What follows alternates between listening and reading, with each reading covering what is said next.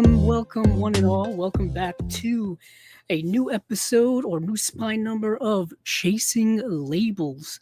And today it is episode number 155. We are back here once again in the brand new year of 2025.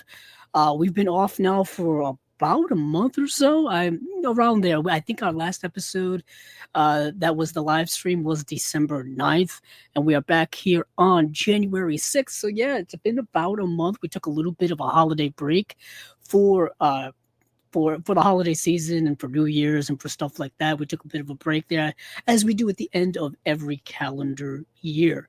And we it goes by too fast. It goes by way too fast. For those of you who are new here to Chasing Labels, this is a bi-weekly show right now where we go over many of the recent announcements in the world of boutique home media. And we go over a lot of the things that I find interesting, the things I want to add to my collection, things you may want to add to your collection. We don't go over everything because it is overwhelming. There are so many things that get announced on a weekly basis, on a daily basis, that we're just not able to cover everything, or else the episode would go on forever and it would just be me reading off lists of things. I try to watch as many of these things as possible to give them as much information and context as you can to see if you want to buy them or not, and see if I want to buy them or not, and add them to my movie collection.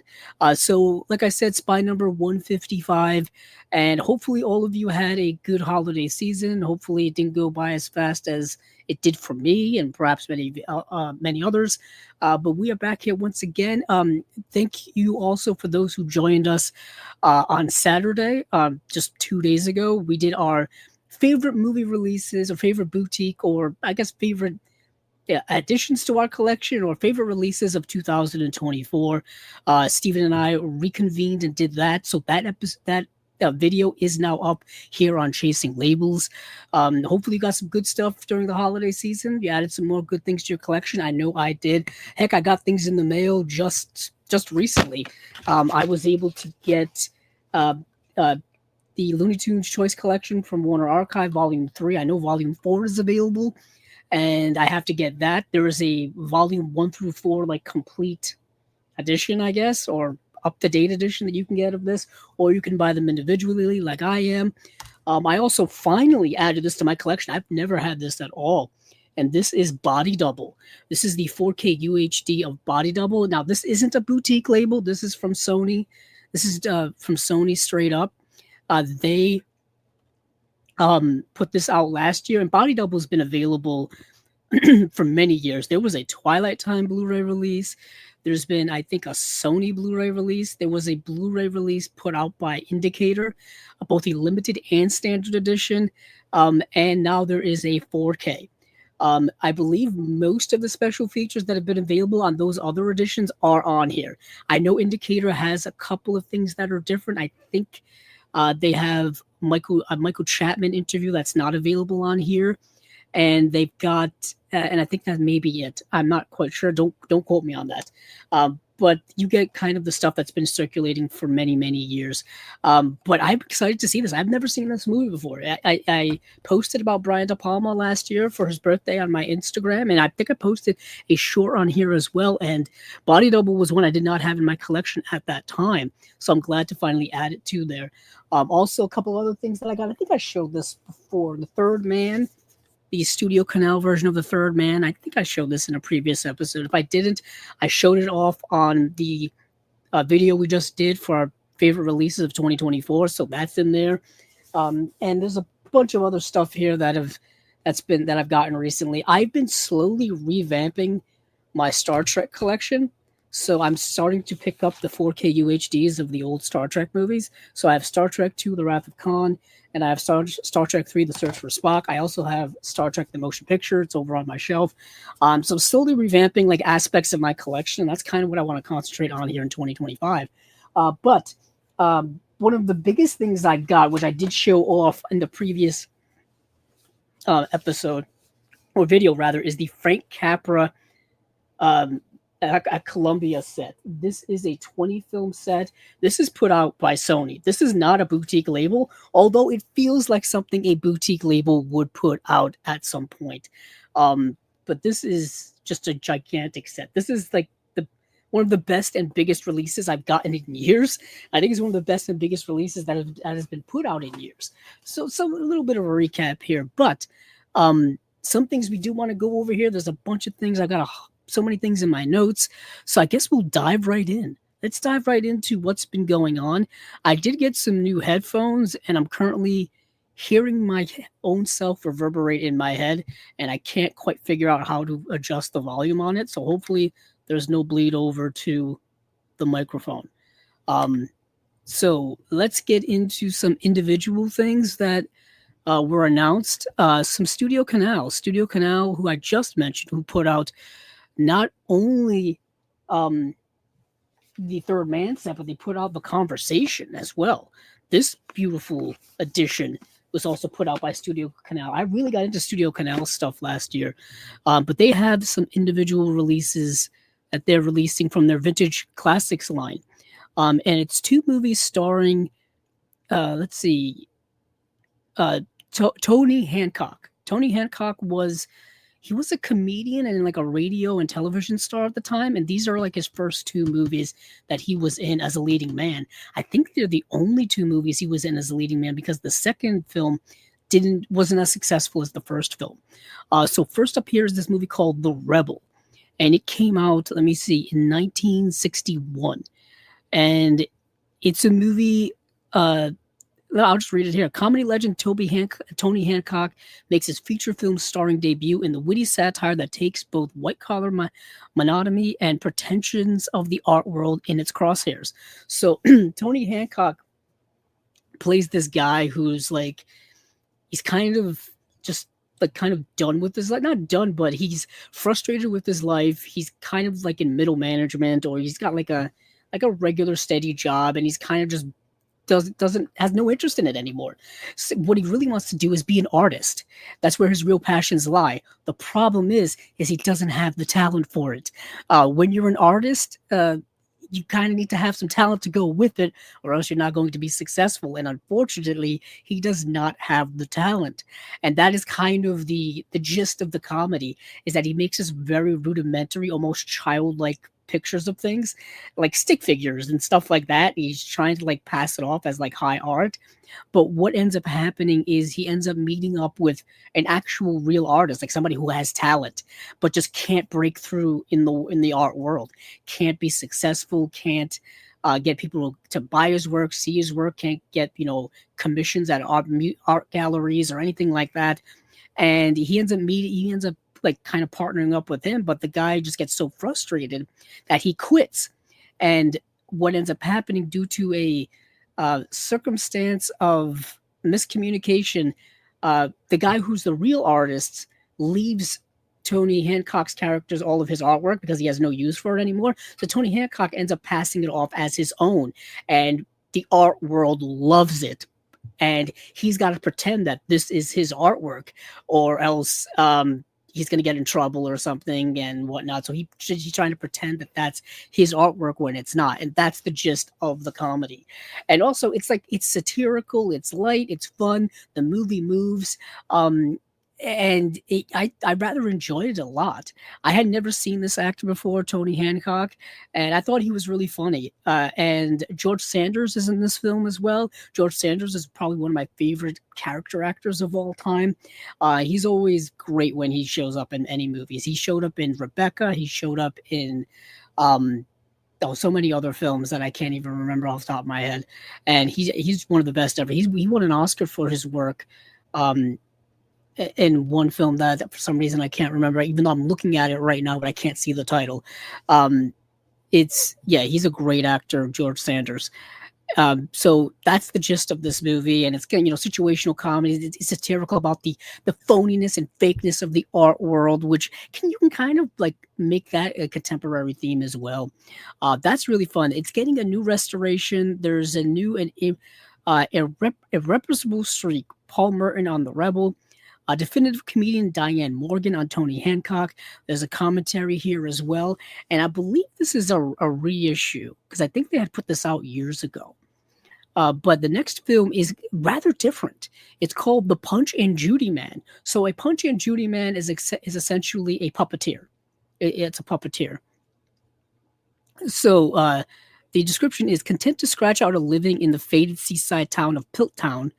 Puppeteer Wally Penner Hancock is unhappily married to Delia, a gift shop owner with social pretensions.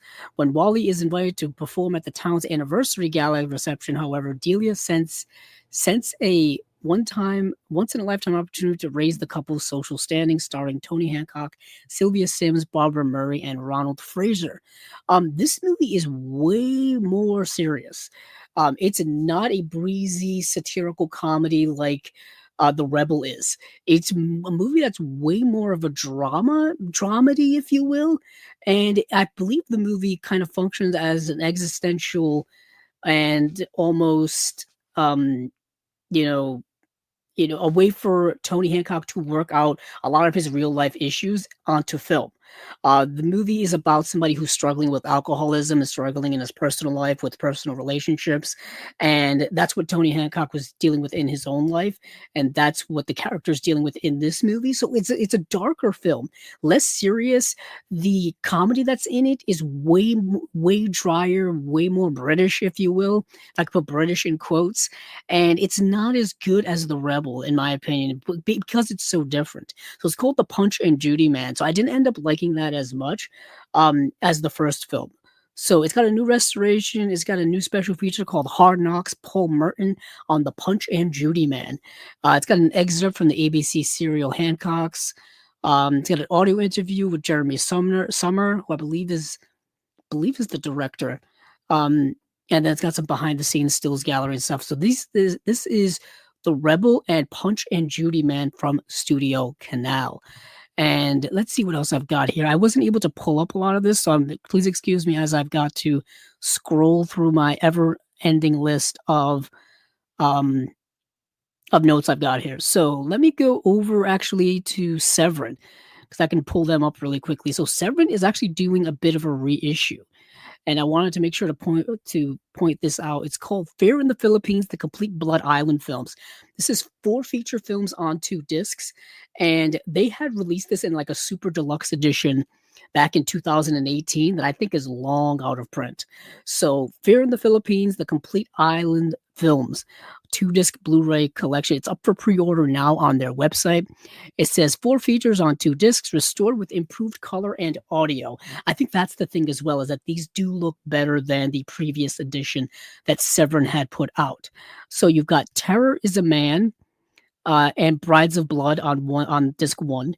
You have Mad Doctor of Blood Island and Beast of Blood on the second disc. And all of these come with special features. They all have audio. Each movie has audio commentary. Well, actually, the first film doesn't. The first film doesn't have an audio commentary, and you get like I said, it's 2 movies on each disc, and they're relatively short, so I don't think there should be any compression issues or things like that. I know nothing about these movies because I didn't get a chance to watch them. They are available to probably stream online somewhere, so I'll just read a little bit of this long paragraph from Severin. Between 1959 and 1971, Filipino filmmakers Eddie Romero and Jerry De Leon, along with Hemisphere Pictures marketing consultant Samuel M. Sherman, unleashed this monsters and mayhem quartet that remains among the most deliriously schlocky classics of all time. The series launched with Terror is a Man, a quite terrifying, according to the New York Times, take on the island of Dr. Moreau, starring Francis Lederer, who was in The Return of Dracula, and then Brides of Blood stars John Ashley, who was in The Twilight People, and Beverly Powers, who was in Speedway, in a taboo-smashing orgy of violence, nudity, and depraved nuptials. Ashley and Angelique Pettyjohn, who were in The Curious Female, star in Mad Doctor of Blood Island, one of the greatest, nastiest, goriest films of the 1960s.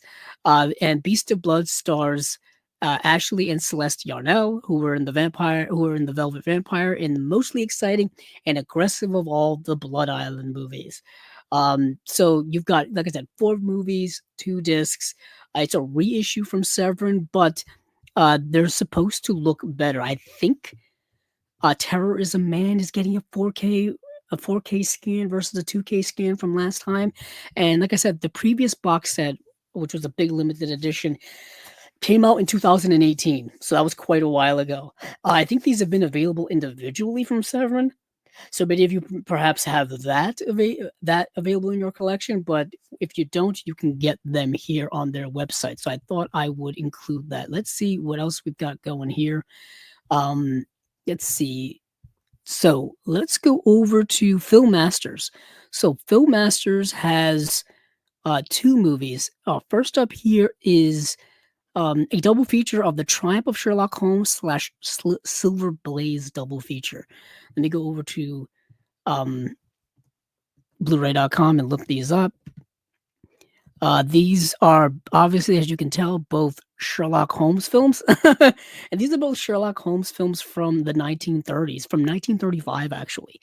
Now, you can probably find these streaming available on places like Amazon Prime, or even, I don't know if Tubi has it or Crackle. To be honest, you could probably find them on YouTube, because I'm pretty sure they've been in the public domain at one point, but they're probably going to look very, very bad, unfortunately. But let's see. So yeah, double feature here, part of their archive collection, The Triumph of Sherlock Holmes / Silver Blaze. Let's see. So we've got these will be released on January 7th, which is literally tomorrow. So Arthur Wantner is Sherlock Holmes in this. Yeah, Arthur Wantner is Sherlock Holmes in this double feature, where he takes on his arch enemy, Moriarty. His trusty partner, Dr. Watson, portrayed by Ian Fleming, is also on the case. Both features are based off of works by Sir Arthur Conan Doyle and were originally released in the UK. Wantner is delightful in the newly restored prints. So hopefully these look good. Hopefully these look a lot better than the probably public domain editions that are flying around out there on the internet so far. I didn't get to watch either of these, so I don't know much about them. But Sherlock Holmes has been adapted so many times over the last century. So much Sherlock Holmes stuff has been adapted when it comes to television, when it comes to, movies. We got the Robert Downey Jr. and Jude Law starring films directed by Guy Ritchie from several years ago. They've been talking about doing a 3rd film in that series for over a decade, and every couple of years they ask people about it, or they ask Guy Ritchie about it, they ask Robert Downey Jr., they ask Jude Law, and they say they're still working on it. And who knows if that's ever going to happen. But I'm actually going to switch out these headphones, because the ringing in my ears is quite profound. Hold on for a moment, people.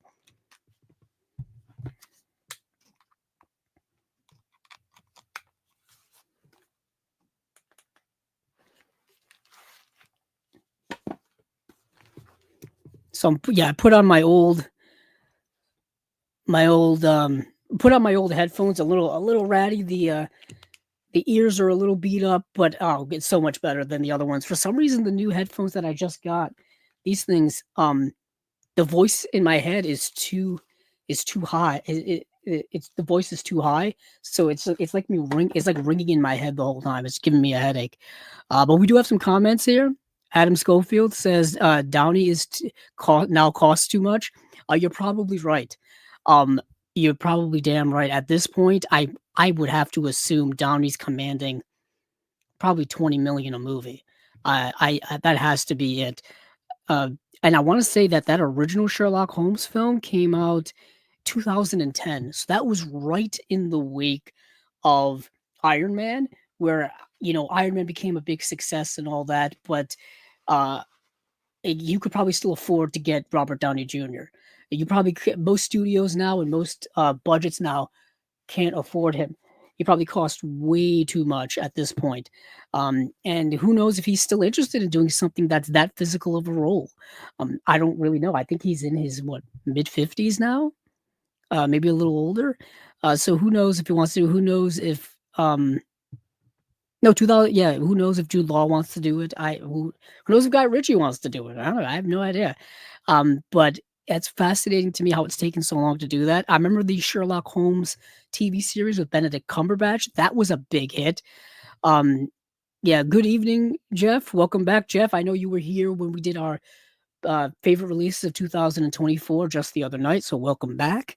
Adam Schofield plus percentage. Yeah, I'm pretty sure he would want back-end points off of the box office of that. I know that was what he was doing with Iron Man. I think that's what he did with Iron Man 3 as well, which was a massive box office hit. So yeah, he's not hurting for money, Robert Downey Jr. Not at this point. Not at this point. But where was I? Oh yeah, I was talking about Film Masters, and let me pull up some other stuff here. So next up, we've got let's say I keep my this is too much to go over here. Let's see. I went over Studio Canal. I went over Film Masters. I went over Severin. Let me see if I can pull up these second run releases. So Second Run is this small label from the UK which has put out some really good stuff. And they're one of the under hidden gem labels of the boutique world, in my opinion. They had a really good 2024. And one of these films here is actually a film we've talked about here on Chasing Labels before in the past. This is the movie Golem from 1980. Now, Golem is the film by Peter Zulkin. Now, Peter Zulkin has had his films released twice that we've covered here on Chasing Labels. He had a box set put out. His work had a box set put out by Vinegar Syndrome and had a box set put out by Radiance. Now, the Radiance box set did not have the movie Golem in it. And at the time, I was wondering, why don't you just include the movie Golem in it? Because it had the it had his next 3 movies in there. So I'm like, oh, it's missing Golem. But the Vinegar Syndrome edition had the movie Golem in it, plus the same other feature films that the Radiant set had. And lo and behold, I guess Golem, the rights are with Second Run, and the rights were not with Radiance. So that answered a 2-year-old question I had, is why Radiance didn't include Golem in their box set, because they don't have the UK rights to it. Second Run does. And this movie is incredibly dystopian, super avant-garde. It is it's a fantastic film. I think you can watch it now on YouTube. Don't quote me on that. I think that's where I watched it. Set in a dystopian future where technology commands the movements of individuals, supervised by the doctors carrying out a program to improve the human race. Super dystopian. That's what Peter Zulkin's films are all about. They're 1980s dystopian fear come to life to the extreme. Very sci-fi. Think of Philip K. Dick. Think of things like that. Just super industrial too, low budget industrial films. They're dark and gritty and just odd. THX 1138. Think of that, but even darker and more perverse. It's really good stuff from Peter Zulkin. I don't have either of those box sets, neither the one from Vinegar Syndrome or the one from Radiance. Now that I know that Golem has a release in the UK, I may get the Radiance release and then get this one. Let me see. I don't think there's announced any special feature. Yeah, there's no special features that were announced along with it. This is coming out February 17th. It says this edition also includes the world Blu-ray premiere of a selection of Peter Zulkin's early short films. So that's really, really cool. I would have to do a compare and contrast to see what Vinegar Syndrome's edition had when it came to Golem and what Radiance edition had when it came to Golem. I haven't looked at those 2 editions in a while. All I know is that Second Run is now putting out Golem. So that kind of changes my strategy a little bit, because I wanted Golem, but I wanted to buy the Radiance release. So now I've got some options here. So that is Golem by Peter Sulkin from 1980, put out by Second Run, coming out February 17th. And there's another Second Run release as well that I wanted to talk about. That's not going to work. Let me go back here. Let's see, what is the name of it? I think it's called Park Lanes. Park Lanes. That is it. So Park Lanes is a movie I unfortunately have not been able to see. I did see that movie Golem though when we covered it here on Chasing Labels, and I do give that a recommendation. But you've got to be into super avant-garde dystopian cinema. So Park Lanes is a film that depicts the workaday routine of a factory in Virginia.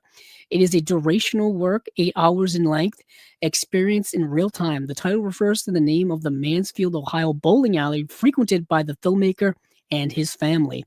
Oh, that makes sense. It's called Park Lane's Bowling Alley. This is coming out January 27th. This is by Second Run. It's coming out, it's in the UK, so I believe it's a Region B locked. I think Golem will be Region B locked as well, because the Region A disc for Golem is owned by Vinegar Syndrome. Nothing announced here in the way of special features that I can see, unfortunately, but the movie sounds interesting. It's a 2-disc special edition, and I'm liking the vibes of Second Run. So, let's see. Did I leave that up? No. Let's dive into some other things. Start diving into some slates here. Let's go to Kino because there's so much Kino to go through. I apologize for those of you who are not fans of Kino, for those of you who are sick of people talking about Kino, for those of you who are sick of Kino in general. So much to go through here. So first up, and I kind of want to breeze through it because we got so many slates and things to go through. We have the Vinegar Syndrome stuff to go through. They just announced new things. Plus they're having their subscribers week things going on right now where they're announcing like a new title every day, plus having sales every single day. If you're not aware of that, check all that stuff out. They had a quite busy end of the year. When it came from Black Friday all the way to the end of the year was like a breakneck thing for Vinegar Syndrome. They had, of course, their sale. They had the Partners Month sale in December. They had the whole thing with the Keep, where we talked a little bit about that on our favorites of the year video we just did, where the Keep sold out so damn fast and people are scrounging for the limited editions. There still are standard editions available currently on the Vinegar Syndrome website of The Keep, the Michael Mann film. If you want to get that 4K UHD and you don't care about limited edition stuff and you just want the movie on 4K disc, you can buy it there. But let's get into Kino. So February 18th, they're coming out with Are You Being Served? The movie. Now, this movie is based off of the British series Are You Being Served? It's pretty self-explanatory. This came out in 1977. I've actually never seen the series. I've seen clips of it.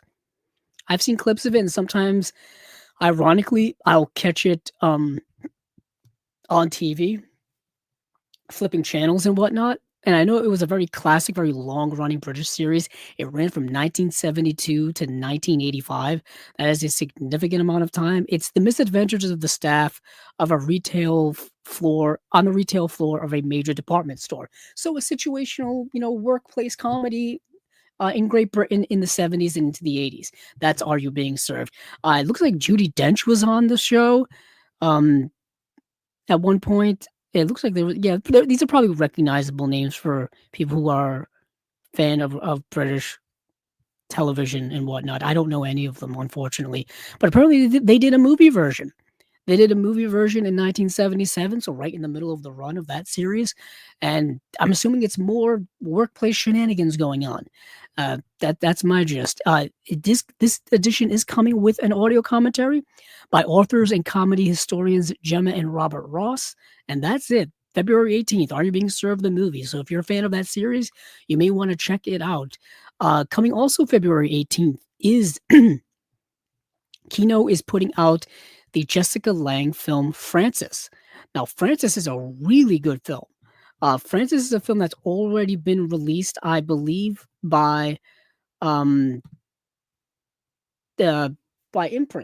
I think I have it. Hold on here for a moment, because I have the Jessica Lange. Where are you? Oh, I have to dig deep Here we go. I have the Jessica Lange box set from Imprint. I have this here, and it has Frances in it.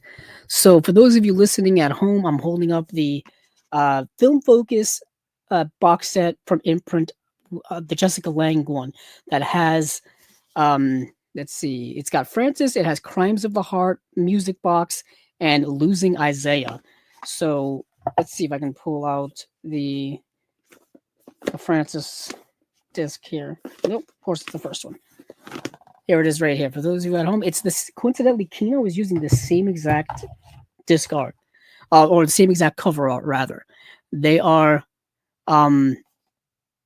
it's just the movie poster. It's just the movie poster. And I don't think there's any, there's no reversible art inside or anything like that. There's actually just artwork inside. I don't know if I may have covered this here when we did a review of several of the Imprint releases, but yeah, there's a picture of Jessica Lange inside. Let me see what we got here in terms of special features on the back. So there's an audio commentary by director Graham Clifford and David Gregory. There's an audio commentary by film historian and critic Matthew Asprey Gear. Reflecting on Frances, interview with producer Jonathan Sanger. Goodnight Frances, interview with director Graham Clifford. Deco Dreams, the art and style of Frances, interview with art director Ida Random. A Hollywood Life, Remembering Frances featurette. Now, that is the Imprint release. That's the Imprint release from a few years ago. Let's see what the Kino release has. It just says new commentary by film historian David Del Val and film historian / producer Dan Marino. Audio commentary by director Graham Clifford, moderated by David Gregory. I think that's the same. That's the same commentary that's on here. Yes, it is. And then it's got Hollywood Life, Remembering Frances, which was also on here as well. So you get a little more on this release, but you also get an exclusive commentary on the Kino release. So either way, you get some of the same things, and then you also are missing things. So it all depends on which one you want. I'm not sure if this box set is still in print or not, because it's from a couple of years ago. But either way, the movie is very good. Jessica Lange is a great actress, probably one of the best of our times, and it's a movie that I haven't seen. Like I haven't seen since we talked about it here on Chasing Labels. Let me see if I can find a synopsis of it. Of course, if you type in Frances on IMDb, you're going to get, people's names. You're not going to get the movie. Let's see, 1982 is when it came out. Here we go. Jessica Lange, Jonathan Banks is in the film from Breaking Bad and Better Call Saul fame. A story of Frances Farmer's meteoric rise to fame in Hollywood and the tragic turn her life took when she was blacklisted. Oh yes. So it is a bit of a biopic film. I would definitely recommend this movie. So that is Frances from 1982, starring Jessica Lange. Next is just an announcement and a details list of the Stephen King adaptation. It is Graveyard Shift, the 1990. And I talked about this movie when it was announced. It's getting a 2-disc edition, a 4K UHD disc, and a Blu-ray disc. Got a new audio commentary by film historians Howard S. Berger and Mark Edward Hoyk. And it's got an interview with director Ralph S. Singleton, interview with actor Stephen Mock, and then interview with actress Kelly Wolfe, and interview with actor Robin Allen Booth. Yes. I wasn't a huge fan of this. It's fine. It's not the best Stephen King story of all time. It's not the worst. It's just kind of one of many, if you will. It takes place, I believe, at a factory where there's a rat problem, and of course things get very like animal monstery after that. I talked about it more in depth at the time, and I can't remember quite the things I said about it, but it's okay for me. It's not, like I said, not the best, not the worst Stephen King adaptation. Next is the movie called Crawlspace. This is part of their Kino cult line. This is Kino cult number 26. This movie stars Klaus Kinski. You're getting a new audio commentary with film historian John Harrison. There's an audio commentary with director and writer David Schmoller. Interview with makeup effects artist John Volch. And it says there's a short film on here called "Please Kill Mr. Kinski," short film by David Schmoller. Was that titled by Werner Herzog? I don't know. Apparently, no one liked working with Klaus Kinski. Just a notoriously difficult person to work with throughout his entire career. Yeah, let me see if I can get a synopsis up for Crawlspace. It is a Kino cult line, so I'm assuming it's not going to be a movie for everyone. 1986 is when it came out. A man who runs an apartment house for women is the demented son of a Nazi surgeon who has the house equipped with secret passageways, hidden rooms, and torture and murder devices. Oh, sounds so lovely. What a lovely film. I'm assuming Klaus Kinski is the guy doing all of that because he looks so damn menacing on screen, no matter what year it was. Let's see if we got any comments here. Let me see. So Adam Schofield says they go on holiday in that one. I'm assuming that he's talking about when I said, "Are you being served?" What the movie's about. So I guess they move out of the department store and on the road, if you will. And then he also says she won an Oscar for Frances. Maybe I have to look that up. Actually, I'm thinking. Let me see. Let me see if she did or not. Has Jessica Lange won an Oscar? She's been nominated twice, but I don't know if she's won. No, she hasn't won. She was nominated for.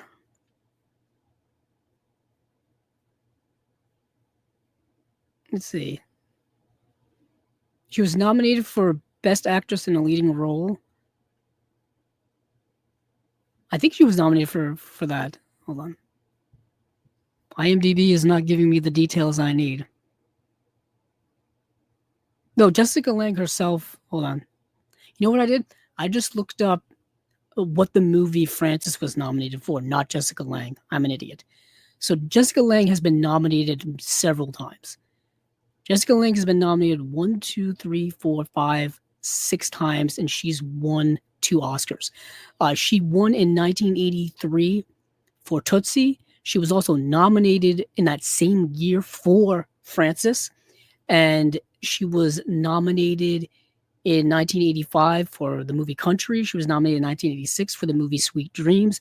She was nominated in 1990 for the movie Music Box, and she was nominated in 1995 for the movie Blue Sky.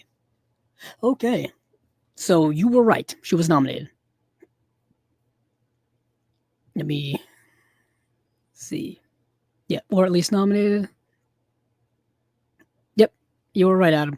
So where was I? Oh, yeah, I'm still on the Kino train of just a Crawlspace, which is Kino Cult number 26. That's coming out February 18th. I was just going to mention this briefly because I talked about it when it was announced. The movie The Conqueror from 1956 is getting a release, and it's from Kino, and it's coming out February 25th. This is The Conqueror starring John Wayne as Genghis Khan from 1956, a notorious movie for everyone getting sick from the making of this movie because they shot this movie downwind of like a nuclear testing site. So everyone got like radiation sickness from this movie. Many people who worked on the movie ended up getting cancer later in their lives, perhaps due to being exposed to the radiation, being downwind from it. And the movie itself is notoriously not very good.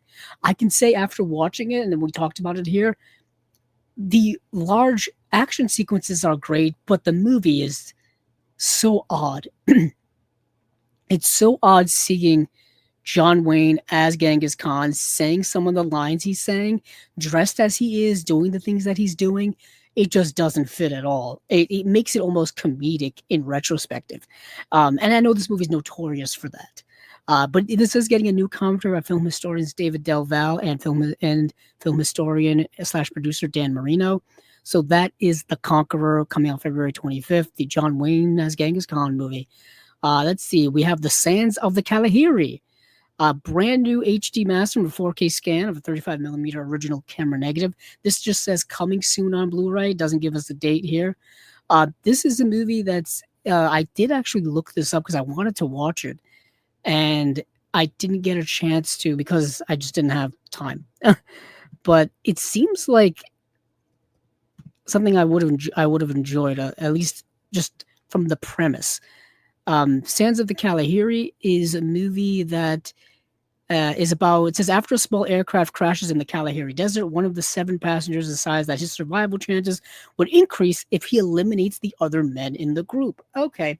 Initially, I thought it was one of those where people crash land in the desert and have to survive, like a survival movie.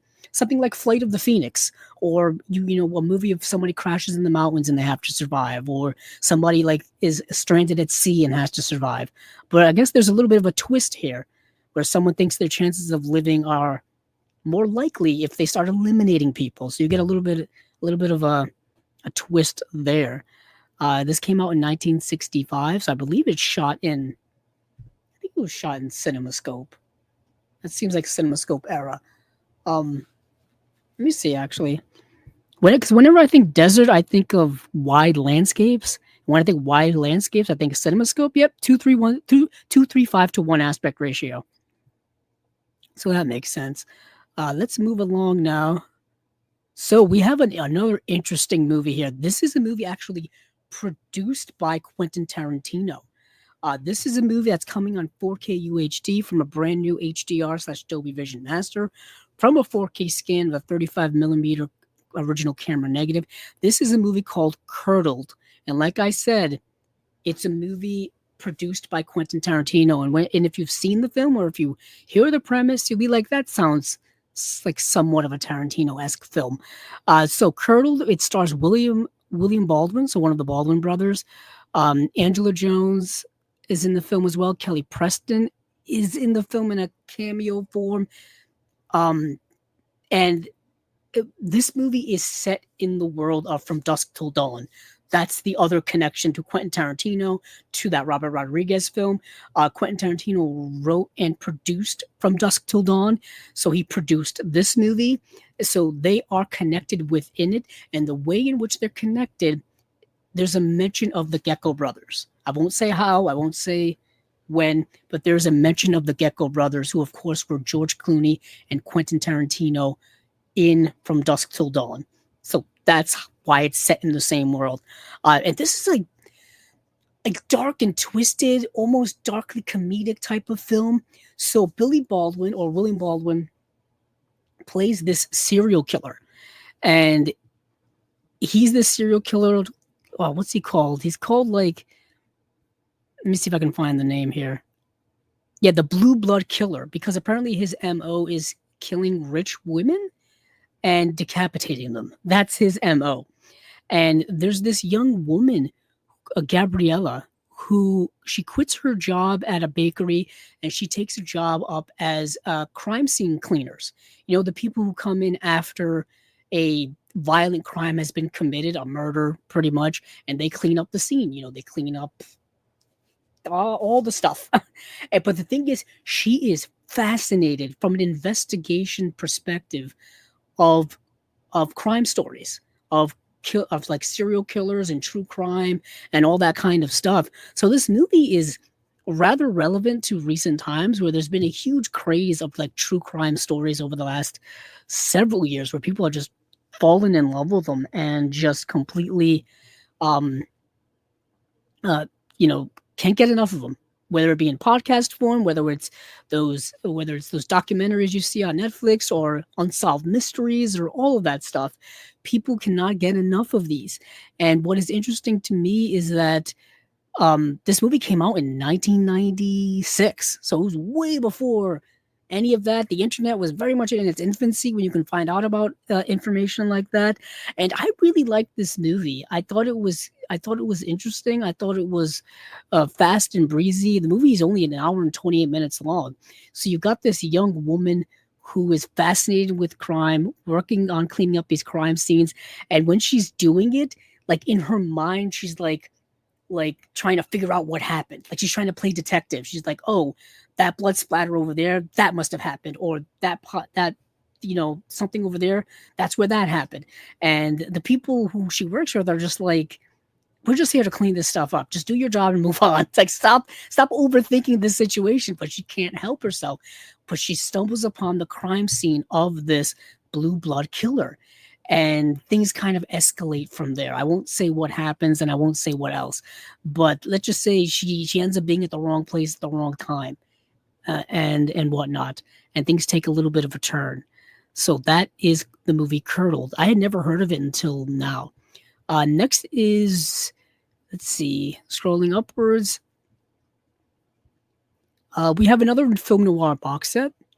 We have film noir box set, The Dark Side of Cinema number 24. And these are movies that have HD masters from 2020, 2021, and 2018 by Paramount Pictures from 4K scans. The movies are Union Station, Jennifer, and the Crooked Circle. Yes, the Crooked Circle. Each of the films come on their own disc, in their own case. It's basically 3 Kino editions in a box set. And there's now 24 of these, and I think there's more to come. And each movie has an audio commentary. Let's see, Union Station has an audio commentary from film historian Alan K. Rody. Jennifer has a commentary by film historians Kat Ellinger and Martin Conterio. Audio commentary for The Crooked Circle is by film historian Gary Girani. So that's very interesting. Next, we've got a Blu-ray re-release of Arabesque. Now, Arabesque, we've actually already talked about here on Chasing Labels because we covered when it was released on Blu-ray a couple of years ago. So it was released on Blu-ray, probably about 2 years ago, but there's a 4K release of this movie coming out. So this edition here is going to have the new 4K scan that they're utilizing for that 4K, but just a Blu-ray edition of that. But the 4K is coming with a Blu-ray edition as well. So you get the same 4K disc. You get the same Blu-ray disc with the 4K, or if you don't want the 4K, you can just buy this on Blu-ray and you still get the new 4K remaster. So you get whatever you want. That's kind of nice. I think. 2024 4K restoration by Universal Pictures, and you get that on this Blu-ray disc. There's an audio commentary by Howard S. Berger, Steve Mitchell, and Nathaniel Thompson. Music by Mancini, archival featurette with Henry Mancini and nationally syndicated columnist Leonard Feather that runs about 9.5 minutes long. That's good stuff. I like this movie. This is an espionage crime caper starring Gregory Peck and Sophia Loren. You can't ask for more. You can't ask for more. It's a Stanley Donen film, so that's just cherry on top of the sundae, really. Let's see what else we've got here in terms of comments. Adam Schofield says Kalahiri is okay. British thesps fighting of baboons. Interesting. Let's see. Good cast. Not sure what that was in reference to. I'm assuming that's for Kalahiri. Oh, it is a survival movie. Talking about the Kalahiri film. I kind of assumed it was. It just has that added twist of murder. Murder is always the added twist to these things. So let's move on from Arabesque to a 4K double feature. Now here we go. Now we're talking here. So coming March 4th on 4K UHD. And I do want to mention that Arabesque is coming out March 4th as well. So March 4th is a 4K double feature. It's called Peril and Distress, and it's the movies Endless Night and Picture Mommy Dead.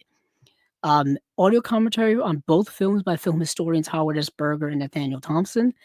Theatrical trailer for Endless Night. I guess no theatrical trailer for Picture Mommy Dead. Okay, little bias there, I guess. And this is available now to pre-order from their website, or is available to pre-order. I think Amazon has it available to pre-order. Let me go over to my Letterboxd. I had this on my watch list on Letterboxd. I think both of these movies are available to stream on Tubi, or at least one is. Or I think what's that movie called? I think Picture Mommy Dead is available on Canopy. Let me go over to my watch list on Letterboxd and see what I have here for synopsis. The ones on Letterboxd are better than IMDb, I find. So, Picture Mommy Dead is actually came out first, directed by Burt I. Gordon. Came out in 1966. Susan Shelley is released from an asylum where she's been confined to after the shock suffered over the fiery death of her mother. Her father has a new wife who has only married him for the money left to him by his dead wife. Susan is still haunted by her mother's memory, and her stepmother is conspiring with her lover to get the troubled girl to lead them to her mother's missing diamond necklace. Okay, a lot of moving parts there. Donna Mishi is in the film. Donna Mishi was in The Heaven Can Wait, which is, I think, the last film from Ernst Lubitsch. I think it was an unfinished film from Ernst Lubitsch. I remember him being in that. He's also in the movie Cocoon as well from 1985. Yeah, so that is Picture Mommy Dead, and let me look at the synopsis for Endless Night. Endless Night can also be found on Canopy. Came out in 1972, directed by Cindy Gilliat. Shiftless dreamer Michael Rogers fantasizes about a lifestyle above his means and marries a wealthy young girl who just came of age. They hire a famous architect to build their dream home amidst a series of suspicious incidents. The spouse has dark intentions toward his naive, inexperienced bride. Secrets from his past and sinister ties to their house guest Greta lead to a terrible turn of unexpected events. This movie stars Haley Mills from Parent Trap fame, but she was in other films. I just feel like Parent Trap is the one she's most known for. Coincidentally, she was just in the movie Trap, the new M. Night Shyamalan film. She plays like the detective who's going after the killer in that movie. What a crazy, crazy modern day connection. Yeah, she was in the movie Twist and Nerve as well. And she's in the movie The Trouble with Angela. So that is Haley Mills, who's in that. Britt Eklund is in the film as well. Britt Eklund, who was in, oh goodness, she was in The Wicker Man. She was in The Man with the Golden Gun. She was the Bond girl in The Man with the Golden Gun. She's in Get Carter, the Michael Caine film, which I have the BFI 4K release of that. I'm looking at her over there. It's either 4K or Blu-ray. That's a great addition. Yeah, Britt Eklund was also in The Prize, which is the Paul Newman film based off of a play. I'm thinking of Sweet Bird of Youth. The Prize is something else.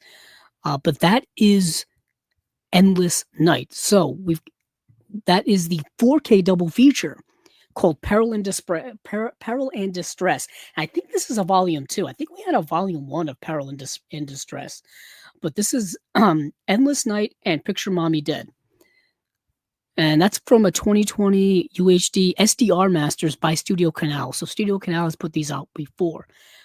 We've got on March 11th, the 4K UHD of Daylight's coming out, which is the Sylvester Stallone film. I talked about this when this was announced. It's that 90s disaster film starring Sylvester Stallone where there's this flood happening in this this tunnel collapses and Stallone goes in to try to save the people.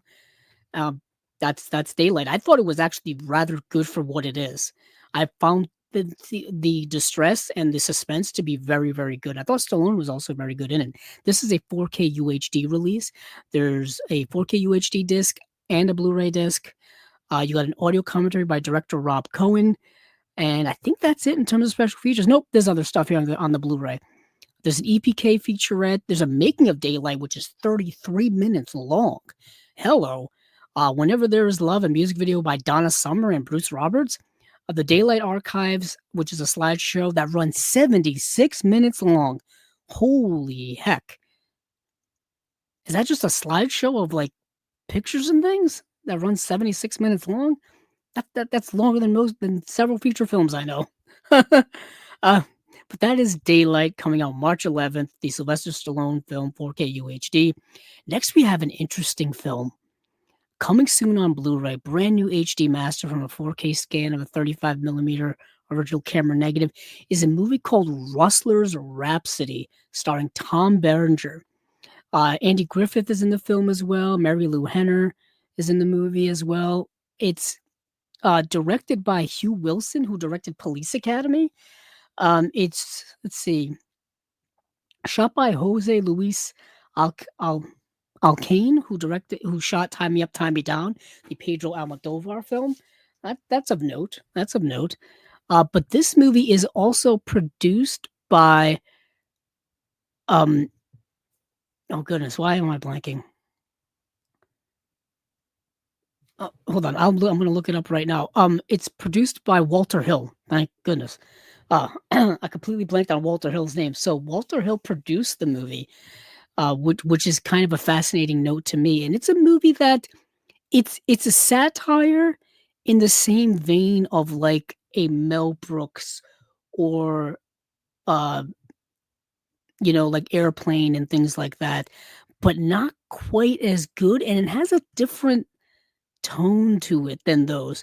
Like those films have a madcap energy to them when it comes to the comedy, and this movie doesn't, but it has a similar level of comedy.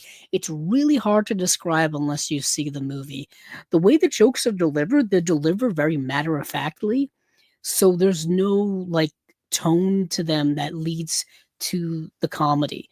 So it says Rex O'Hurlahan, the great big Western hero, to a lawless. It says to a lawless land he brought truth, justice, some fancy riding, and wonderful outfits.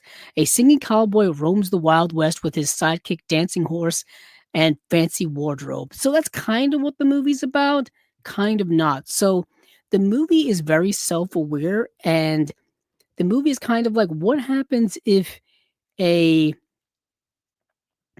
if a if a singing dancing cowboy was in a modern western, or at least a modern western from a 1985 perspective.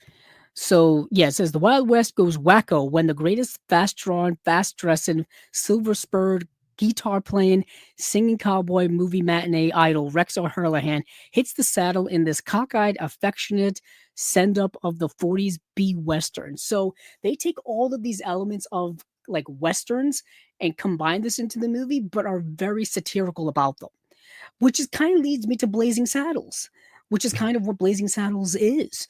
But this movie is way more self-aware in a way more plain Jane type of way. Like the way in which the comedy is delivered. It's tough to really say.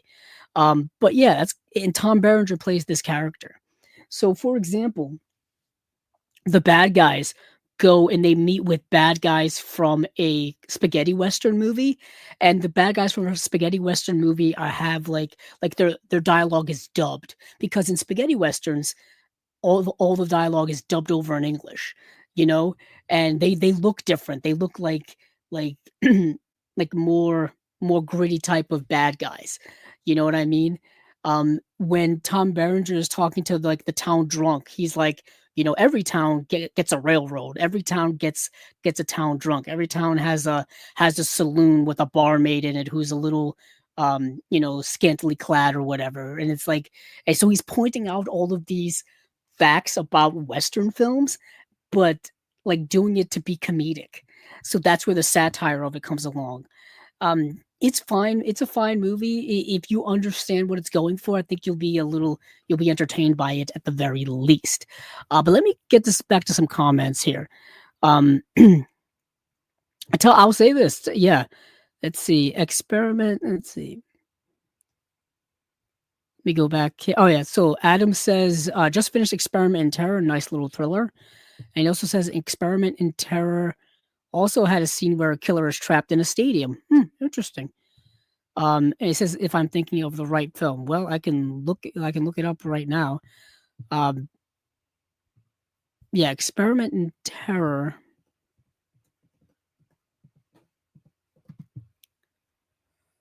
Yeah. Yeah, that was the one starring Lee Remick.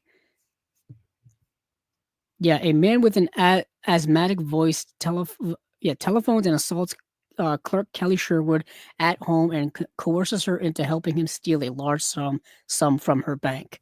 That's interesting. Yeah, that also has music by Henry Mancini as well. Yeah, starring Glenn Ford, Lee Remick. I want to see. I wonder if I've seen this movie. Let's see. Experiment. Let me check my letterboxd.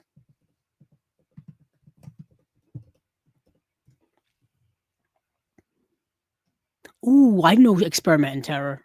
Now that I'm seeing the poster on Letterboxd, this movie's directed by Blake Edwards. Yeah, Blake Edwards, who had done all of the Pink Panther films, or he did most of the Pink Panther films. So Experiment in Terror had a Blu-ray release from Twilight Time back in 2013, and it utilized the same poster art that you can see on Letterboxd right now. I would love if this got a Blu-ray re-release from somebody. I feel like this should be a Kino release, just because Kino has been scooping up a lot of the Twilight Time and a lot of the Olive Films licenses that have since lapsed. And this has been sold out for many years, The Experiment in Terror. Blake Edwards did some serious films. Blake Edwards did Days of Wine and Roses, which is starring Jack Lemmon. And that's a dark movie dealing with alcoholism. I know Blake Edwards did some lighter films like Breakfast at Tiffany's, like I said, the Pink Panther films. But yeah, Experiment in Terror, I really want to see this. I've been wanting to see it probably since the Blu-ray came out in 2013. It's another one that I should get for the unwatched pile. So let me go back to other comments here. Let's see. Jeff says, "Yep, the ending in Candlestick Park or where the Giants play." Yeah, that's San Francisco, if I remember. Let's see. Jeff also says, "I remember Tom Berenger looks pretty fancy in it." He does. Tom Berenger is dressed to the nines in the best cowboy outfit you could ever possibly see in a movie. And I think that's also part of the satire of it all, is that he's dressed so well. Kind of reminds me of Marty McFly in Back to the Future Part 3 when he dresses up to go back to the West. He's wearing the same similar type of outfit. And he's wearing it because, like, that's what he saw in movies. So that's what he's dressed like. Let's see. Indicator released it. Okay. Thank you, Adam. Adam Schofield says Indicator released it. Coincidentally, I've got to go to I'm on the Indicator website right now because I want to be talking about Indicator. I'll probably talk about Indicator next after we're done rolling through Kino. Because they have 2 releases. Yep, they did give it a release, Experiment in Terror. I don't know why I didn't know that. So it's let me see if so Experiment in Terror from Indicator. Oh boy. Typos. Oh yeah, there was a limited edition release. That's what I wanted to check. It went out of print back in 2019.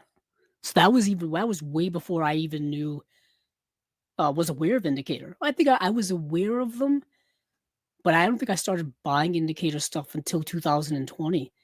Until really during the COVID lockdowns and stuff is when I started doing a lot of online buying from the boutique label world. Granted, I've been buying stuff online for 20 years, but still, that was when I started really buying Indicator stuff, getting into Indicator, and of course, we started chasing labels in 2021. We've been talking about Indicator ever since after that. But yeah, let me make sure to remind me to talk about the Indicator stuff. But let's start rolling through Kino. So they are putting out a 4K UHD of Prophecy, the monster film, I think from 1979. Yes, starring Talia Shire, Robert Foxworth, Amanda Santi, and Richard Dessart, shot by Harry Stradling Jr., who shot Convoy. Music by Leonard Rosenman, who did the music for Barry Lyndon. Written by David Seltzer, who wrote The Omen, and directed by John Frankenheimer, who did The Train, Seconds, and a bunch of other movies that I have in my collection, that you have in your collection, that everybody should have in their collection. 7 Days in May, I believe, was also John Frankenheimer. what a great director John Frankenheimer is and was. But the movie Prophecy is a movie I've known about for years because the poster looks frightening as heck. It's just like a monstrous mutated bear, I believe is the poster. And yeah, it's a movie I've been aware of. Yeah, I've been aware of. Let me look it up. Prophecy. And it's not the movie The Prophecy, the one with Christopher Walken. So John Frankenheimer's Prophecy. When a dispute occurs between a logging operation and a nearby Native American tribe, Dr. Robert Verne and his wife Maggie are sent to mediate. Chief John Hawkes insists the loggers are poisoning the water supply, and though company man Isley denies it, the Verns can't ignore the strange mutated wildlife roaming the woods. Robert captures a bear cub for testing and soon finds himself the target of an angry mutant grizzly bear. Now, this is, of course, part of the horror subgenre of when animals attack.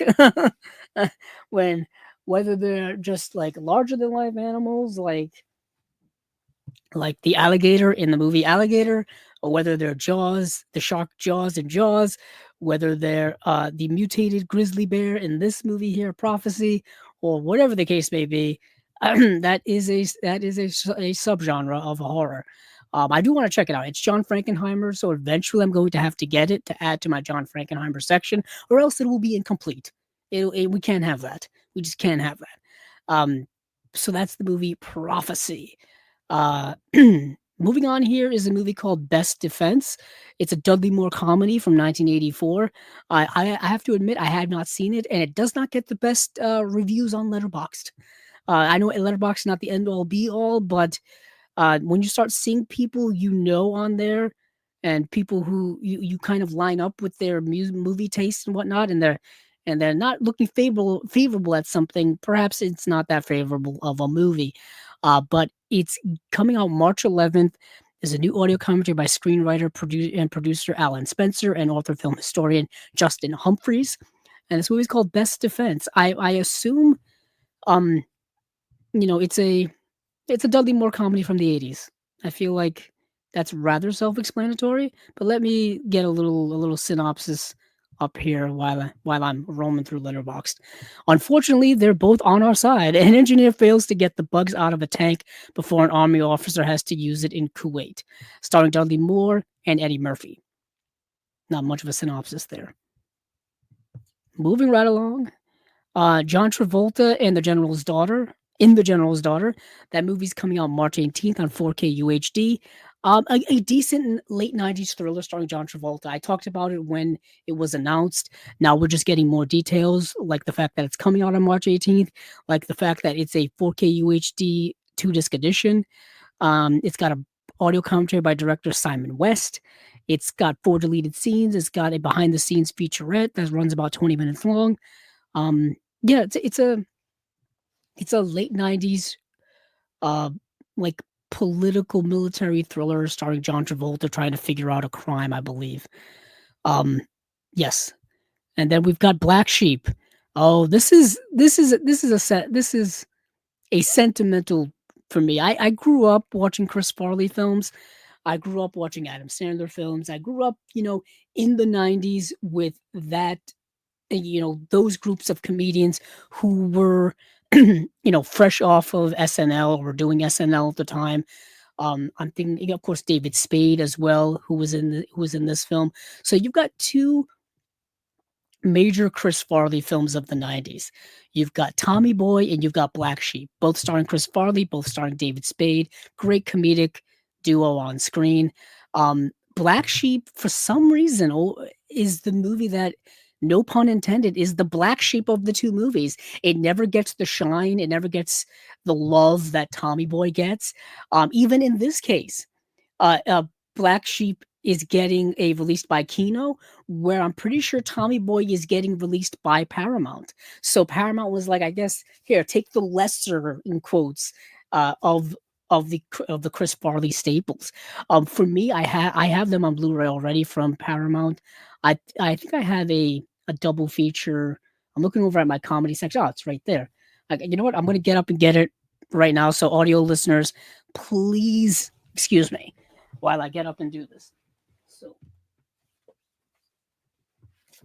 for those of you listening in the audio world, I've got a Tommy Boy and Black Sheep double feature Blu-ray. Of course, they put these out on DVD. These were available on VHS back in the day. Yeah, these have been re-released so many times. It's Chris Farley classic comedies. He was just a comedic force and legend who was gone way too soon, unfortunately. But yeah, this edition here came out many moons ago, and it's literally just both individual Blu-ray releases in a slipcover. That's really it. I'm curious, actually, now that I've got this out, whether Black Sheep is coming with the same special features. So, but the caveat, what is the difference here, is that Black Sheep is getting a 4K UHD release, and we haven't had, oh my goodness, any Chris Farley in 4K UHD up until now? Let me see, did Tommy Boy get one from Paramount? Please excuse me. But yeah, Tommy Boy did get a 4K release, is actually getting a 4K release later this year. March 25th, Tommy Boy is getting a 4K release for its 20th anniversary directly from Paramount. So as I said, Paramount kept the rights to Tommy Boy, and they gave Black Sheep off to Kino. And there you go. So Black Sheep is, I think, underrated in my opinion. Let's see. Let me get the synopsis up for Black Sheep, as if people don't already know what this movie's about. If you haven't seen these films, I can understand maybe, if you're a younger viewer and you're just getting into movies now, and you perhaps haven't seen some of these films that are now, 30 years old. I can understand that. So Black Sheep came out in 1996.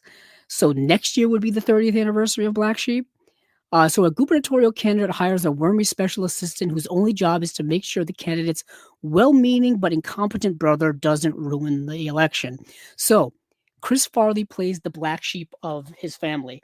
His brother is the good sibling. He's the one he's got a big-time career. He's running for governor. He's popular. He's favorited to win. But they kind of want to keep the Chris Farley Black Sheep brother out of the spotlight so he doesn't ruin everything for him. So they hire like David Spade to basically just entertain him, keep him out of the way.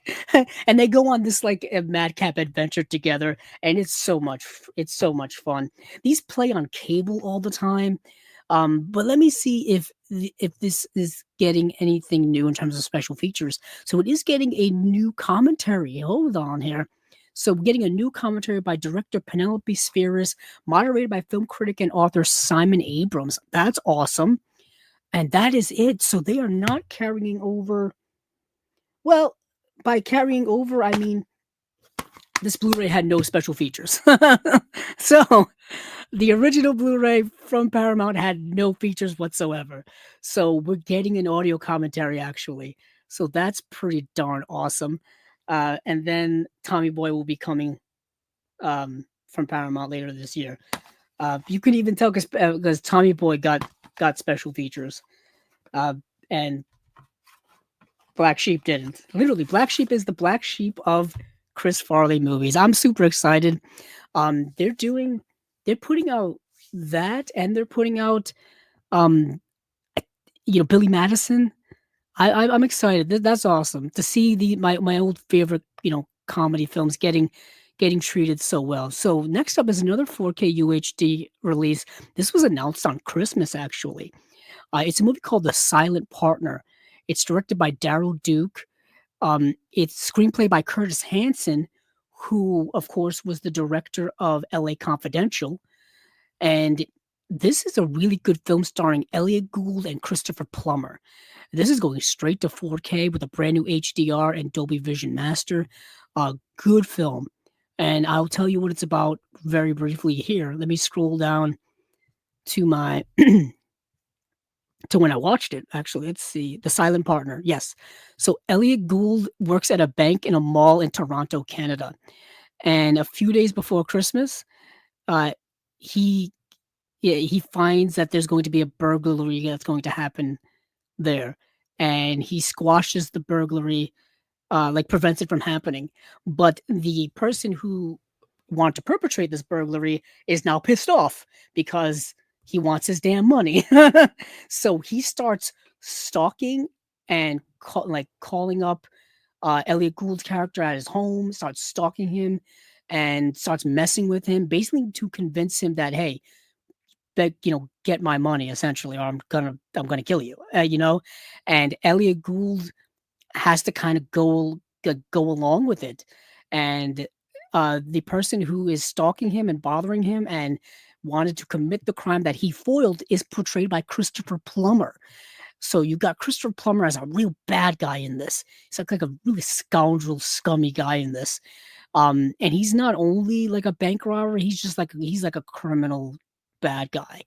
And so you get this cat and mouse game of wills between Elliot Gould and Christopher Plummer. And yeah, it's fascinating.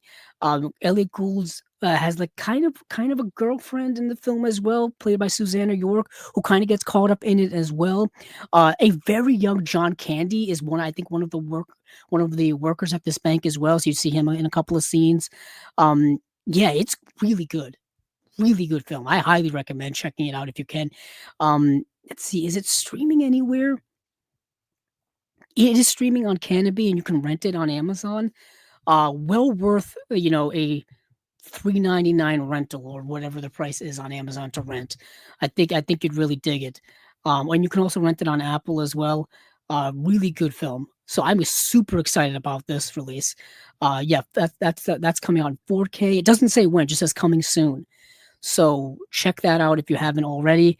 Yeah, it says I've left this up the whole time.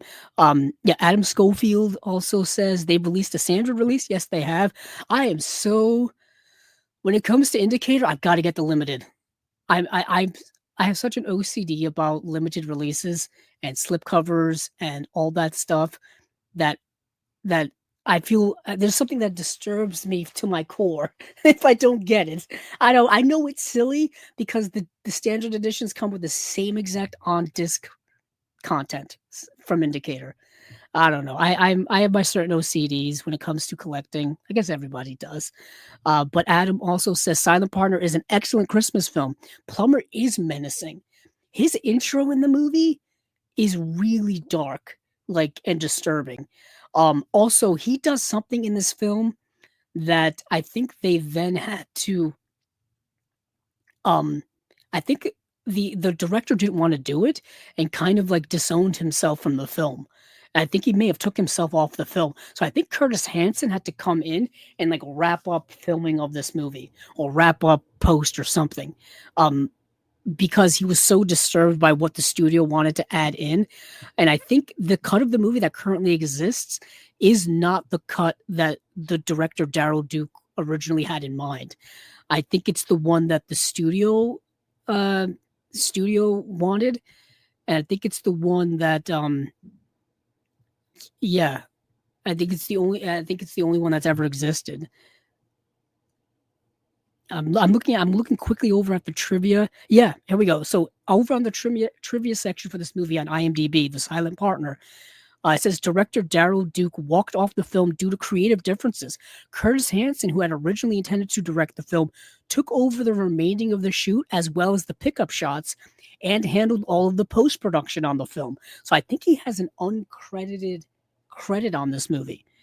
So that's fascinating. And yeah, so he has a writing credit and an uncredited directing credit. Actually, I don't think he has uncredited. I think he has credited, if IMDb can be trusted. Yeah, what interesting.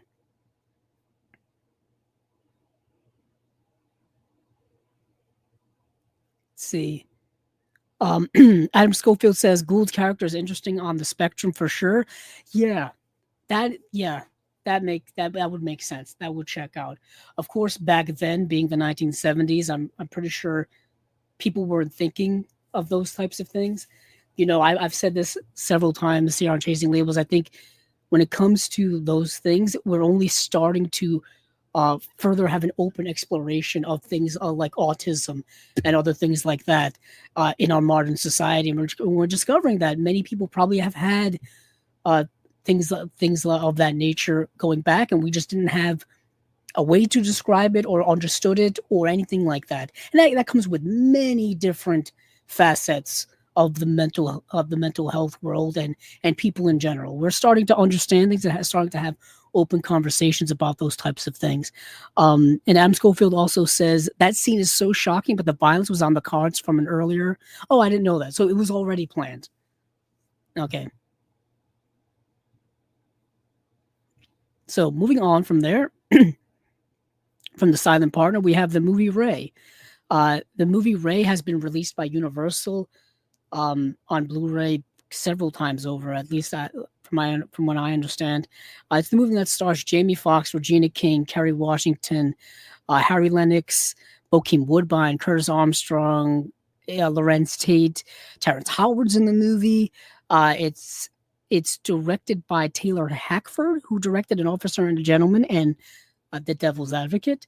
And it's a biopic about Ray Charles, starring Jamie Foxx.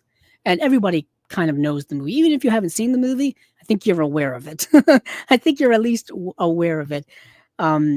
Jamie Foxx, I believe, won an Oscar for this movie. And it's his big Oscar claim to fame film.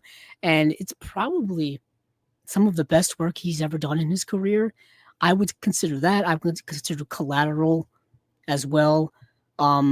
He's really good in Dreamgirls. He's really good in Django Unchained.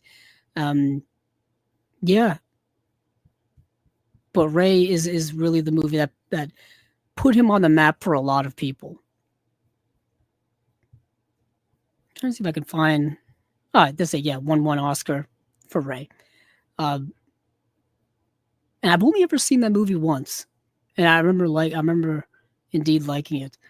Let's see, and that's getting a 4K UHD, and it says coming soon, so we don't really know when. Next we have another film that's already been released by Imprint, and that is the film Things to Do in Denver When You're Dead. The movie starring Andy Garcia, Christopher Lloyd's in the film, William Forsythe, Bill Nunn, Treat Williams, Jack Warden, Steve Buscemi, Fairuza Balk is in the movie. We talked about it when it was announced and when it came out from Imprint a couple of years ago. I think that edition is at least sold out a long time ago. Maybe a little tough to find, maybe a little expensive to find, but have no fear. Have no fear. Kino is here. Kino's putting out a 4K UHD edition of it at some point, just as coming soon. We don't get any details when it comes to special features, whether they're going to have the same special features as that Imprint release or it doesn't. I really like the movie. I think it's good. I think it's very good. Let's see. Things to Do in Denver Before You're Dead. Long title. 5 different criminals face imminent death after botching a job quite badly. So yes, that's the movie. It's about a job that all these criminals come together to do. It's very much in the vein of like Usual Suspects. Like I feel like it's similar to that, or even similar to Reservoir Dogs. Think of it something like that. I know it's been a popular film for many people for many, many years. I only actually got to see it for the first time over the last few years. Yep. It's the same synopsis on Letterboxd. Let's see. So moving on from there, we have Crack in the World. This is a film starring Dana Andrews. Dana Andrews, who starred in several film noirs of the 1940s, including my favorite of all time in Laura. But this movie came out many years later in 1965, and it's a 1960s sci-fi B movie. That's what it is. It says coming soon on Blu-ray, brand new HD master from a 4K scan of the 35mm original camera negative, starring Dana Andrews, Jeanette Scott, Karen Moore, and Alexander Knox. Directed by Andrew Martin. And this is a movie that has a kind of a wild premise. So off the top of my head, Dana Andrews is running this this I think government funded science expedition or project where they're going to harness the energy from the center of the earth.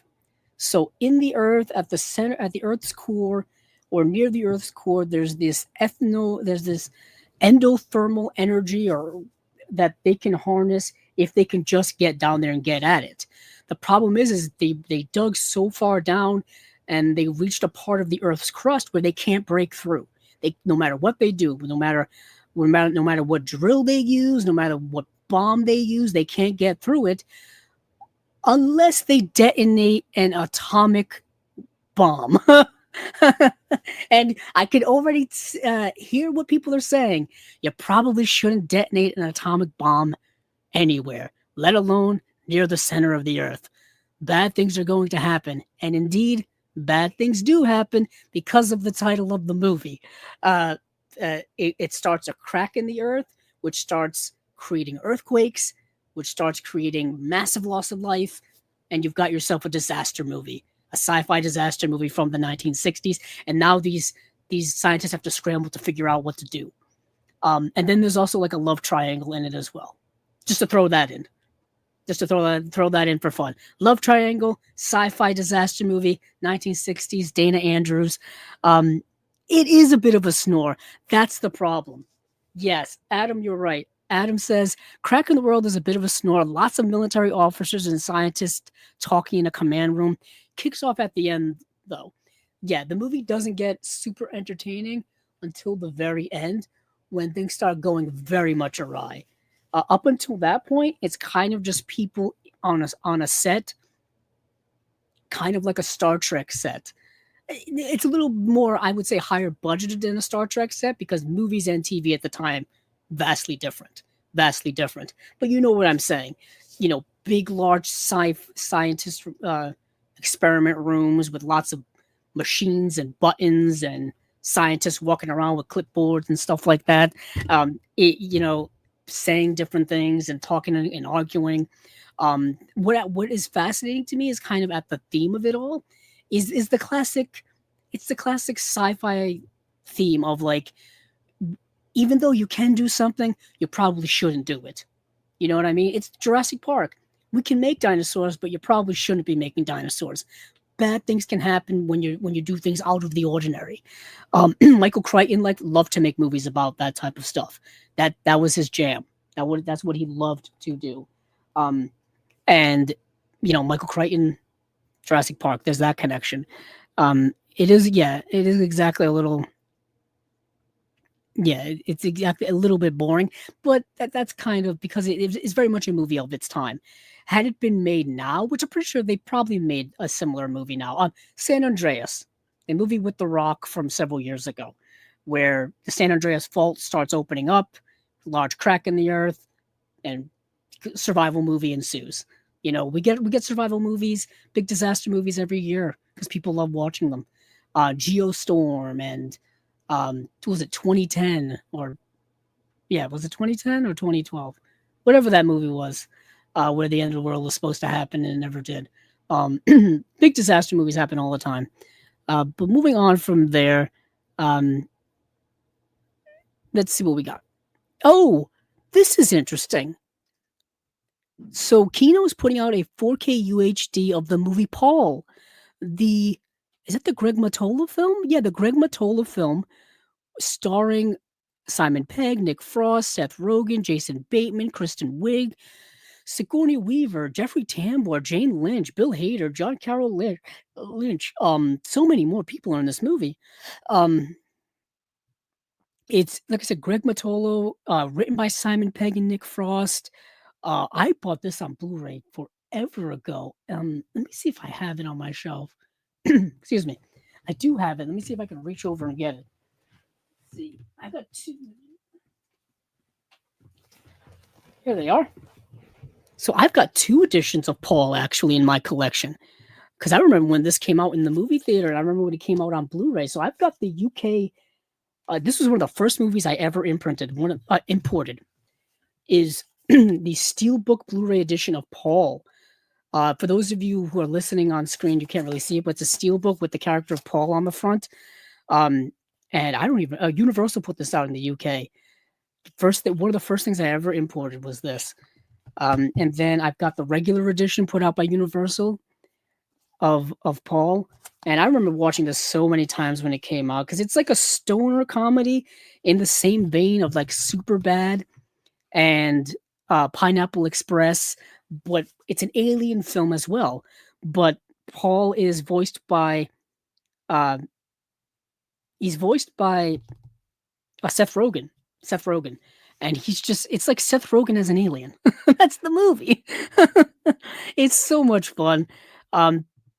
And it's lowbrow humor, which you kind of got to be in the mood for lowbrow humor.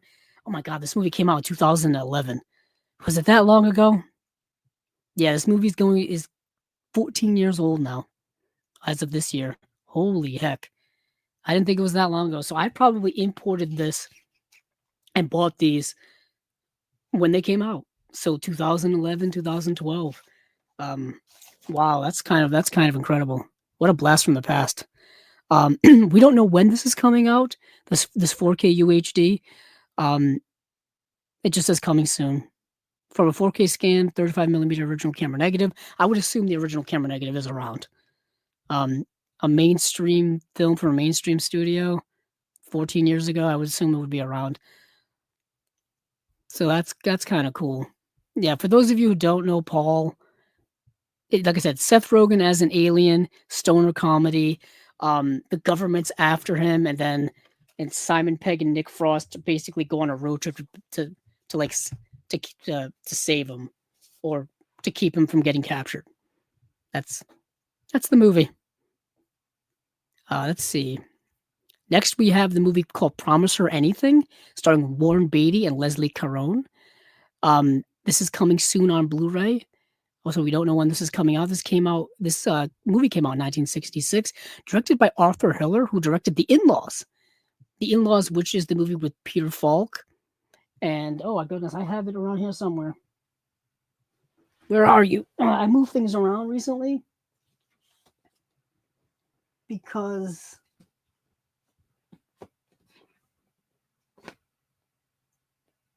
Oh, it's over here. Yep, I found it. Here it is. The In-Laws. So this is the Arthur Hiller film, The In-Laws. But before he did this movie starring, like I said, Peter Falk and the late great Alan Alda. No, Alan Arkin. Sorry. I always get Alan Alda and Alan Arkin confused. They got driving me crazy. But he did this movie called Promise Her Anything.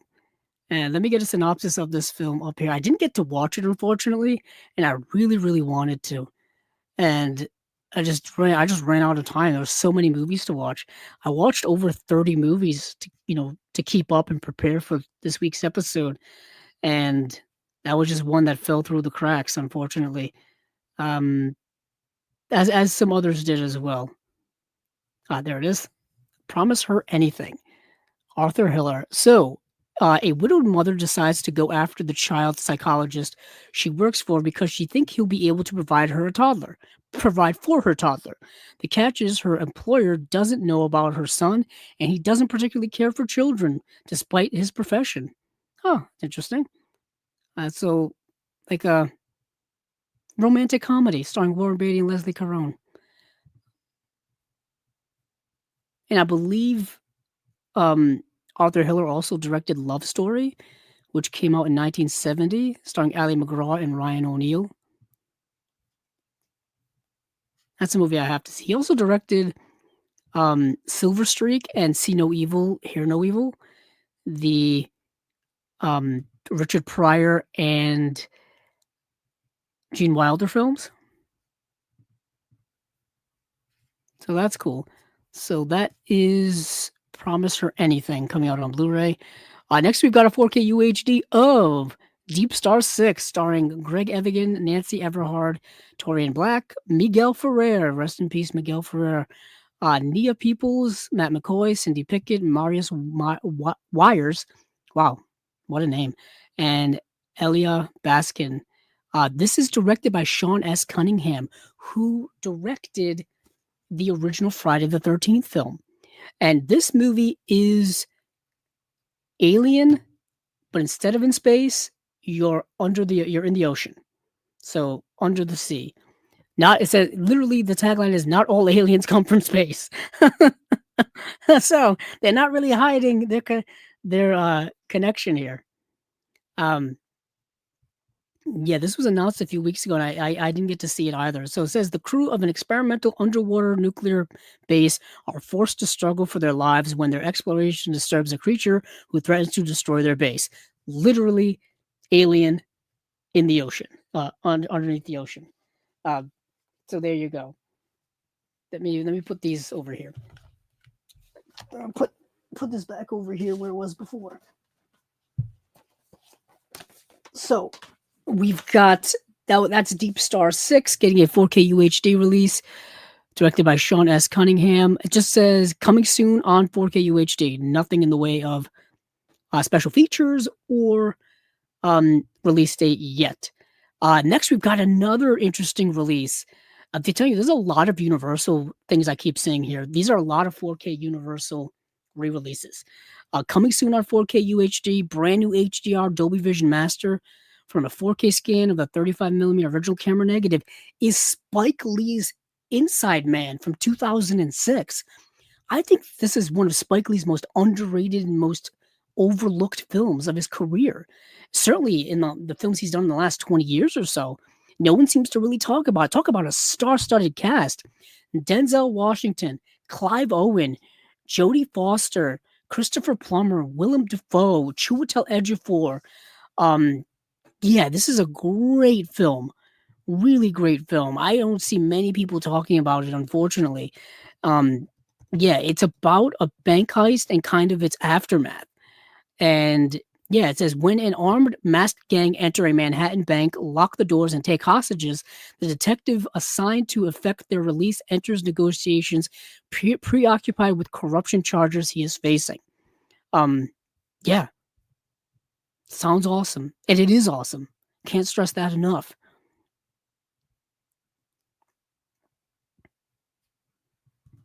Let's see. Jeff K says, yeah, stacks upon stacks. Jeff, I think you're talking about the stacks I have around me. Yeah, it's getting untenable. The thing is, I had to move things around for the best of or favorites of the year video we did a few nights ago because I had to get things in order, so I had them nearby me so I could just grab and show it. So I had to move things around, and I had to move some Criterions from the Criterion sale. I had to move some things I got over the holidays. I had to move Criterions from 2023 that I bought. So I've got stuff I have to organize. Kino stuff from Kino sales. Kino had a sale last month. Speaking of which, I'm still waiting on my Black Friday sale order from Vinegar Syndrome. That should be coming in, and coincidentally, I think I may place another order because they're having daily deals going on right now. And some of the Cinématagraphe releases are part of those daily deals. So I figured I would snag some of those. So yeah, it's a new year, but things don't really change too much here on Chasing Labels. Still getting stuff for the collection, still working on revamping parts of the collection, still adding, still ever grooving. I consider my collection a garden, whether it's a flower garden or vegetable garden, where you're constantly working on it. You're constantly working on it. You know, you have to cultivate it. You gotta tend to it all the time. You gotta work with it. But yes, also Jeff Inside Man is great, super underrated. But moving on from Inside Man, we got another film that I'm so excited is getting a 4K release, coming soon on 4K, and it's about damn time. A brand new HDR Dolby Vision Master from a 4K scan of the 35mm original camera negative. We've got Hard 8, Paul Thomas Anderson's first film starring Philip Baker Hall, John C. Reilly, Gwyneth Paltrow, Samuel L. Jackson's in the film, Philip Seymour Hoffman's in the movie. Is it really a PTA film if Philip Seymour Hoffman's not making an appearance in it? Yeah, written and directed by Paul Thomas Anderson. You know him. There Will Be Blood, The Master, Phantom Thread, Boogie Nights, so much more. He's working on another movie now that I think just got pushed back until next year. But we've got another PTA film coming next year, I think. So he's still working. One of my favorite filmmakers working today. I've always loved his stuff. Coincidentally, I think Phantom Thread was the first film I had seen of his in theaters. What a movie that is. But Hard 8. I've owned this movie on a used DVD forever. And I'm so glad that it's finally getting a release here. So, one of Imprint's first releases ever was Hard 8 on Blu-ray. Now, that edition is long out of print because this is going back several years. I think it was re-released in a standard edition from Imprint as well. I just never got it. I never got that limited edition, and I never got that standard edition. I think that was the first. That's what put Imprint on the map for me, was when they were coming out with their earliest stuff, because they came out with that and A Place in the Sun. I think was one of their early releases too. So that got me really excited about Imprint and what they were up to over there. But Hard 8, Philip Baker Hall, super underrated actor. He didn't lead many films, at least towards later on in his career. But this is a film that he very much leads. Let me get the synopsis for those of you who haven't seen it. I thought that this movie, for years now, I'm talking about for a decade, I thought this was going to get a Criterion release. I swear I would have bet money on it that this was going to get a Criterion release. So the synopsis is: professional gambler Sidney teaches John the tricks of the trade. John does well until he falls for cocktail waitress Clementine. So Sidney is Philip Baker Hall, John is John C. Reilly, Clementine is Gwyneth Paltrow. And yeah, oh my goodness. Philip Seymour Hoffman in this movie, when he first appears on screen, he's electric. Oh, he's electric. What a movie. What a movie. And you can see so much in this film that PTA would go on to utilize in other films. Long takes, editing, certain editing flourishes, things like that. Certain characters, certain aesthetics, there's so much in this movie that you would see him go on to do in better ways in his next film, Boogie Nights, and then so on and so on. Magnolia, of course, is another one of his masterworks. This is such a good film. The reason why I thought Criterion was going to release it is Criterion loves to release first films from famous directors.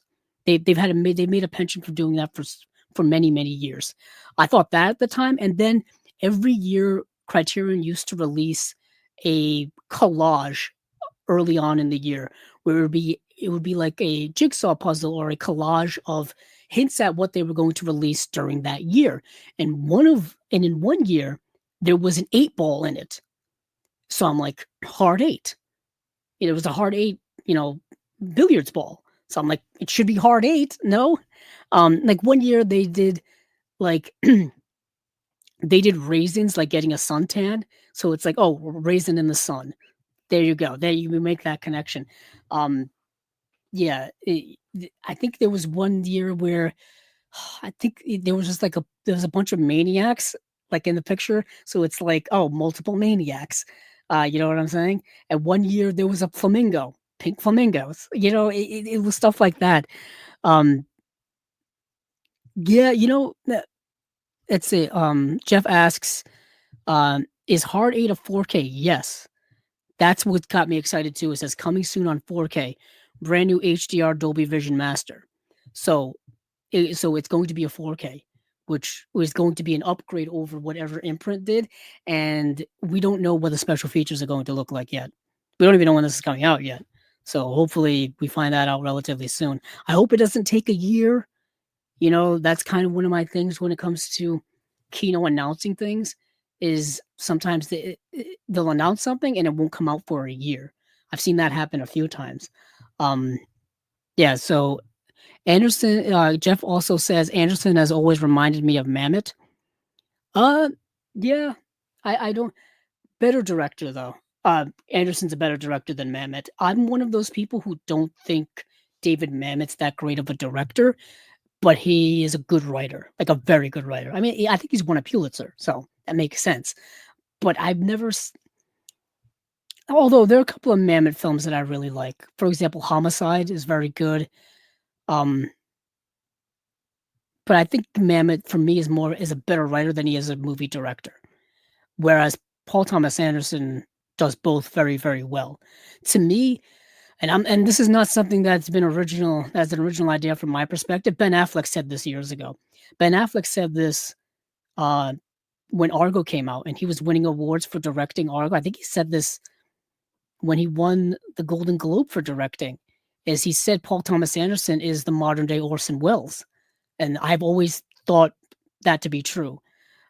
He's Orson Welles if Orson Welles was able to make the movies that he wanted to make.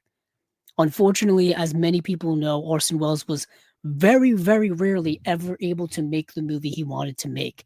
He was always hampered by the studio interference, money issues, funding issues. Um, he was always hampered by those things. I mean, his version of The Merchant of Venice, the original camera reels were stolen. You know what I mean? So it was always something, even up until his passing, there was always something that was hindering him being able to get the movies out that he wanted to get out. So there was so much lost from Orson Welles that we never got to see. Whereas Paul Thomas Anderson is seemingly making the movies he wants to make. If you look at all of PTA's movies, they're all intrinsically his visions. You know, they're all intrinsically his. They're not made to be commercial films. They're not made with, with any type of intellectual property involved, for the most part. I know The Master is definitely about Scientology.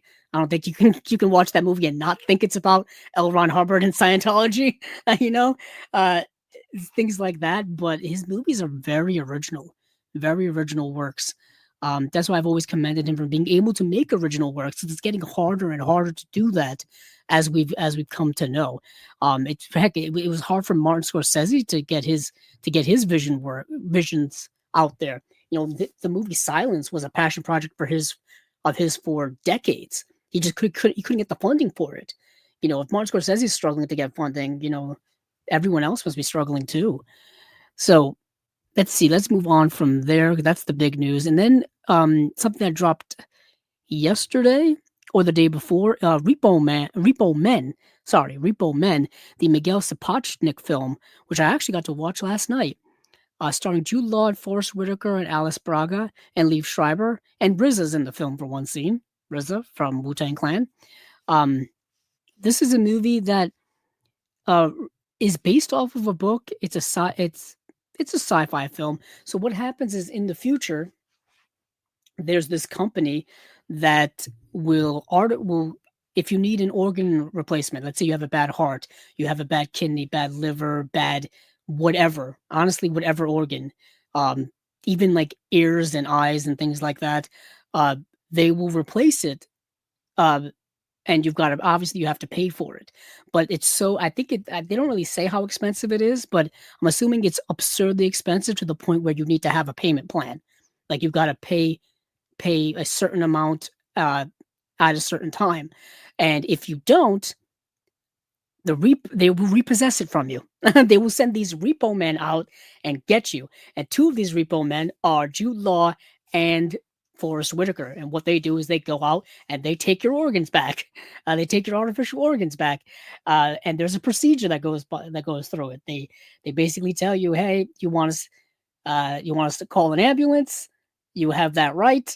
All this kind of stuff. You actually have to sign like paperwork. This is the same type of thing as like having a mortgage on a home, or having a loan on a car, or a loan on a boat, or a loan on whatever.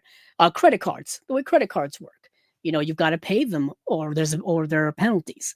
If you don't pay your car bill, they come and take your car. You don't pay your house, the bank will take your house. You know how it works. That's the way the world works. Well, this is involving organs, and it's in the future where that's a thing. But lo and behold, one day, Jude Law needs an artificial heart, and he gets it, and he's not able to pay on time, so therefore they come after him. So now the tables have turned, and then that's the premise of the movie. I like the premise. The movie has really good, fun, action sequences in it. For me, the movie is kind of a little too long, and you get some pacing issues in the middle of this movie. Like, the movie comes to like a dead stop where it meanders. It meanders a little bit, and I'm like, we got to pick up the pace here, or else I'm going to fall asleep.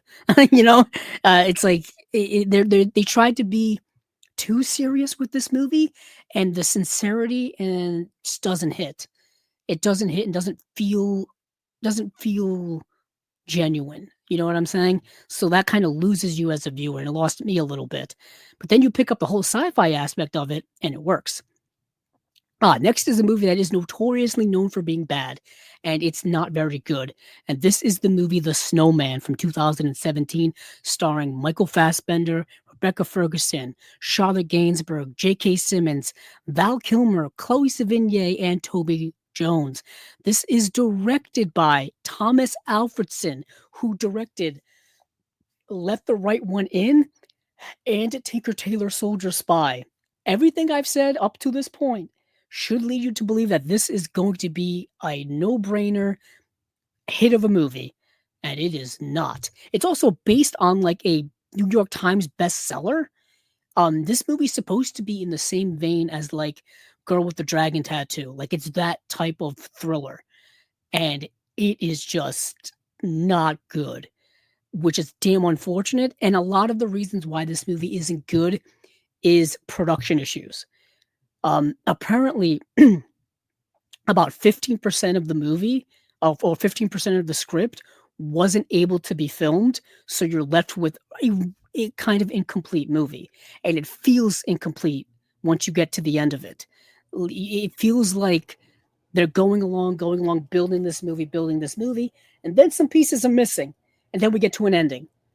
And then once we get to that ending, we're like, oh, that's where we were leading to. It felt like we were leading to something so much more, but there just isn't anything there to put all of the interconnecting pieces together.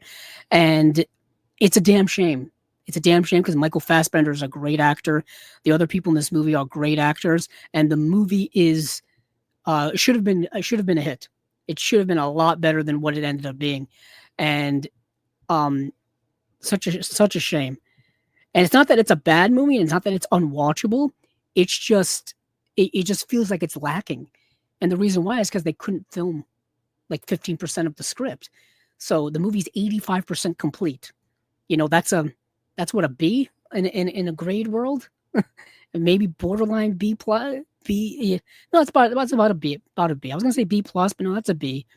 So you got Michael Fassbender, who's Detective Harry Hole investigates the disappearance of a woman whose pink scarf is found wrapped around an ominous-looking snowman. So this is the movie with the snowman, where every time there's a killing, a snowman gets left behind. And then this killer is also taunting the Michael Fassbender character by leaving him notes, a la the Zodiac. So this movie was supposed to be similar to the Zodiac film as well, but it's so incomplete that it doesn't put all of those interesting pieces together in a cohesive way. Also, there's not a lot of character stuff going on in this movie. There's so much depth that they are hinting at for the Michael Fassbender character that they just never go into.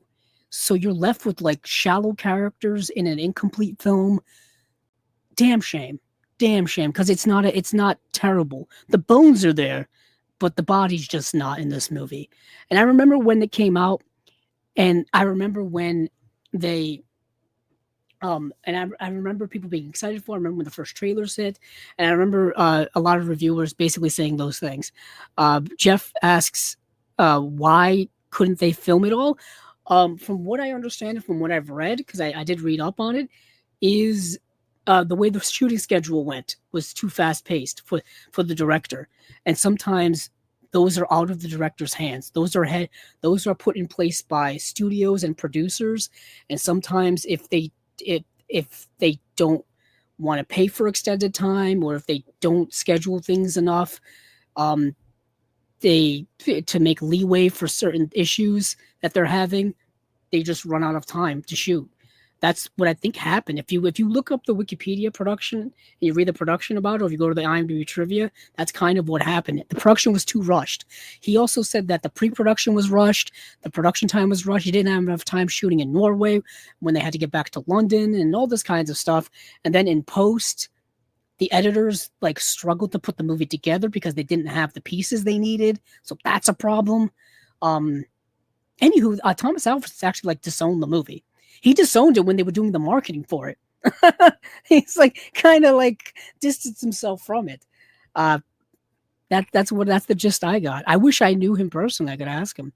Not that I think he would divulge anything interesting, but it feels like there was a whole issue with the studio and what they were allowing and scheduling and things like that, which is a damn shame. Like I said, so that is.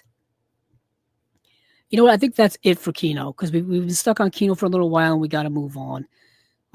So that's it for Kino. Let's move over now to Indicator. Like I hinted at before, they only have 2 releases, and these are their March releases, I believe. Let me check to make sure that I'm in the right world here. It says, yes, yep, March. Coming out March 18th. So coming out March 18th, we have a movie called Thirst by Rod Hardy. This is a movie where the synopsis is Chantal Contori, David Hemmings, and Henry Silva star in Thirst, a shocking fusion of horror and science fiction from legendary Australian producer Anthony I. Guinan, who produced Patrick, which is another release they did. A sinister organization known as the Brotherhood kidnaps Kate, believing her to be the descendant of Countess of Bathory, the Hungarian noblewoman who reputably had vampiric tendencies. A battle of will ensues as the Brotherhood tries to force horrified Kate to join their blood-drinking sacrificial cult. Only Dr. Fraser Hemmings is willing to help her. Directed by Rod Harding and with a score by Brian May, who did the Mad Max score, Thirst is a classic of Ozploitation cinema. Now, I think I watched this for some reason for the podcast, for Chasing Labels, and it may have been an Umbrella release. Let me check, actually. Let me go over to Blu-ray.com and check, because I feel like that's something they would have put out in their Ozploitation line. Yep. Ozploitation Classics number 14 from May of 2022 from Umbrella Entertainment was Thirst. There it is. There's the connection. So, Indicator's putting out their own version of it. It's got a brand new 4K HDR restoration from the original negative by Powerhouse themselves. And yeah, this is coming in both 4K and Blu-ray. So you can buy either one. Let's see, what else we got here for special features? It's presented in Dolby Vision, original mono audio commentary with director Rod Hardy and producer Anthony I. Guinan. Thirst, a contemporary blend, 2022 retrospective interview with Guinan, archival TV interview with actor David Hemmings, archival audio interview with actor Chantal Contori, Not Quite Hollywood interviews, extensive selection of outtakes from Mark Hartley's acclaimed documentary on Australian cinema. That's a great documentary. Watch it I have it actually. It's down here somewhere on one of the stacks. I actually got it from Umbrella. Umbrella actually put it out on Blu-ray. So it was only available on DVD here in the United States, so I decided to get the Blu-ray. It's all about Australian cinema, like the like Ozploitation and all those kinds of things. And they use clips from those interviews in that documentary on a lot of special features. Let's see, appreciation by the academic and Australian cinema specialist Stephen Morgan. And we've got image gallery, TV spots, stuff like that. So world premiere on 4K. World premiere on 4K.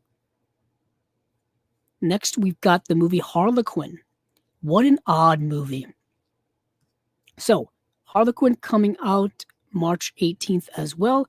Robert Powell, David Hemmings, Carmen Duncan, and Broderick Crawford star in Harlequin, a mysterious and fantastical thriller from director Simon Windsor, who did Snapshot, which is another Indicator release, and writer Everett DeRoche, who did Road Games. He was the writer on Road Games. Coincidentally, another Indicator release. You're seeing a bit of a pattern here. What is interesting is I believe at least Road Games is an Australian film. When eccentric faith healer Gregory Wolfe apparently cures the terminally ill son of Senator Nick Rast, Rast's wife places her faith in Wolfe's powers. But when Wolfe begins meddling in sensitive government business, political fixer Doc Whelan decides to make the problem go away. Inspired by Rasputin's influence over the Russian court, Harlequin, released in the US as Dark Forces, is a classic Australian chiller from producer Anthony I. Guinan. Yes. So I've seen this movie, and it does play like the Rasputin story. For those of you who don't know who Rasputin was,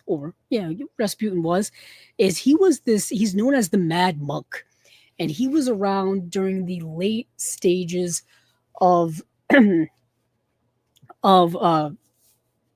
Russian royal history, the Romanovs. So the Romanovs ruled Russia for 300 years, from the 1600s to 1917.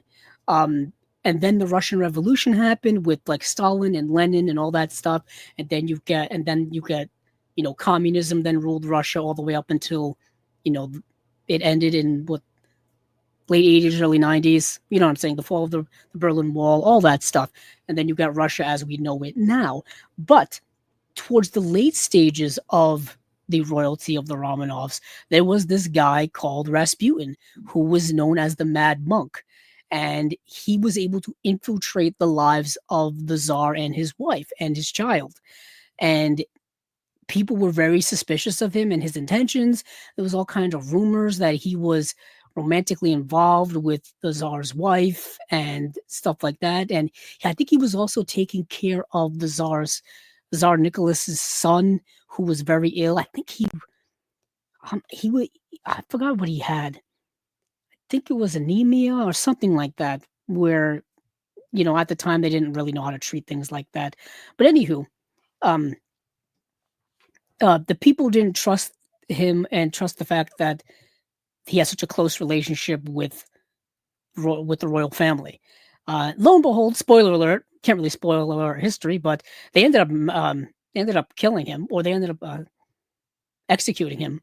But by that point, it was too late, and the people already didn't trust the royalty. And then a coup happens, and the Russian Revolution happens. Whatever, that's history. But this movie is kind of loosely based off of that whole Rasputin story, and how he was. But in the place of the royal family is you have a senator and his family. So there's the senator's son is sick with leukemia, and he's very close to dying, and he's very, very sick. And one day this guy shows up out of nowhere and apparently cures him. And the young boy starts getting better and better. So the family is, of course, thrilled about it. The mother is, of course, beside herself. But he starts kind of manipulating things and doing things behind the scenes and getting closer to them and making the power players around the senator very uncomfortable. So they decide to kind of do things about it, or try to do something about it. And that's the movie. The issue I have with the movie is that things don't become clear as to where this guy came from, or motivations as to why, or any of that. And it's supposed to be like sinister, movie, but to me, it didn't come off like that. It came off rather confusing, actually, as to what the motivations were for this random guy who showed up. Like, did he have some type of vendetta against the senator or against politics in general? What's going on in this movie? The movie never really delves into all of those intrinsic details that would have made things more clear. So I left the movie kind of blasé on the whole situation. But yeah, interesting film. That is Harlequin. Not to be confused with the DC Comics character Harley Quinn, completely different. Yeah, so that's Harlequin. And let's see what we got here for special features. There's an audio commentary with director Simon Windsor and producer Anthony Iganine. Archival interview, TV interview with actors David Hemmings and Robert Powell from 1980. Excuse me. Archival audio interview with Simon Windsor from 1979. Archival audio interview with associate producer Jane Scott, 1979. Archival audio interview with production designer Bernard Hills, 1979. Not Quite Hollywood. You got some stuff and some interviews from there. Appreciation by the academic and Australian cinema specialist Stephen Morgan. That's brand new from 2024. Destruction from Down Under. Kim Newman revisits the Australian genre film boom of the 1970s and 1980s. And that's the kind of the heart of the Ozploitation era, and when Australian film really had their boom in a new age was the 70s and 80s. Very interesting things going on back then. So this is the world premiere on 4K UHD. And like I said, this comes in both 4K and Blu-ray as well, so you can get that. So we've got 2 films coming out March 18th from our friends over at Indicator, Thirst and Harlequin. So that is it from them. Let's see now. Let me go take a look at my notes to see what we've got cooking next. Okay. Hold on. Let me go back to my notes. There they are. So let's see. We just did Indicator. Now let's go to Umbrella. Let's see. Do I have? Yes, I'm on the Umbrella website. So the Umbrella had a few releases. Let me go over actually to their Facebook page so I can confirm the titles that I have. It used to be so much easier. Now it's a little more difficult to look this stuff up, because if you go to the Umbrella website, it's a little chaotic. I mostly go there to get the special features listings, but they always have like a lot of things going on over there that confuse me, and I'm not able to make it all super concise for people that are listening or for people that are watching. So let me scroll all the way back down to, here we go. So we have 1, 2, 3, 4, 5, 6 releases from Umbrella. We have the movie Daybreakers. That's getting a 4K UHD release. We have the movie Grafted, which is just getting a Blu-ray release. We have the movie Control, which is getting a Blu-ray release. We have the movie Black Death, which is getting a Blu-ray release. We have the movie The Thicket, just getting a Blu-ray release. And we've got the movie You Should Have Been There Yesterday. That's getting a Blu-ray release. Daybreakers is probably one that people are familiar with, at the very least. It's a modern day vampire film starring people you know. So let's see. In Daybreakers, society is on the brink of collapse in a dystopian future where nearly the entire human population has been turned into vampires. The remaining humans are hunted for their blood, and the world is running out of resources to feed the growing vampire population. Enter Edward Dalton, Ethan Hawke, a vampire hematologist who secretly sympathizes with humanity and is desperate to find a cure for vampirism. Teaming up with a resistance group and armed with knowledge that both humans and vampires will kill for, Ed must battle his own kind in a deadly struggle that will decide the fate of the human race. Also, the vampire race as well. So this movie is directed by Michael and Peter Spierig. The cast is Ethan Hawke, Isabel Lucas, Michael Dorman, Sam Neill, Claudia Carvin, and Willem Dafoe. Good cast. Really good cast. I remember when this movie came out. I remember when this movie came out in theaters. I remember people doing reviews for this movie over on YouTube. And I remember it getting rather favorable marks. And to be honest, I've only seen the movie once, and I remember really, really liking it, because it's a movie that's dealing with both the scientific aspect of vampirism and a dystopian aspect of vampirism. Like, what happens when vampirism takes over the world, but then the supply of blood runs out or is running out? What do you do? Is there a replacement to blood that you can kind of create? Is there a replacement to vampirism? Like, is there a cure for it? that turn you back into human, or maybe turn vampirism off, or something like that. So I like that kind of play on those ideas. And Ethan Hawke's a great actor. Willem Dafoe's a great actor. Sam Neill's a great actor. I like the whole aesthetic of this movie too. It's done in kind of bluish, hueish tones. Yeah, I've always liked this movie. I'm glad it's getting a re-release. Perhaps people will discover it for the first time or rediscover it after many, many years. Let me see. When did it come out? I want to say 2011 seems to be the time. No, 2009. Wow, even earlier than I thought. Holy heck. 2009.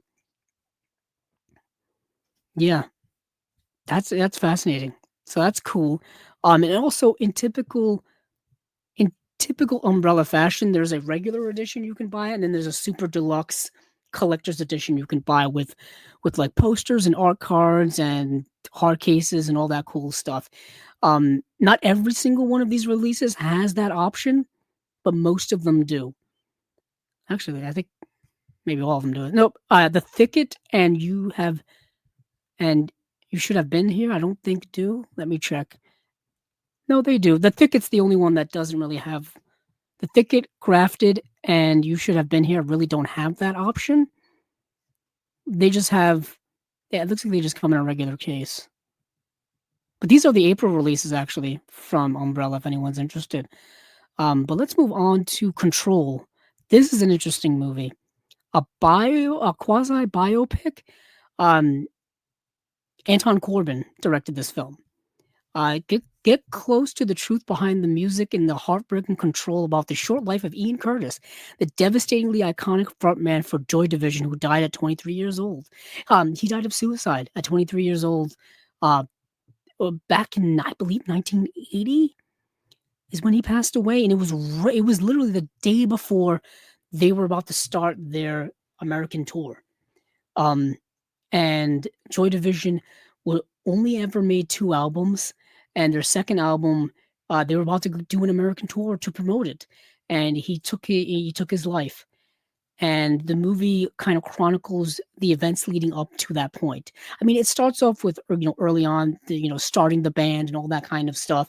But then, of course, you get to the ultimate and tragic ending of what happened. And the movie is very, very good. It's very, very good. It stars Samantha Morton, Toby Kebbell's in the film as well. I want to say who plays Ian Curtis. I think it's someone who does an amazing job, actually. Sam Riley. Sam Riley plays Ian Curtis, and he's mesmerizing in this film and very melancholic. And he plays that very, very well. The music scenes are really, really good. Yeah, Joy Division's music was interesting. It's that British punk of the 1970s. If you know about punk music, British punk of the 1970s, you'll understand what I'm saying. If you don't, it's definitely an acquired taste of music. It's not for everyone, but it was such a madcap expression of internal emotions of people of that time, especially youth culture of the time in the 1970s, in the 1980s. Margaret Thatcher's Great Britain, very much stuff like that when it comes to punk, British punk. And this movie is a really beautiful film, entirely shot in black and white.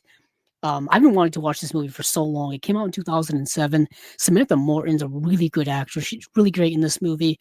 Yeah, this is a great film. I recommend this movie to people. Really, really good stuff. Yeah, that is the movie Control. So, directed by Anton Corbijn. Let's move on from there. And we've got Black Death is a movie that I remember coming out in 2010, starring Sean Bean, and it's fine. It's a fine, like medieval horror action movie. Kind of reminds me a little bit of Beowulf. So the year is 1348. Europe has fallen under the shadow of the Black Death, known as the Plague. As the plague decimates all in its path, fear and superstitions are rife. There are rumors of a village hidden in marshland that the plague cannot reach. There is even a talk of a necromancer who leads the village and is able to bring the dead back to life. So Sean Bean leads this group of knights and a priest to this village to see what's going on. He's hired by like the Vatican, or he's hired by the church. He's hired by the church to go investigate. That's the movie. That's the movie. You Should Have Been Here Yesterday is a 2024 film. Combines. This is actually an interesting documentary-esque type of film. You Should Have Been Here Yesterday combines hundreds of hours of lovingly restored 16mm footage with a salt-infused soundscape by Headland. This cinematic poem tells the story of a wild community who took off up the coast and discovered a whole new way to live, going back to the never-before-seen camera reels to ask the question, what do we keep and what do we leave behind? And it's just visuals and visual filmmaking of surfing. It's kind of what it is. It's like Moon Age Daydream in the sense that it's not a Talking Heads documentary. It's not you don't see interviews and stuff like that. It's just like images and clips and things like that, and that's what tells the story. Beautiful, kind of pure cinematic filmmaking. Really, really beautiful. Let's see. Grafted.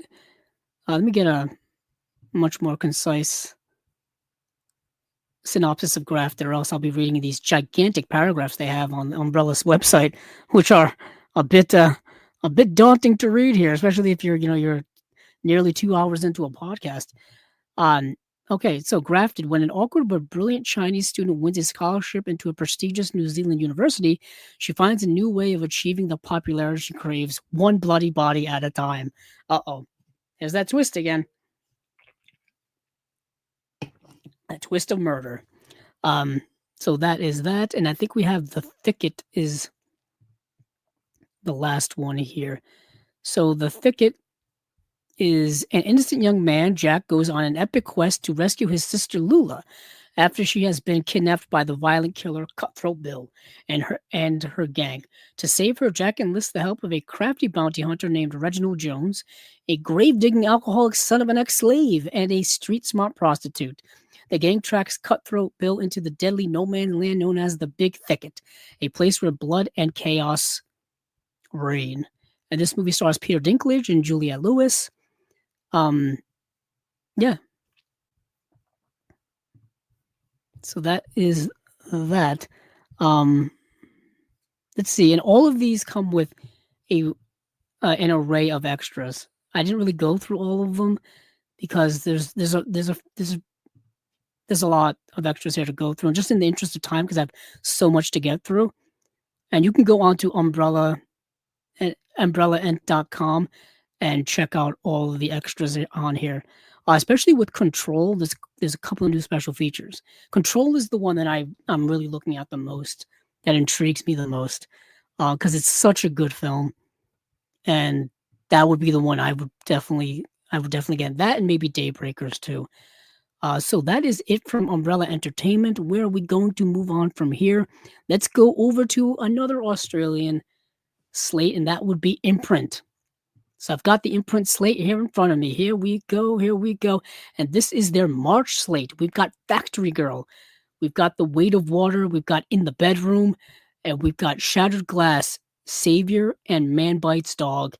What a great group of films. This is an excellent group of films. Specifically, the biggest thing for me is In the Bedroom getting a Blu-ray release. In the Bedroom, I believe, has never had a Blu-ray release anywhere. And this is the movie that was nominated for Best Picture back in 2001. I think along with Fellowship of the Ring.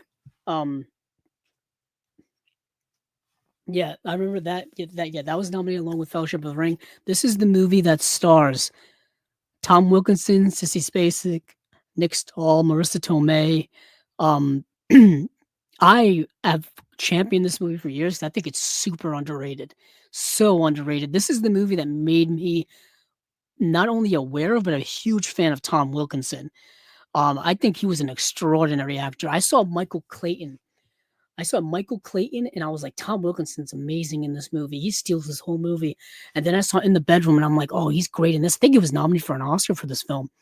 And then, of course, he was in Batman Begins. I'm like, oh, he's great in this movie. I was such a big fan of Tom Wilkinson. Such a great actor. But the premise of In the Bedroom, when young Frank Fowler becomes romantically involved with an older single mother, Marissa Tomei, his parents, Sissy Spacek and Tom Wilkinson, are concerned. But when the relationship takes a sudden and tragic turn, the Fowlers are forced to confront the harsh reality of their situation and the inescapable consequence of their actions. So, what you've got here is a drama about a family having to deal with something very serious, and how and what they do about it, and what is the results of it, both internally and externally, and how they process all of that. It's really tough to talk about without giving away any plots of the movie. But the movie's called In the Bedroom. Great cast, great film. It's only been on DVD in the United States. It's only been on DVD. I don't even know if it has DVD overseas. And it's been stuck there forever, and finally getting a Blu-ray release from Imprint. I am ecstatic about that. Let me see what they've got for special features on here. I do want to actually see if this has special features. Let's see, In the Bedroom. Oh, we got a new audio commentary by the film scholar Adrian Martin, our friend Adrian Martin. Video essay by filmmaker Carl Elsasser. Video essay by film programmer Alex Guter. Interview with actress Karen Allen. Wow. That's awesome. What a great movie. Yeah, so this is, we're in the 390s when it comes to Imprint. That's incredible. Factory Girl is another one I want to mention. Factory Girl is based on a real life person. Factory Girl is Sienna Miller stars as It Girl Edie Sedgwick. Guy Pearce stars as Andy Warhol, and the stunning supporting cast features Hayden Christensen, Jimmy Fallon, Mina Suvari, Mary-Kate Olsen, and Mary Elizabeth Winstead. Edie hailed from a wealthy aristocratic American family. When she met Andy Warhol, it became a mad rush for fame and fabulousness that was destined to spin out of control. So this movie is about the real-life person, Edie Sedgwick, and her involvement with Andy Warhol and his factory, and how she became his it girl for a very brief time. And the movie explores that, but then also explores the fallout after she split away from Andy Warhol, and ultimately what ended up happening to her. This edition comes with an audio commentary by Elizabeth Purcell, and also an audio commentary by director George Hickenlooper. Interview with actress Ileana Douglas. Yeah, she's in the film, I think. In a scene or two. Interview with production designer Jeremy Reed. It's got deleted scenes. It's got the real Edie featurette, Guy Pearce's video diary, Sienna Miller's audition, Making Factory Girl featurette. Guy Pearce as Andy Warhol is very good in this film. He's also really, really good. I thought Sienna Miller was good in the movie too. I remember this movie, like when I was going around looking for, like doing Blu-ray hunts and DVD hunts. I remember seeing this movie pop up every now and then, Factory Girl, because it does have a Blu-ray release here. Let me see when. Oh no, it doesn't have a Blu-ray release. So it has a DVD release. That's what it was. I saw the DVD. The DVD came out in 2007, and yeah, and it had it. This is. No, and it also had a Blu-ray in Canada in 2011. And it's got a Blu-ray release now in Australia, which is this release. This is coming out March 26th. Really good, interesting film by a very interesting person. So I was fascinated by that. So moving on from The Factory Girl, we've got The Weight of Water, which is not very good. So I'm not going to spend a lot of time on it, to be honest. A newspaper photographer researches an 1873 double homicide and finds her own life paralleling that of a witness who survived the tragic ordeal. based on Anita Shreve's 1997 novel of the same name. I hope the novel is better than the movie, because I didn't really think the movie was all that good. And it's directed by Catherine Bigelow. Came out in the year 2000. It stars Catherine McCormick, Elizabeth Hurley, Sean Penn, and Sarah Polley. And the movie's not that good. And it's mostly due to the structure. So it's based off of a real life story. Or maybe it's based off of a novel that's based off of a real life story. Either way, so you've got two plot lines that are happening, one in 1873 and one in modern day being, 2000. And they cut back and forth between the two. The problem is I find the stuff going on in 1873 like much more interesting than what's going on in the modern day. When we cut back to the modern day, I kind of lose interest. But when we cut back to the 1873 story, I'm interested. And that's just due to a lot of, I don't know, the tone of the film, the pacing of the movie, the acting in it. It's getting into some interesting things of like infidelity and temptation and certain stuff like that, but not doing much with it. So I wasn't really feeling this movie at all. You got an audio commentary by film historian Scott Harrison, interview with composer David Hirschfelder. That's about it. But what is a good movie and super underrated film and no one talks about enough is the movie Shattered Glass. This is another film that has only had a DVD release here in the United States. And it's been needing a Blu-ray release for so many years. It's never had a Blu-ray release anywhere up until now. And this is the movie Shattered Glass, starring Hayden Christensen from 2003. This film tells the true story of fraudulent Washington, D.C. journalist Stephen Glass, who rose to the meteoric heights as a young writer in his 20s, becoming a staff writer at the New Republic for 3 years, 95 through 98, where 27 of his 41 published stories were either partially or completely made up. So looking for a shortcut to fame, Glass concocted sources, quotes, and even entire stories, but his deception did not go unnoticed forever, and eventually his world came to a crumbling conclusion. And Hayden Christensen is great in this movie. I know Hayden Christensen is probably most well known for his work in the Star Wars prequel films, Episode 2, Attack of the Clones, and Episode 3, Revenge of the Sith. And then a lot of people didn't really follow his career after that, or he didn't really have much of a career after that. But in 2003, he was in this movie called Shattered Glass, and he's really, really good in it. And the movie's really, really good. And the movie also has Peter Sarsgaard, Chloe Sevigny, Hank Azaria, Steve Zahn, Rosario Dawson. Tom Cruise was a producer on this film. And it's directed by Billy Ray. And that's a director who I don't remember much about. Let me see. Billy Ray. I remember the name, but I don't remember. Oh, okay. He was a writer on Captain Phillips. Yeah, he was more of a writer than director.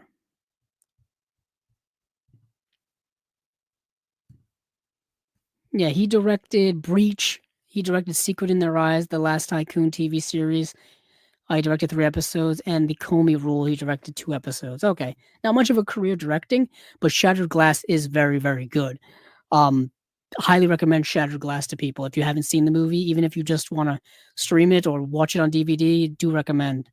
And we've got some new special features, new interview with director Billy Ray, new interview with producer Craig Baumgarten, a new interview with editor Jeffrey Ford. There's a 60 minutes interview with the real Stephen Glass. That's fascinating. All right.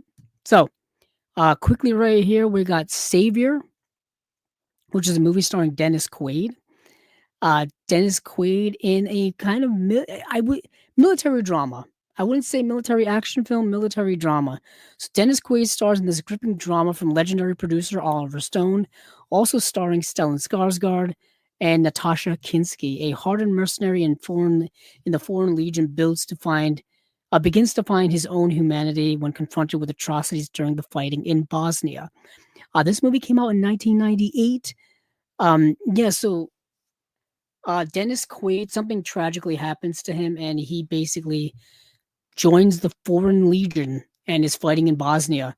And amidst the atrocities that's happening there, he comes across a woman who is pregnant and then she has a child, and then it's him having to protect this woman and baby and bring them somewhere safe. And in doing so, he's kind of rediscovering himself as a person. That's the movie. Let's see. Audio commentary by the director Peter Antonovich.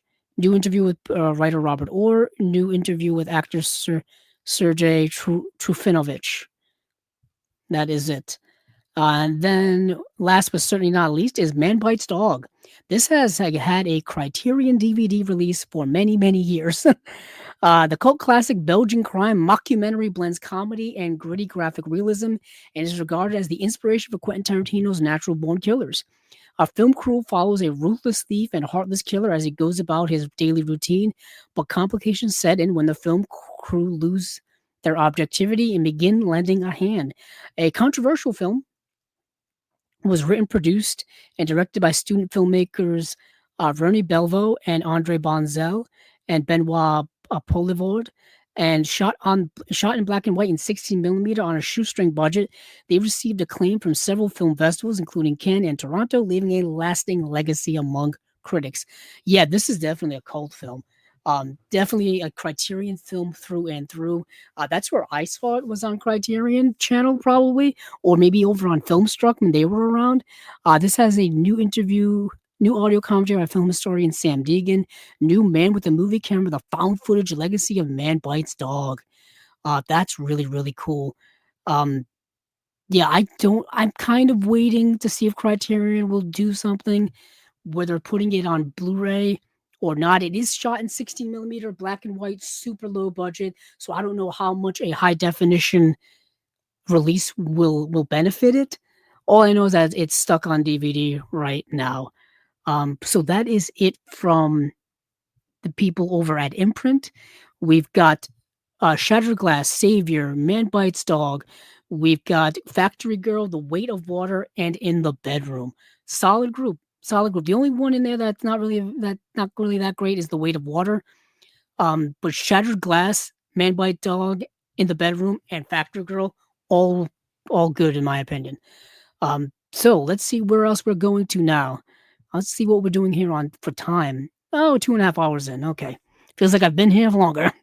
So let's go over to Arrow, Criterion, and then we'll hit Vinegar Syndrome. Yep. That'll be our thing. So let me get the Arrow releases up. Okay. So yeah, so Arrow's got an interesting group of films here. We've got some familiar films and perhaps maybe not some familiar films. These are their March releases. We've got A Deep Blue Sea is getting a 4K UHD release. Play It Cool, Don't Torture a Duckling is getting a re-release. Dressed to Kill is getting a re-release. And The Terminal Man. So Deep Blue Sea is the Rennie Harlin film from the 90s, or is that 2000?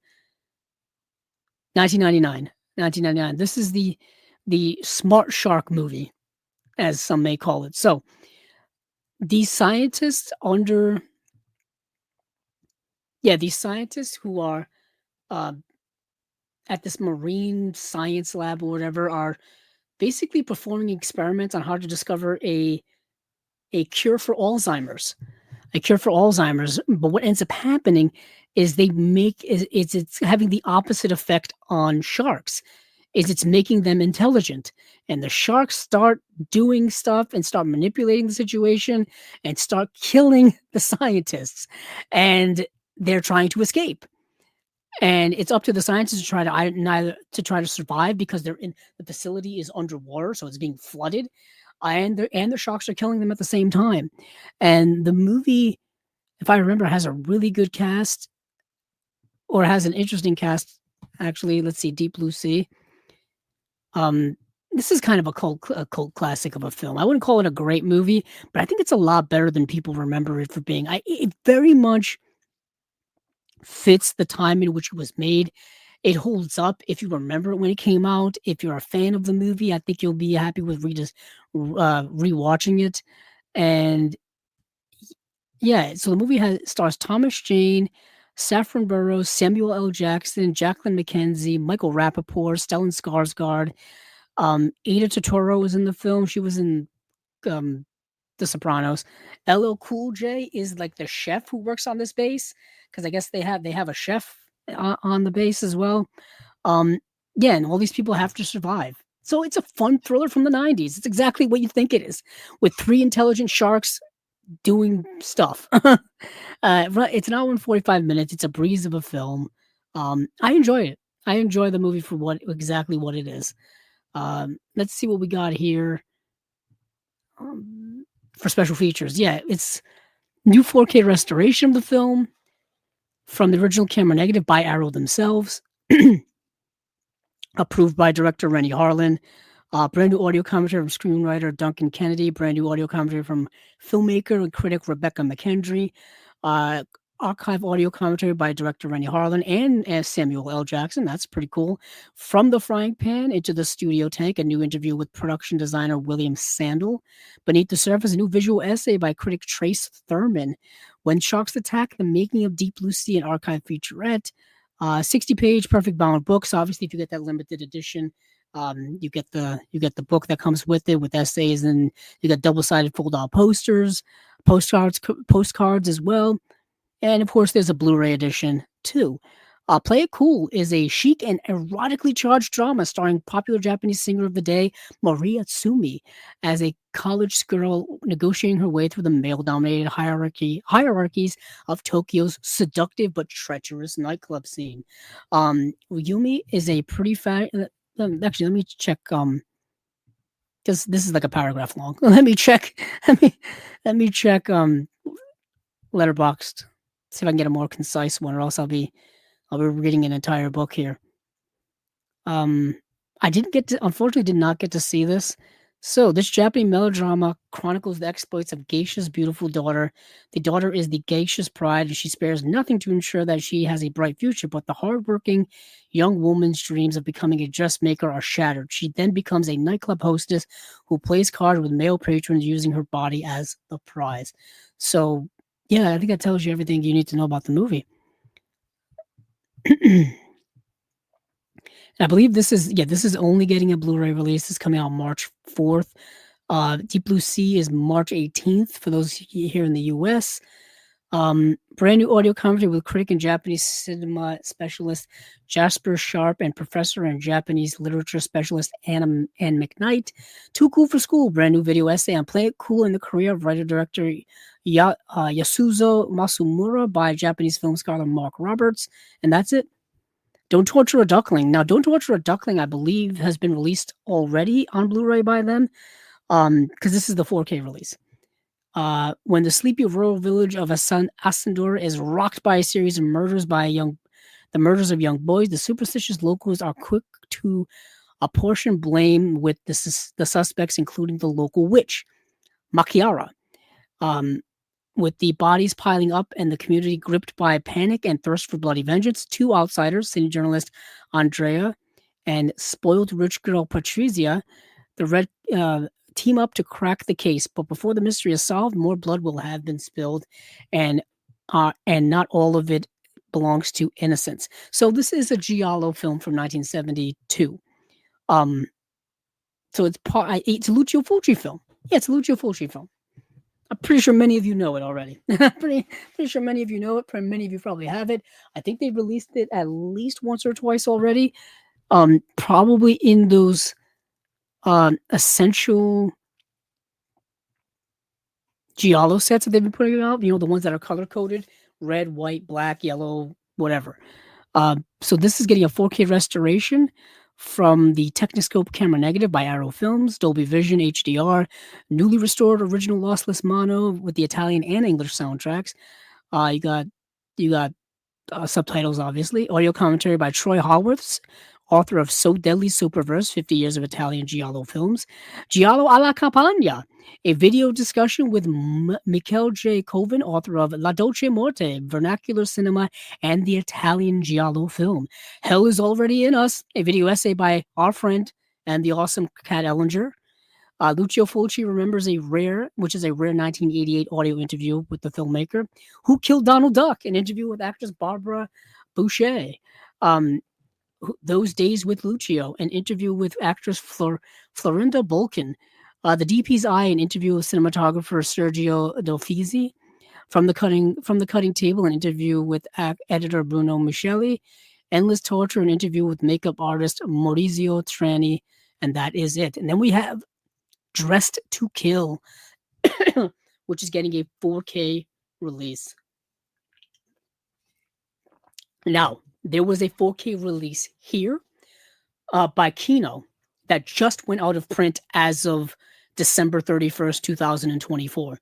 So if you missed out on that, you can get this release here. Unless of course you want both. Now, I know here in the US, Criterion has the Blu-ray rights to Dressed to Kill, and I think Dressed to Kill has a Blu-ray release in in the UK by Arrow. So this is them re-releasing Dressed to Kill, and it's the Brian De Palma film from 1980.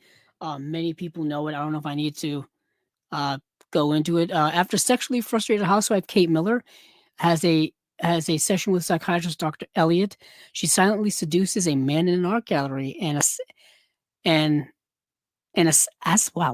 assassination that ends in murder, and the only witness, high-class prostitute Liz Blake, Nancy Allen, being stalked by the killer in turn. So yeah, Nancy Allen is being stalked by this killer, and the movie is very Hitchcockian, which is not a big stretch for Brian De Palma. Brian De Palma in the 70s and early on in his career, and for a good part of his career, was basically making his own version of Hitchcock films. That's what he was doing. And he did it very, very well. Very, very well. It says one of De Palma's darkest and most controversial suspense thrillers, Arrow Video is proud to present this iconic neo-Hitchcockian masterwork in stunning 4K alongside a raft of archival and newly commissioned bonus features. So previously restored in 4K. So it's using the same restoration that's been around for a while. We've got that. It's got a brand new audio commentary by critic Drusilla Adeline and Joshua Conkle. That's really cool. I kind of wanted just for that. Audio commentary by critic Maitland McDonough. Beyond Good and Evil, a brand new visual essay by critics BJ and Harmony Colangelo. Very cool. The Empathy of Dressed to Kill, a brand new visual essay by critic Jessica Kretz. Strictly Business, a 2022 interview with actress Nancy Allen.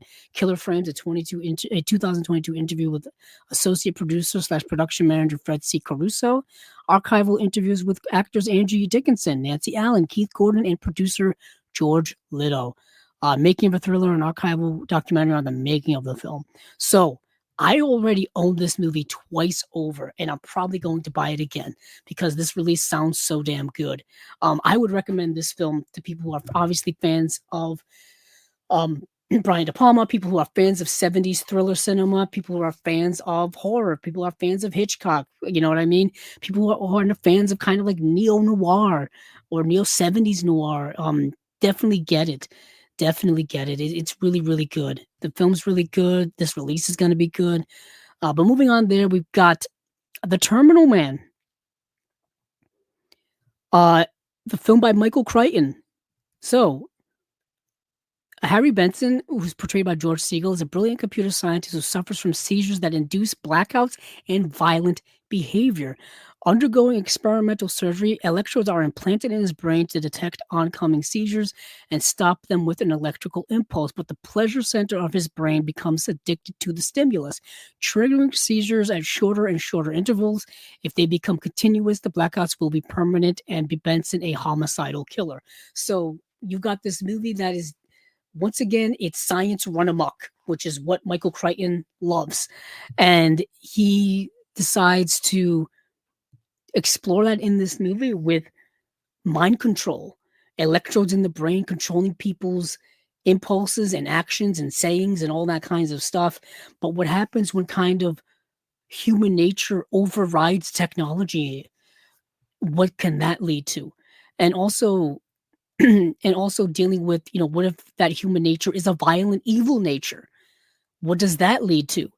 And is it controllable? Is it not controllable? Is human nature um, inherently violent? It's asking a lot of questions.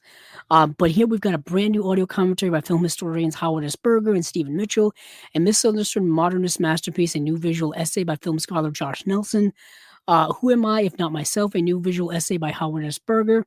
The Skin We Live In, a visual essay by critic and film historian Howard S. Berger on the conjunction of author Michael Crichton, Mike Hodges, and cinematographer Richard H. Klein, and then Mike Hodges on The Terminal Man, an archival interview.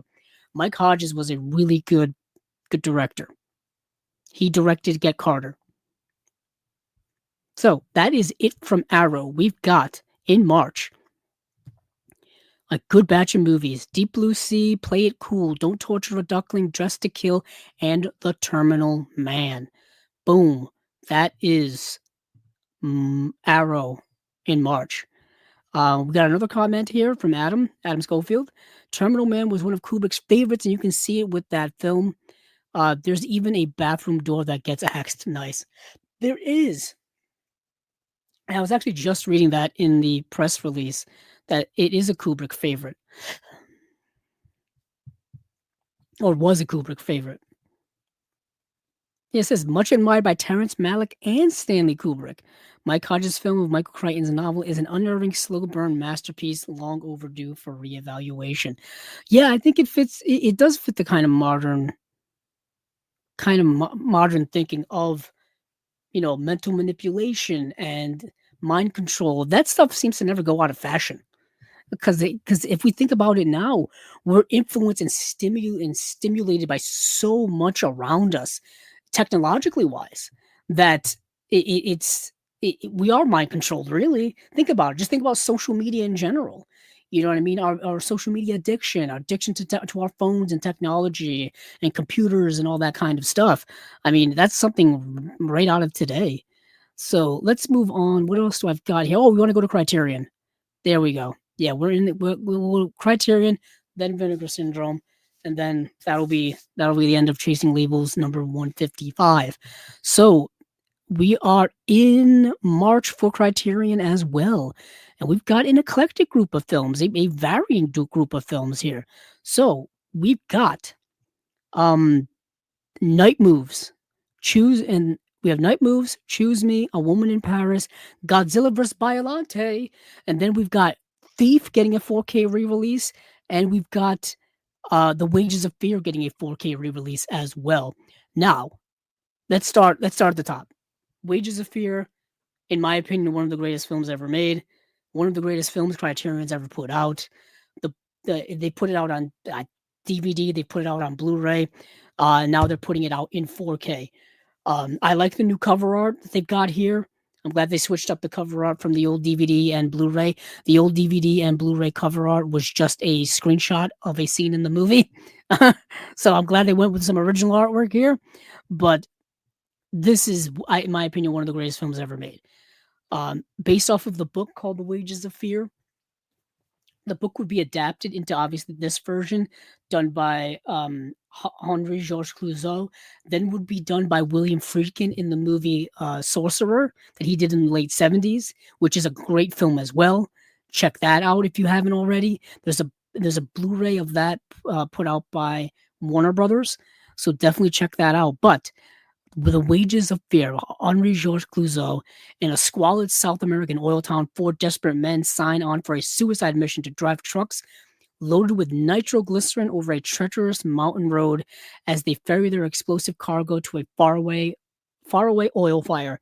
Each bump and jolt test their courage, their friendship, and their nerves.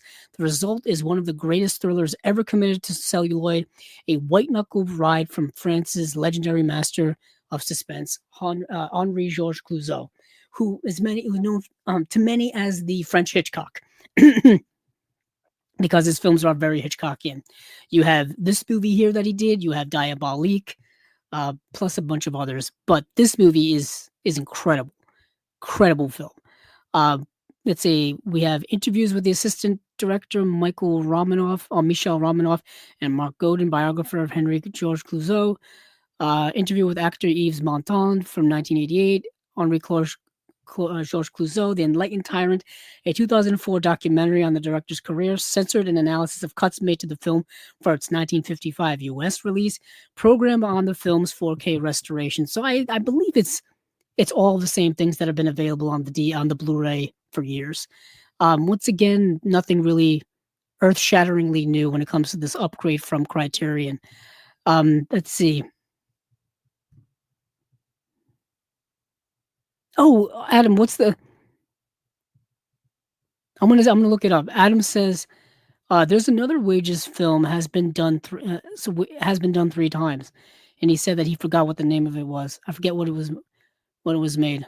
Probably could look that up on Wikipedia. Yeah, like I said, it's been adapted these 2 times specifically. That's probably the most famous ones. Let's see, Wages of Fear. Just gonna give me the 19. Let's see, thriller film directed. Yeah, yeah, it's based off of a French novel. So the movie, yeah, it's been restored a few times. It's been available on VHS. I'm assuming Laserdisc as well, and obviously it's. I'm just looking up here. Yeah, it was restored in 4K in 2017. And it's, yeah, like I said, it's one of the greatest films ever made. And to my opinion, and I know that's just my opinion, and my opinion is my own.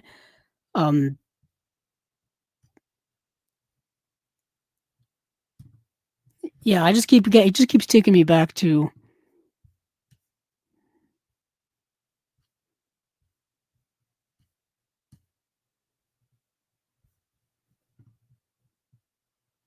Yeah, I'm looking around for.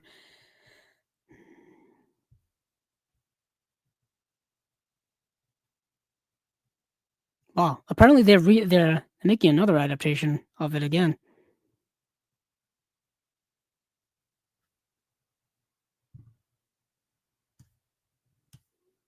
Let's see. So they've adapted this a few times. Yeah, the 1950. This is the 1953 film, and there's the one. Yeah, Sorcerer, 1977.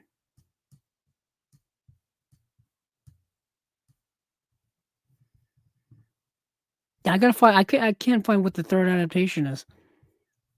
Anywho, let me move on. Or else I'm gonna get boxed into figuring that out. Um. So next is, let's see. Yeah, Godzilla vs. Biollante. Yeah, Godzilla vs. Biollante. So this is part of the Heisei era of Godzilla films. So there's the Showa era, which is the original era, which is where Gojira is, and all those films that are in that box set that Criterion has put out in that collection. And and I thought that they may get the Heisei era films, where you get Godzilla vs. Biollante, you get the return of Godzilla. Um, but I guess maybe they don't have the rights to all of them, so they weren't able to do a collection like they did with the Showa era. So they're releasing perhaps what they have, which is Godzilla vs. Biollante right off the bat. Godzilla vs. Biollante is the second Godzilla film in the Heisei era. And diving into delirious realm of imagination, the second film of the Godzilla franchise's 1980s resurgence showcased the towering beast for a new generation of fans. This time, Godzilla's foe is one of the series' most wondrously strange kaiju creations, Biollante, a mutant plant genetically engineered from the cells of a rose, a renegade scientist's dead daughter, and Godzilla itself, with a wild plot encompassing spies, psychic children, and bonkers biotechnology, and some of the coolest special effects in the history of Japanese cinema.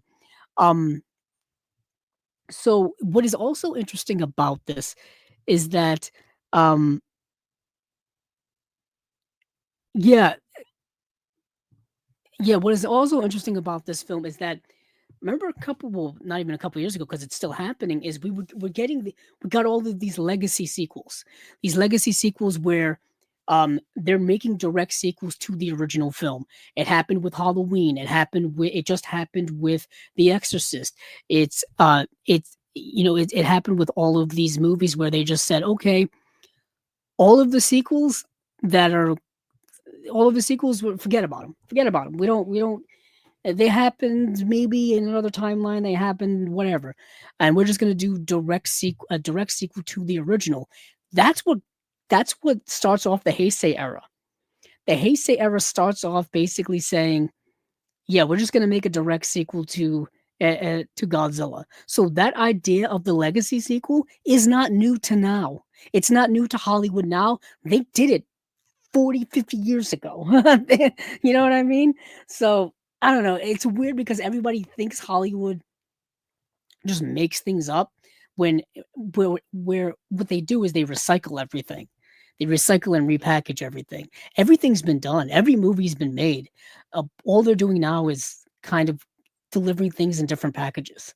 They, for the most part, and I mean that in a general sense. There, of course, there are truly original, truly new and unique ideas that come out, but I'm talking about overall Hollywood stuff, general stuff. But uh, oh God, there's a 2024 version as well. That's what I just came across. There's a 2024 version of Wages of Fear. I haven't seen it, just hearing about it now for the first time. I Okay. I don't mind those things. I think books get readapted all the time and should be readapted all the time or could be adapted all the time. That doesn't bother me. Um, I understand. Sure, why not? I mean, they do it with Stephen King's work all the time. You know, Carrie, for example, Carrie, we were just talking about De Palma. De Palma did Carrie back in the 70s. They did a TV version of Carrie in the early 2000s. They did another Carrie edition like 10 or 11 years ago, with Chloe Grace Moretz. That's another adaptation. Stephen King's It. They did the It miniseries in the 90s, and they just did the two It movies now. Um, heck, they just did oh goodness, what Salem's Lot. They just did a new adaptation of Salem's Lot. It's currently streaming on HBO Max. You know what I mean? So it happens. It happens all the time. I don't mind it. Um, yeah, it's kind of interesting. Then Adam says, looks very generic action filmy. When I think Wages of Fear, I don't think of an action film.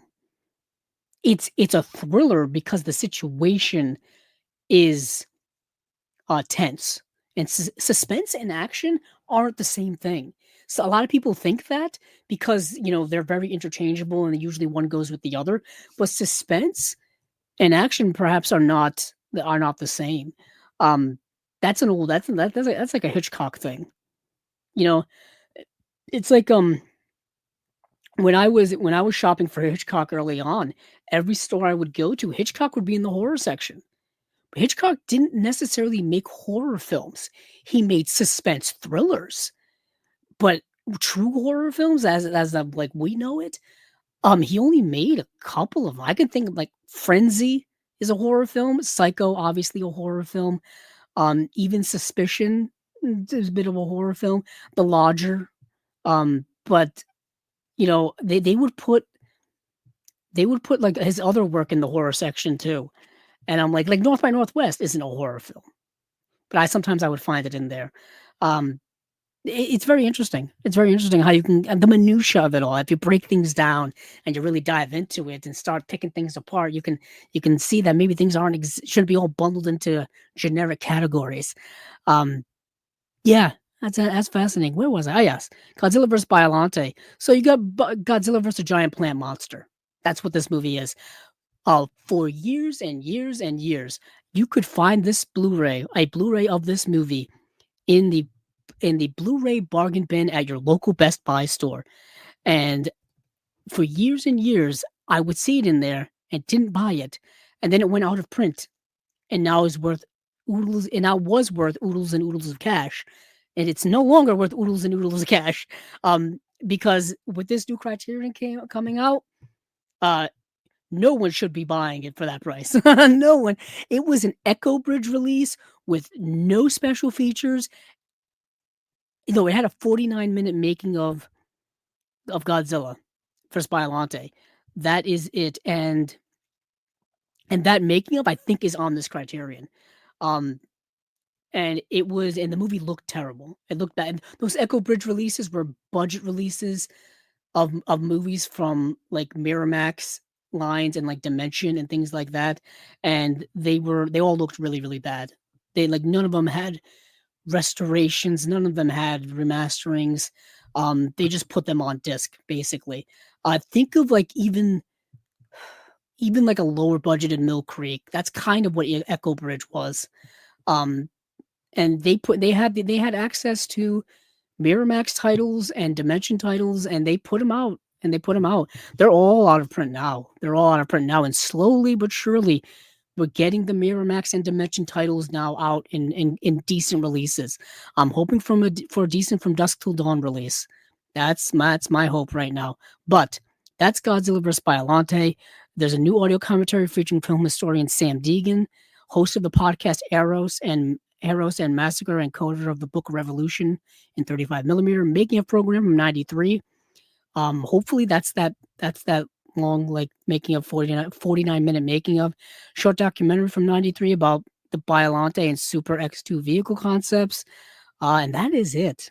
It's 4K UHD release or a Blu-ray release. Pick your choice. A Woman in Paris is a Charlie Chaplin film. It's a Charlie Chaplin film that runs 81 minutes long. It's from 1923, so early in his feature-length game. I think The Kid may have been his first feature-length film. Before that, he was just doing mostly shorts. And The Kid has a Criterion release as well. So new 4K restoration of the 1976 re-release version. And alternate score from 2005. Introduction by Charlie Chaplin scholar David Robinson. New video essay by Chaplin biographer Jeffrey Vance. Chaplin Today, a Woman of Paris, featuring interviews with actor Liv Ullmann and filmmaker Michael Powell. My God, I need that. Holy my goodness.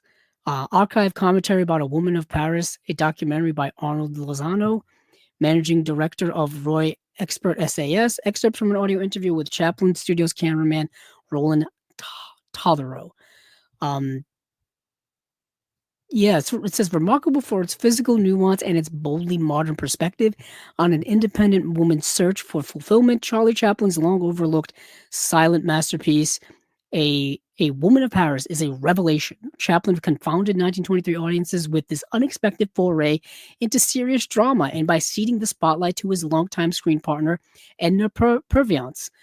And she is captivating as the vivacious Mary St. Clair, a woman of fate who leaves behind her small-minded village for the glamour of Paris, where she finds herself at the center of a jazz-age world of champagne soirees, luxurious pleasure-seeking romance, and tragedy. Putting aside his little tramp persona, Chaplin's second feature proved that beyond being a comic genius, he was an artist of immense sensitivity and human understanding. I've seen the movie, but I watched it probably when it was streaming on Filmstruck, when they had a whole Charlie Chaplin collection of his movies. So that is A Woman of Paris. Always excited to get more Charlie Chaplin on Blu-ray. I don't think they put out anything in several years, maybe since The Circus. Yeah. So we've got the movie Choose Me.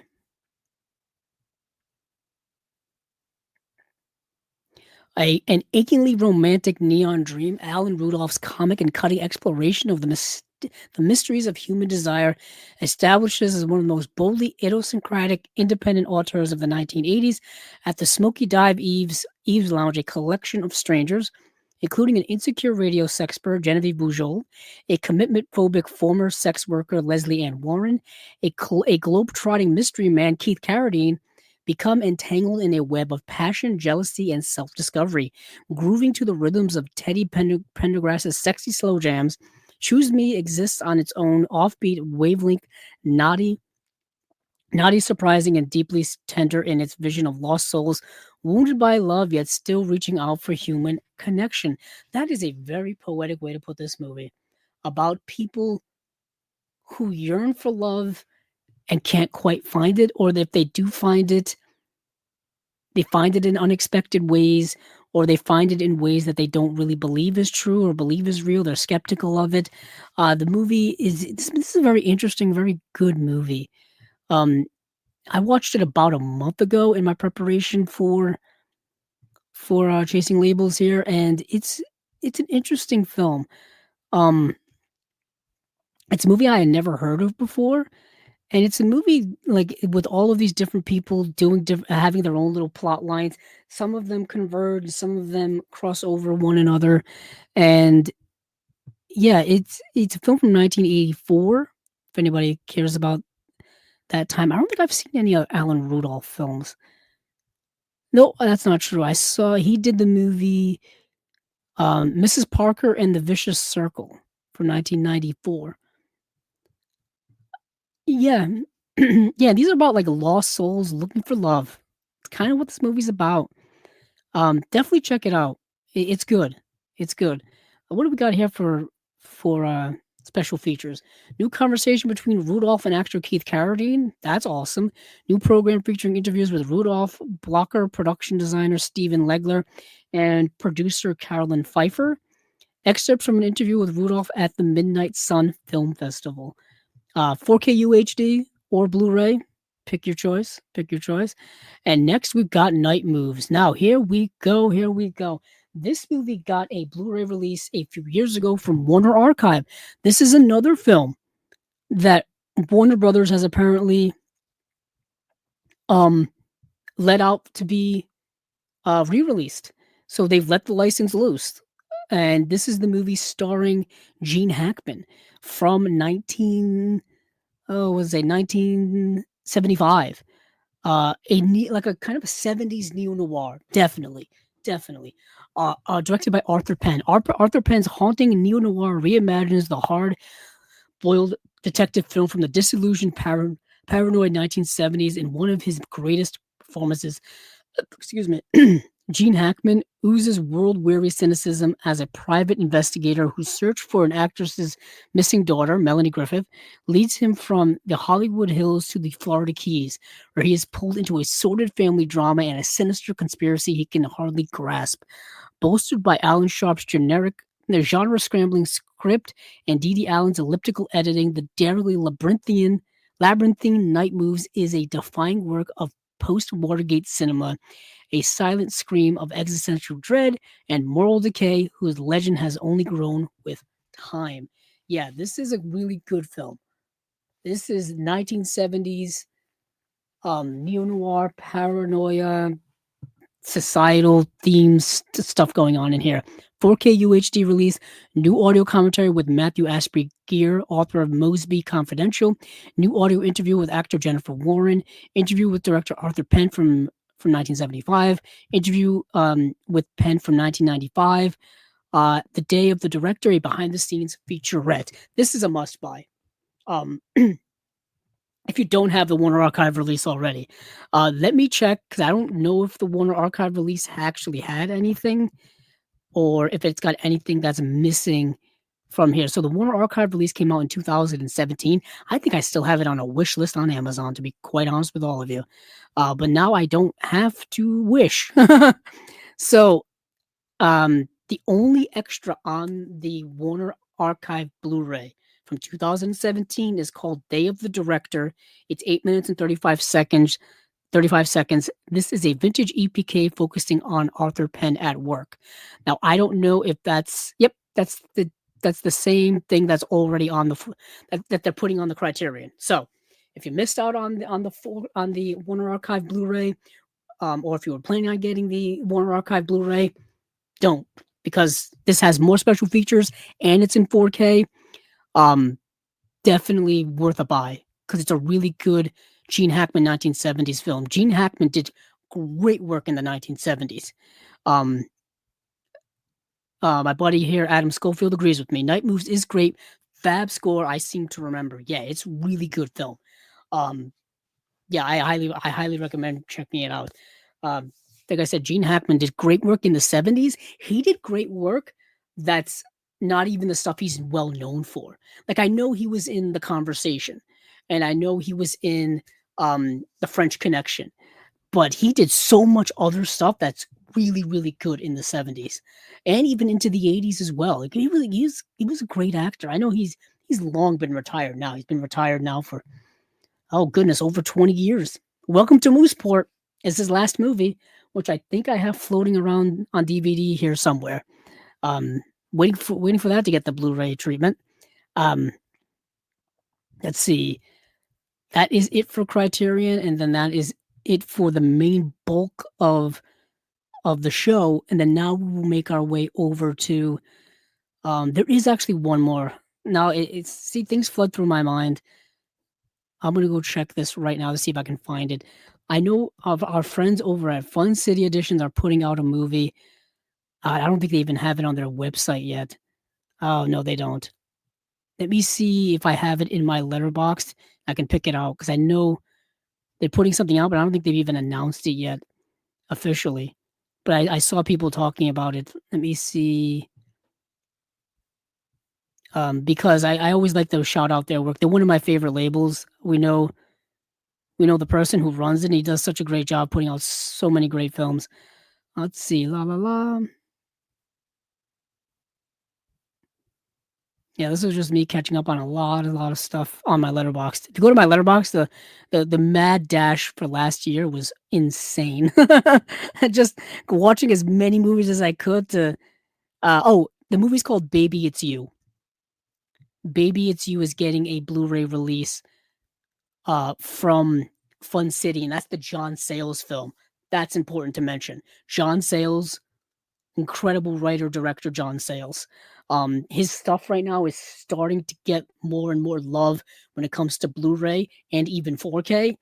About damn time. It's about damn time. I got my 2 John Sayles films right here in Mate One and Lone Star, the 2 Criterions.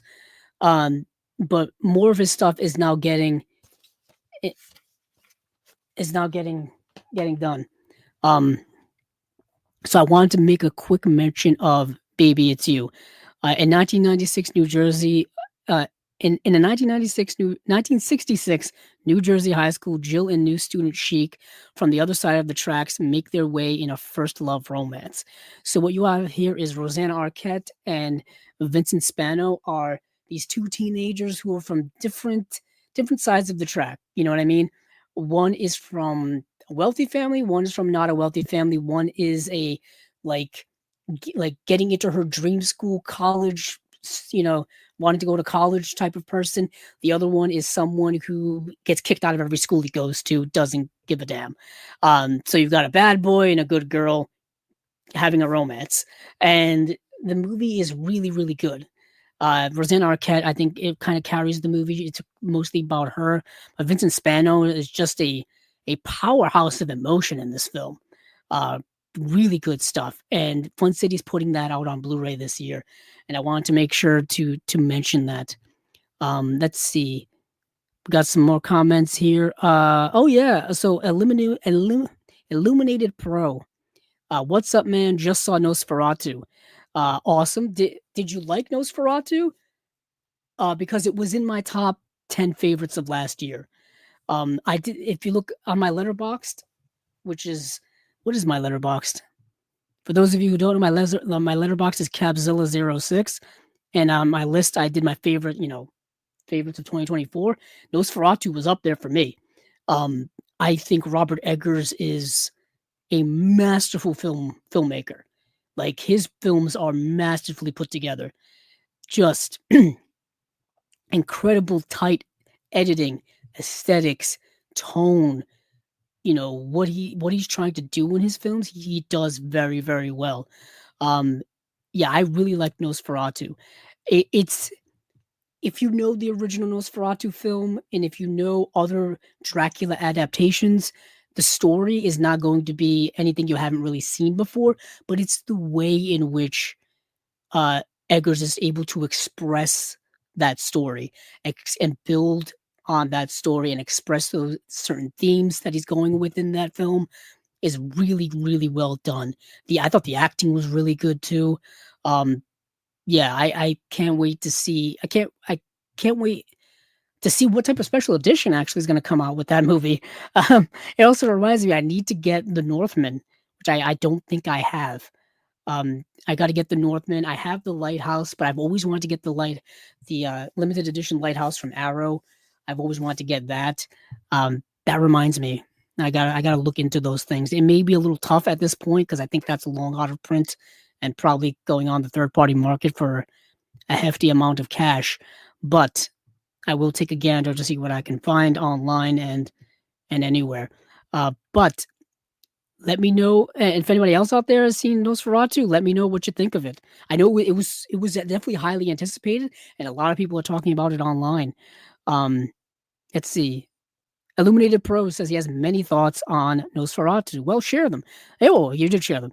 Cinematography and atmosphere was great, but I think the characters weren't greatly anchored.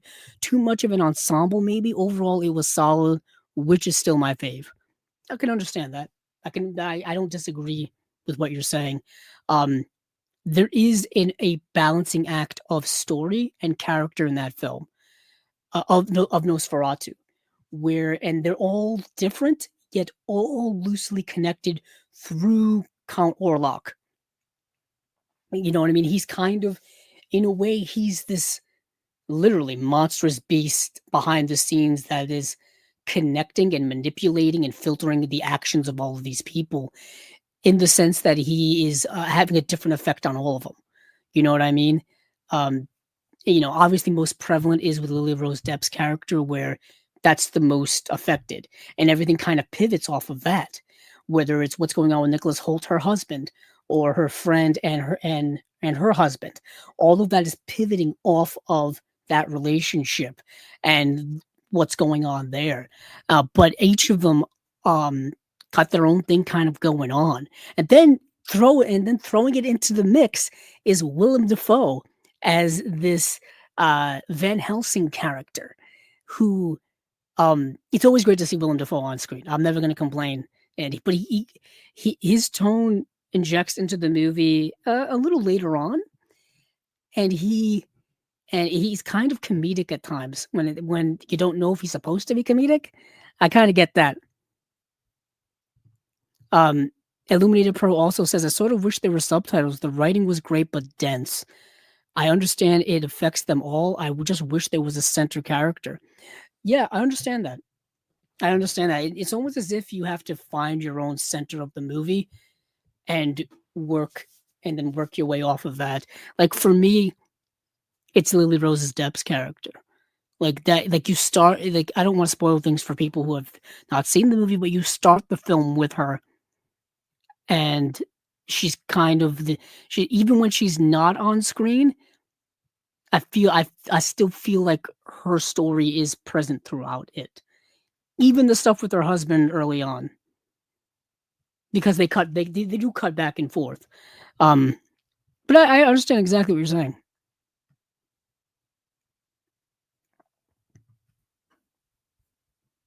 But let's see. I'm speaking of like more of the darker, sinister stuff.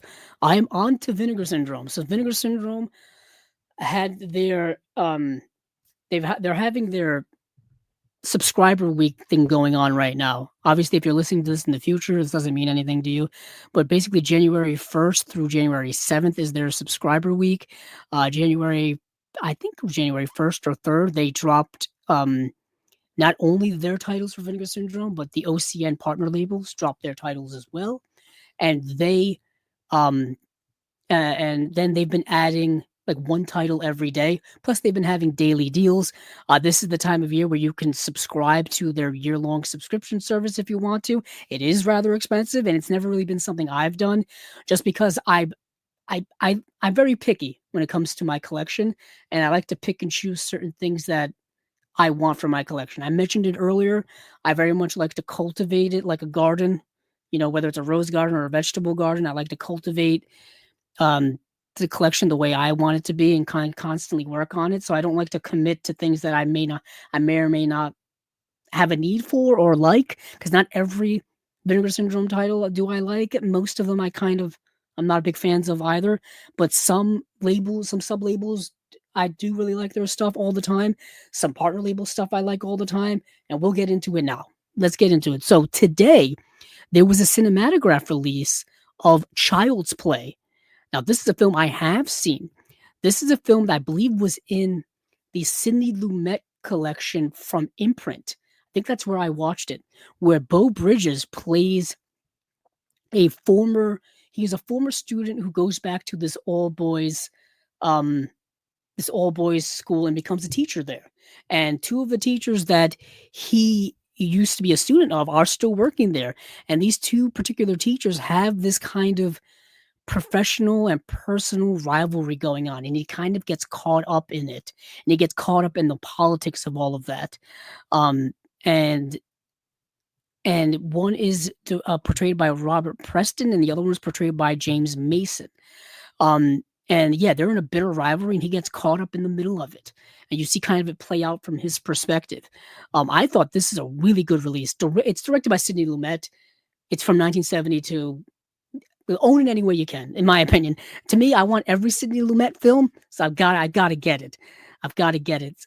James Mason, Robert Preston, Beau Bridges. It's a new audio commentary by our friend Adrian Martin. Play to Strength, Sidney Lumet, Stagecraft, and Cinémacraft, a new video essay by film historian Daniel Kramer. Designing Lumet, an interview with production designer Philip Rosenberg. One Stop on the Road to Serpico, a new documentary short by Daniel Griffith. Sidney Lumet on Charlie Rose, a 42-minute interview with him on Charlie Rose. One Step Further, Becoming Lumet, an hour-long documentary chronicling the first half of Sidney Lumet's career. New essays by film critic Mitchell Beaupre. We know Mitchell Beaupre. Yeah.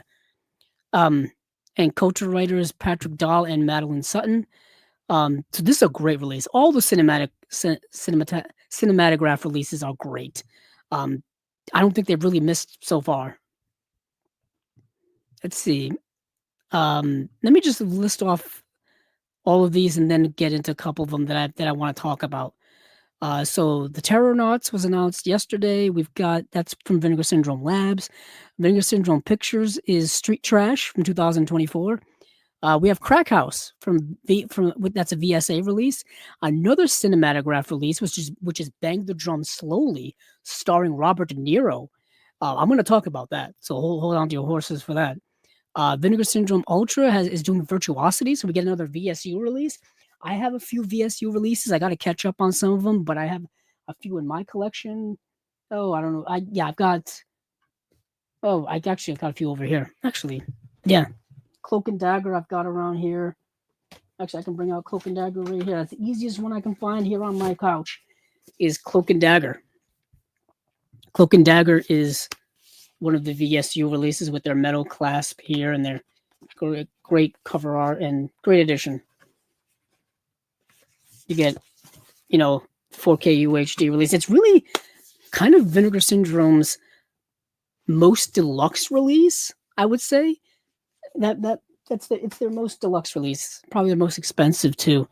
Cinématagraphe is probably their second most deluxe release, in my opinion, in terms of their sub-labels. So that's Virtuosity. Then a 4K UHD release of the movie Deranged.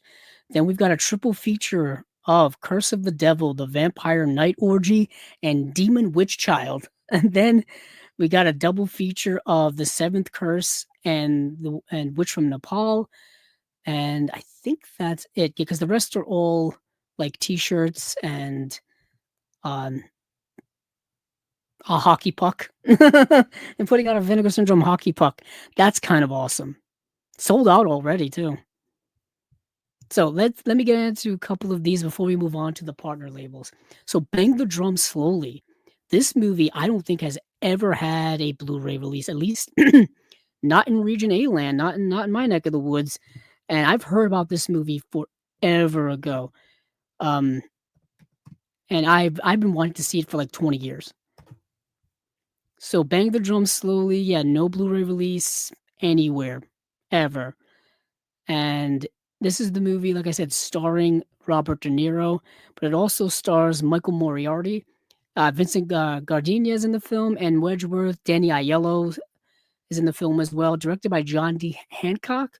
A story of the friendship between a star pitcher, wise to the world, and a half-wit catcher as they cope with the catcher's terminal illness through a baseball season. So, you've got Moriarty is the star pitcher, and Robert De Niro is the terminally ill, kind of, they said half-wit catcher, which is kind of mean to say. But yeah, he's the kind of a naive type of person. And it's about like this star pitcher is kind of taking care of him for his last season. Like he goes to renew his contract with this team, and he says, I'll renew my contract, but one of the clauses I want is that the Robert De Niro character can't be, that if I get traded, he comes with me, that he stays on the team no matter what, stuff like that. And he's also like helping him when it comes to the baseball game and stuff like that, in terms of working on his swing and working on his catching ability and all that kind of stuff. But they're trying to keep it relatively under wraps because if the team finds out that he's sick, they're gonna cut him and he's never gonna be able to play baseball again. And it's a fictional team, like it's called the New York Monmouths or something.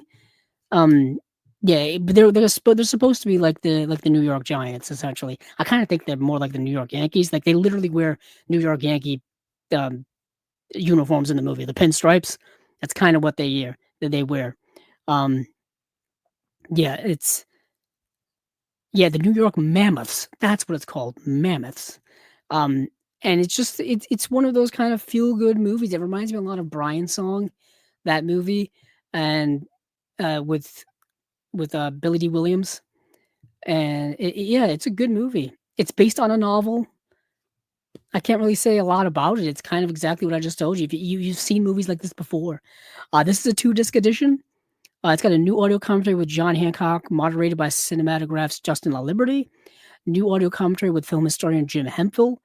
Death at the Box Office, a new video interview with director John Hancock. New video essay by our friend here, Chris O'Neill. A lot of people making resurgence here on Chasing Labels episode number 155. A lot of people we know, a lot of people we've interviewed here, a lot of people whose work we've seen over and over again in the boutique label world. Good to see them getting work. Next is the VSU release of Virtuosity. This is the Denzel Washington dystopian future film. Produced during the height of the tech-themed sci-fi and action films, basically known as the 90s, Virtuosity remains one of the subgenre's most creative and thrill-packed examples, elevated by director Brett Leonard's highly stylized action and stunt sequences. This powerhouse blockbuster stars Denzel Washington and Russell Crowe, and one of his first and most unhinged American roles as the deranged Sid 6.7, further distinguished by Leonard's then groundbreaking integration of live-action film photography and cutting-edge digital effects. Keep in mind, this is 1995 we're talking about here, so don't expect any modern-day CGI. It's very dated, very dated. Virtuosity remains a cornerstone of 90s cyberpunk cinema and last comes to 4K UHD from Vinegar Syndrome Ultra, newly restored from its original camera negative and featuring revealing interviews with its cast and crew. So 2-disc edition, 4K UHD disc, of course. Commentary track with director and Jim Branscombe from Cinematic Void. There's another one. We know Jim Branscombe. He's been on Chasing Labels once as well. Commentary track with writer and film historian Walter Chaw. Democratizing virtual reality, an interview with director Brett Leonard on the making of the movie. Ahead of the time, a 14-minute interview with Gary Lucchesi on the development and legacy of Virtuosity. A virtual reunion, 38 minutes. A featurette with Brett Leonard, Kelly Durkin, George Berger, the pioneers behind the interactive screens of Virtuosity. God Complex, an interview with author Eric Berndt on writing Virtuosity. Character First, a featurette on the assembling of the Virtuosity of the cast of Virtuosity, featuring casting director Deborah Aquila, and supporting characters Steven Spinella and Mari Moro. 40-page perfect bound book as well. And yeah, Virtuosity is a cult favorite for many people. I've only ever seen the movie once. I mean, I was around in 95, but I was 8 years old. I didn't see the movie till I was well an adult, like a few years ago. But I know a lot of people have been waiting for Virtuosity to get a decent release, so I'm happy for them. I'm happy for them. Let's see.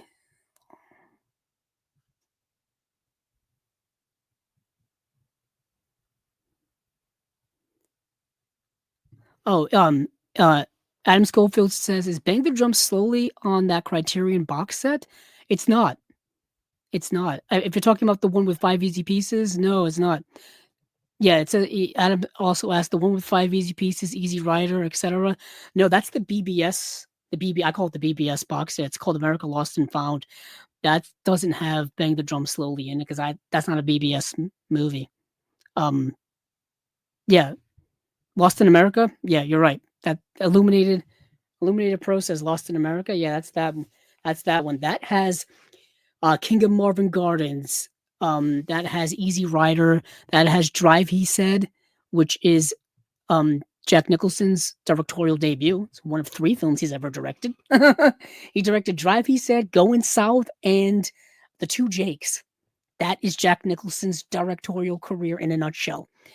Going South has a Cinématagraphe release, actually, from Vinegar Syndrome. I have that coming in the mail from their Black Friday sale. I haven't seen that in a few years. Um, yeah, I would say Adam says, "Oh, I like Drive. I like Drive." He said, and I would agree with him. I haven't seen it in so long.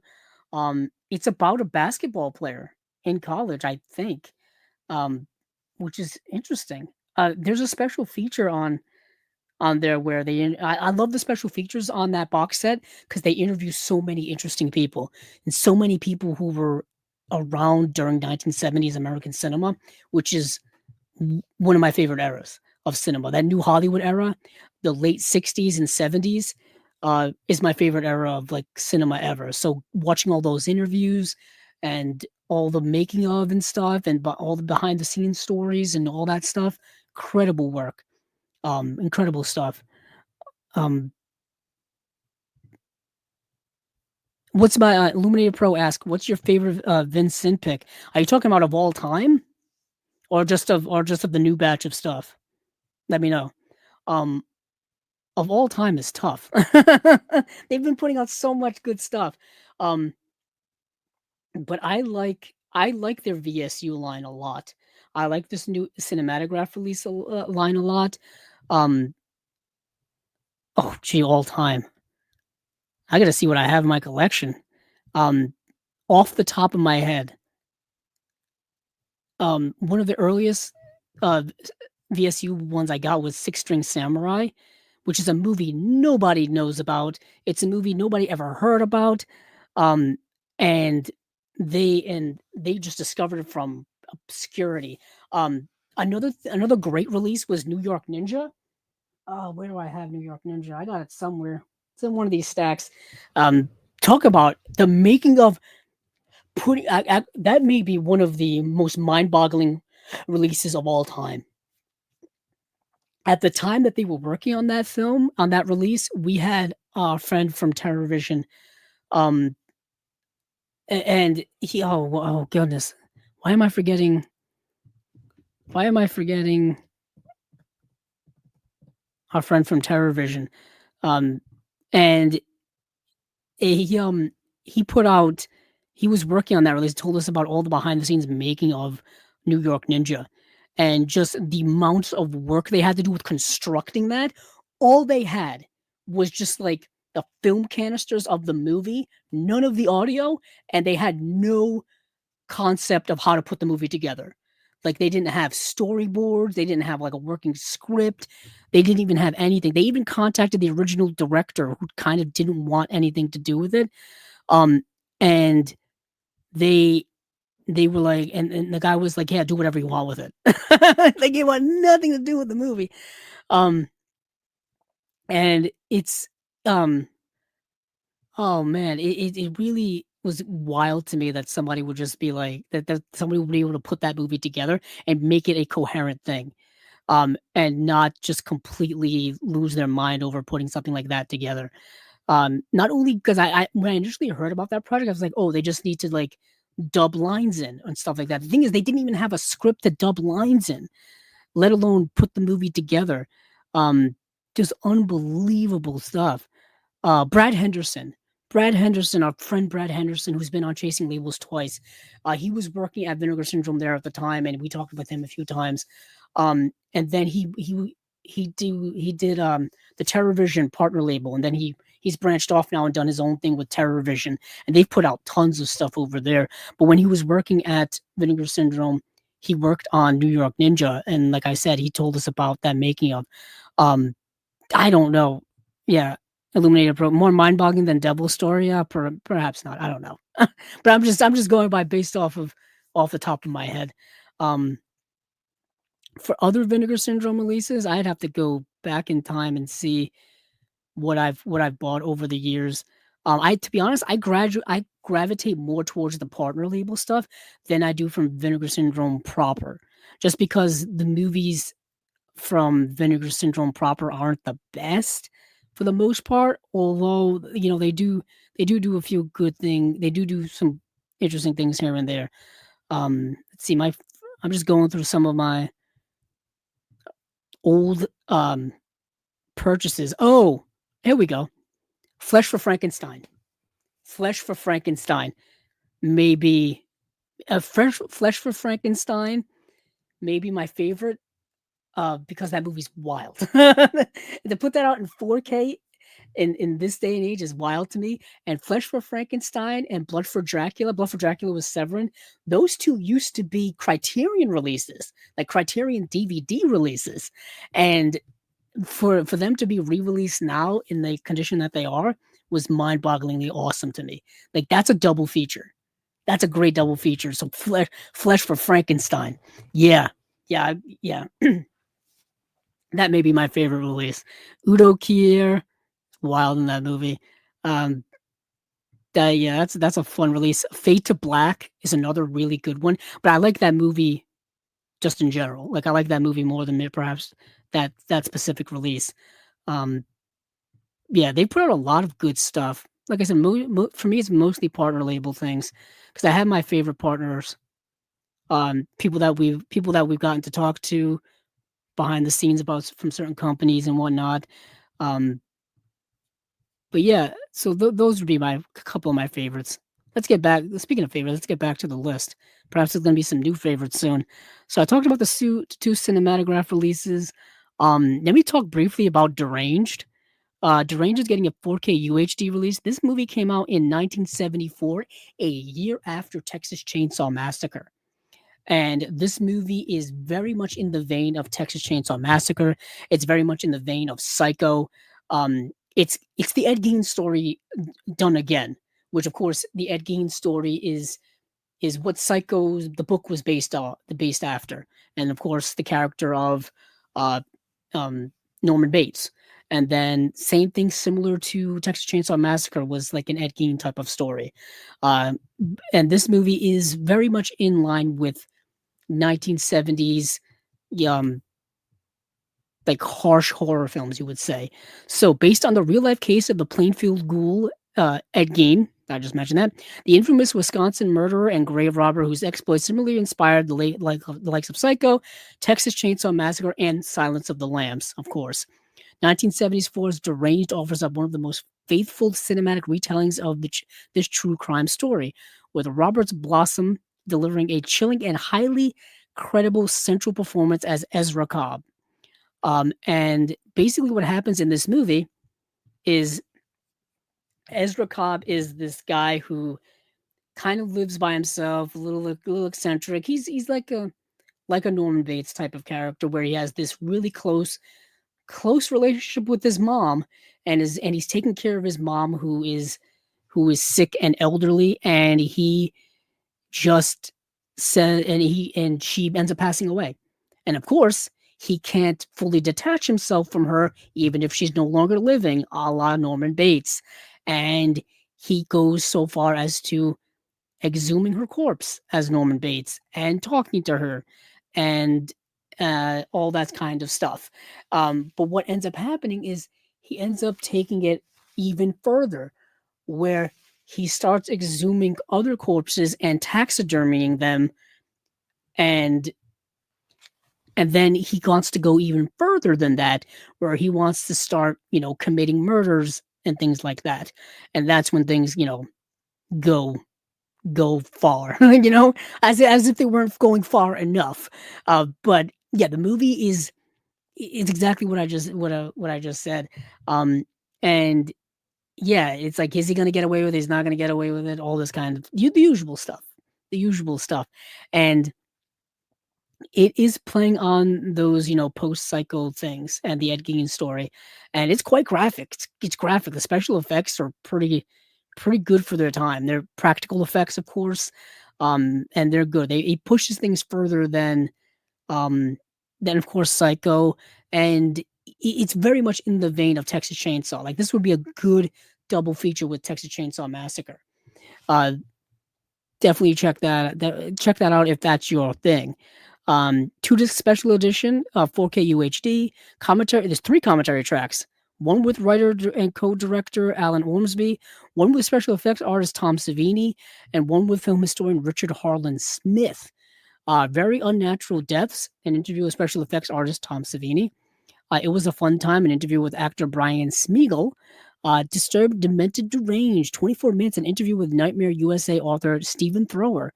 The Making of Deranged, an archival documentary, interview with producer Tom Carr. Introduction to the film by Tom Savini himself as well. That's three Tom Savini special features on here. So yeah, that is that. I didn't get to see this triple feature, Curse of the Devil, The Vampire Night Orgy, and the Demon Witch Child. So I'll skip over that just in the interest of time, because it's gonna be a 4-hour show. I think that's probably what it's gonna end up being. Just because so much to go through over the last month or so, because we had that little break at the end of last year. But I'll be back here in 2 weeks for Chasing Labels number 156. So I'll be back here on the 20th, which is Martin Luther King Day. So that will be episode number 156, because this is 155. So I didn't get to see the Vinegar Syndrome double feature of The Seventh Curse and Witch from Nepal, although I wanted to. I think these are both. I feel like these are both Category 3 films. So I didn't get to see either of these films. I'm just looking over at them briefly. 2-disc edition, obviously 3 audio commentaries, all brand new tracks. One is with Frank Zhang from the Hong Kong version of The Seventh Curse. The other one is from film historian and author Sam Deegan and author podcaster Mike White for the Hong Kong version of The Seventh Curse. And then the third one here is from martial arts film expert Frank Zhang for Witch from Nepal. Lam Gai Kai, Hong Kong's Master of Fantasy, a video essay by film historian Sam Deegan. So that is The Seventh Curse and Witch from Nepal. So just in the interest of time, let me move over to the partner labels, and then that's what we wrap up the show with. So partner labels, I'll run them down, and I'll pick out the ones that I want to talk about. So we have The Canyons, put out by IFC Films. Bleeding Skull, put out by Disembodied. No, we have Disembodied, put out by Bleeding Skull. We have Dream Team, put out by Yellow Veil Pictures. We have Huckle, put out by Decanalog. We have Influencer, put out by Shudder. We have Jacker and Jacker 2, Descent to Hell, put out by Saturn's Core. We have Keanu and Co., put out by our friends over at Canadian International Pictures. We have The Last Circus, put out by Magnolia Pictures. We've got New Life, put out by Brainstorm Media. We've got Once We're Warriors, put out by Film Movie Classics. We have The Sales Girl, put out by Film Movement. We have Satan War, put out by American Genre Film Archive, or AGFA for short. We have Smiley Face, put out by Darkstar. We have The Special People, put out by Art Label. We have Video Man, put out by ETR Media. And we have Wonderful Paradise, put out by Canny, or Connie. I still don't know how to pronounce it after all these years. But, so that I believe is 16 partner label titles. I got to watch, I think 10 or 11 of them, but let's just talk about a couple of interesting ones here. First off the bat, Paul Schrader's The Canyons. Holy hell. I am shocked this got a re-release. This movie is notorious for being very critically panned, made on a shoestring budget, came out back in 2013, and it is not a good movie. So I think, IFC Films put it out on Blu-ray back in 2013. The movie came out in 2013. This movie stars Lindsay Lohan. It's done on a $250,000 budget. It is supposed to be a movie that is a critique of the shallowness and hollowness of Hollywood and things like that. And it's just not good. And I like Paul Schrader a lot. I've seen many of his films. I have many of his films. The movie is just not good. I watched it the other night, and he's trying to do deeply thematic stuff, like typical Paul Schrader things. Like he's trying to do what he does, but the movie is just not coming across as that. The movie is coming across as a low-budget amateur film, and I don't know if that's to do with the budget or the acting or the dialogue or any of that. It comes across as The Room, but with none of the unintentional funny comedy or campiness. Like it's like a serious version of The Room. And when you have that, like what makes The Room fun and entertaining and watchable is because you can get entertainment out of it for being comedically bad. This movie's just bad. It doesn't come off as comedically bad. There's no Tommy Wiseau with terrible line readings. There's actors that are trying hard to make bad lines good and trying hard to make not good dialogue good, trying hard to make a plot that's all over the place and no real characterization good, and it's just not there. You know what I mean? Like the film is trying to be something and trying to achieve something that it's not. I remember when the movie came out, people panned it, and I know there's been a lot of reevaluation and reanalysis of it today. But I don't really see a lot of the merits that a lot of the other people are seeing in the modern reevaluation of it. But I can understand if people like it.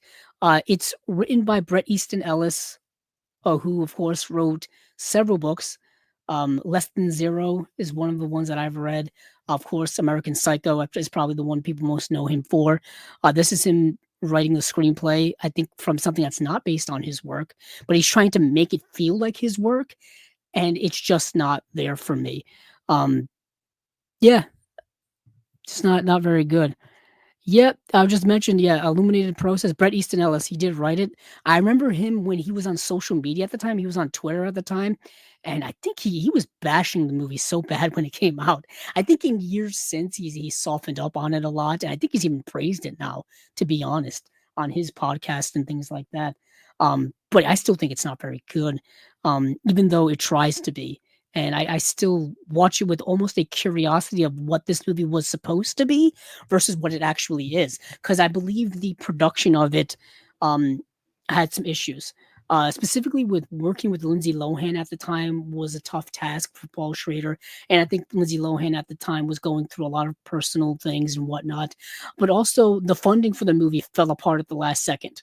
So I feel like they were struggling to find any type of funding to make this movie, and what they ended up getting was only $250,000, which is not a lot of money to make a movie. Not a Paul Schrader movie, even though his movies are typically more low key and more dialogue heavy and things like that. I'm thinking of, oh god, uh, Blue Collar. I'm thinking of Mishima, Life in Four Chapters. I'm thinking of American Gigolo. I'm thinking of Light Sleeper, which is really really good. Um, and yeah, this movie also has a really ugly aesthetic to it too. Uh, it's not, yeah, and I think that's due for budgetary reasons too. Um, yeah, and not that Paul Schrader's films are not aesthetically amazing, other than like Mishima, Life in Four Chapters, which is a visually sumptuous film. Um, but yeah, not a big fan of the Canyons. Let me see what we got here for special features just quickly. New audio commentary from film historian Adrian Martin, our friend here. New interview with director Paul Schrader. That's got to be fascinating. Creating the Canyons featurette, and that is it.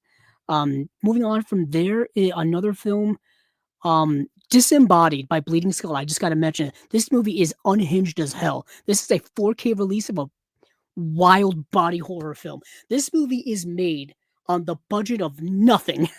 Hopes and dreams, prayers, maybe like maybe several of dollars. And but the special effects in it, the body horror special effects in this movie are like Cronenberg level great. Which is mind-boggling to me. Disembodied, what a squeamish movie. If you like body horror, like early David Cronenberg, Videodrome, and oh goodness, even his earlier stuff. Videodrome is just in my head right now.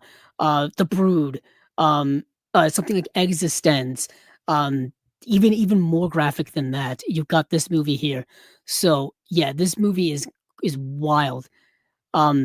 So this movie says, indebted to David Lynch's Eraserhead, Ed Wood's Plan for Nine from Outer Space, and Frank Henenlotter's Brain Damage. Those are all apropos. Those are all apropos here. Disembodied is a cinematic acid trip, blurs the line between horror and experimental art. The story follows Connie Sprouts, a gothed out scientist who checks into the decrepit Grand Hotel to continue her experiments and turn people into slime before eating them. Shot in Reno by director William Kirsten on gritty 16mm. Oh, it's so gritty. It's so gritty.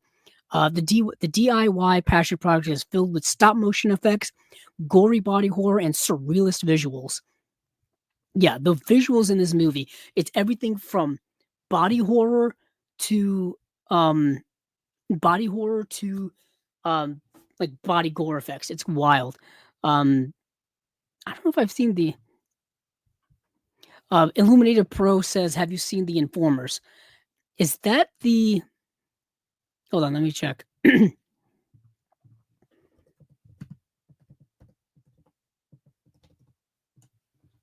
me see. Is the, which film is that? Because there's several films called The Informers. Let me know. But as I was saying, Disembodied has every effect in it, from stop motion to body gore effects, and the movie there's this parasite in this woman, and in order for the parasite to have room in her body, she's got to like remove her brain and put it in a vat next to her bed. It's wild movie. This movie is wild. um Unreal. You have to watch it just to get the full effect of it. You really do. But this is a 2-disc edition. The disc 1 is a 4K UHD, disc 2 is a Blu-ray. You've got a 4K restoration from the 16mm camera negative. I'm fascinated what this is going to look like. Commentary with director William Kirsten, moderated by Lance Sheeby from Unsung Horrors. Interview with stars Anastasia Wolverton and Hannah Neese. Japanese VHS introduction, Japanese VHS trailer. That's kind of cool. and there's a 2016 director's cut. That's really fascinating. So we've got Canyons, Disembodied, Huckle. Quickly, Huckle is a Hungarian film. It's a Hungarian film that has no dialogue in it, and all you see in this movie is a small town, is shots of a small town life. It's a small town like Hungarian village, and you just see random shots of people going about their day. Whether it's somebody sitting outside on a bench, whether it's somebody milking cows, whether it's somebody working a beehive, whether it's someone walking their child in a stroller, kids playing in the streets, um, people just going about their day, and it's just random shots, and it's cool. It's a cool movie from just a visual language project production of a film. But at one point in the film, some type of plot starts to manifest, and you've got to pay attention to it to see what's going on. Perhaps a sinister plot is manifesting. Check it out. Check it out. It's called Huckle, put out by Decanalog. Um, it's just got it says Village Secrets. Making Huckle. Interview with filmmaker Grigory Palfi. Grigory Palfi, and co-writer Zofia Rutkay. Ahal is a short film. Simon Razikaris is a short film, and that is it. I think you get the script too, but there's no script in the movie. Complete Huckle script. I guess it's just going to be all descriptive.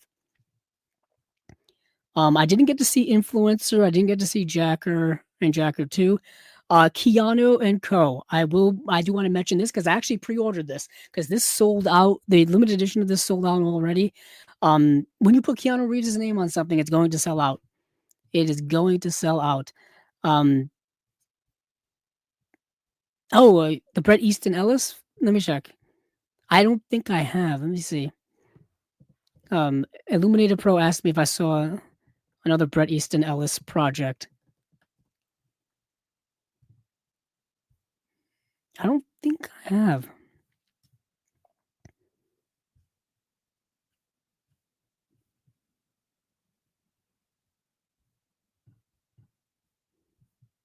Oh no, I haven't. From the one from 2008. I have not seen that film. Check. Nope, I've not seen it because I'm checking my checking my letterbox. No, I will add it to my list though. I'm kind of curious about it.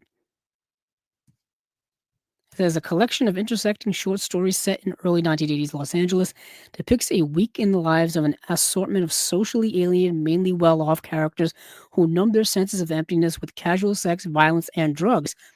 Kind of reminds me of a lot of his literary work.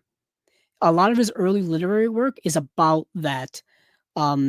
It's about nihilistic people living like kind of nowhere going lives where they're just like life is just nothing to them. So therefore they just kind of drift from pleasure to pleasure, if you will. Yeah, I'm interested in it because it's playing out a lot of interesting existential things. Illuminator Pro says fascinating release, not exactly amazing, but interesting. Yeah, I'm very much interested in that. I've only read like one or two Bret Easton Ellis books, and I think one of them was Less Than Zero. And I'm fascinated to read more of his stuff. Ironically, is I think American Psycho is getting readapted again. We were talking about readaptations earlier, but it's getting a readaptation once again. Let's see, work. I'll go to his bibliography. Yeah, Less Than Zero, which was his first book. That's the one I have. The Rules of Attraction, American Psycho, The Informers. So 1994. So this would be an adaptation of that. And then he did Giamorama, Lunar Park, Imperial Bedrooms. I remember when that came out, 2010. And then The Shards is his newest release in book of his literary work. Let's see, where was I? Oh yeah, Keanu and Co. So when you put Keanu in anything, you're gonna get people automatically wanting it. So this movie, So this is a collection here.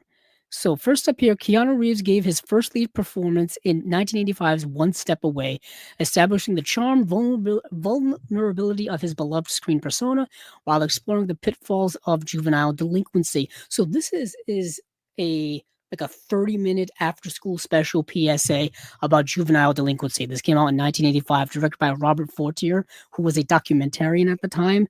And then the next film in here is Out of a Job. This is also like a half an hour long, starring Dan Lett, who plays a young engineer who returns to the home of his parents and computer with his brother after his promising career abruptly falls apart.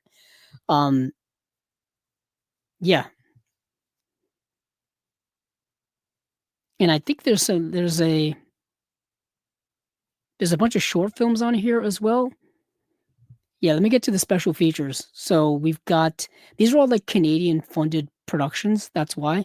So you've got scanned and restored in 2K from the 16mm interpositives by the National Film Board of Canada. New audio commentary featuring Paul Korup of Canucksploitation.com and film historian Jason Pertonsky. An Excellent Adventure, which is a new interview with One Step Away star Diana Belshaw. And then there's Unsettled on the Set, new interview with Running Scared star Stephen Mendel. An Actor Remembers, which is Mendel reflects on his body of work. Job Well Done, which is a 14-minute interview with Out of Job star Dan Lett. On the Job, Lett reflects on his body of work. A Single Regret, which is another family crisis series short directed by Fortier. That's from 1983. A Gift for Kate, a family crisis short directed by John N. Smith from 1986. The Painted Door, short film by One Step Away screenwriter Joe Weisenfeld and directed by Bruce Pittman. That's 24 minutes long. Going to War, short written by Weisenfeld based on a short story by Timothy Finley. That's 24 minutes long as well. End of a Summer Day, 1971, 9-minute Fortier's directorial debut. One Step Away in standard definition. 1985, 29-minute Reeves' debut as seen in the VHS era. You can watch that on YouTube right now, because that's what I did. That's what I did in preparation for the show, is I watched that on YouTube, and Keanu Reeves is so young, but he still has that good looks and great charm. And yeah, so Canadian International Pictures puts out great stuff. They've been a friend here for Chasing Labels for quite some time, and I've always tried to get a few of their stuff when I can from here and there. There's a lot of their stuff I still actually want to get. So that is Keanu and Co. Next is The Last Circus by Magnolia Pictures. This is an Alex de la Iglesia film. Alex de la Iglesia is the director of oh, good. I'm going to look him up because my mind at the 4-hour mark is completely gone. So I am running on nothing but fumes right now. I am worn out. So Alex de la Iglesia, I know many of you know him. He directed The Day of the Beast. He directed a few other films that you'll know of as well. Let me see. Let me go back to his 90s work specifically. So Day of the Beast, Mutant Action, or Acción Mutante. And he also directed Perdita Durango. Those are his three kind of films that are his claim to fame. Acción Mutante, Day of the Beast, Perdita Durango. They've all been released by Severin on both DVD and both Blu-ray and 4K. They just got a 4K and Blu-ray box set of those films from Arrow Video as well. So people probably know him in the boutique collecting space.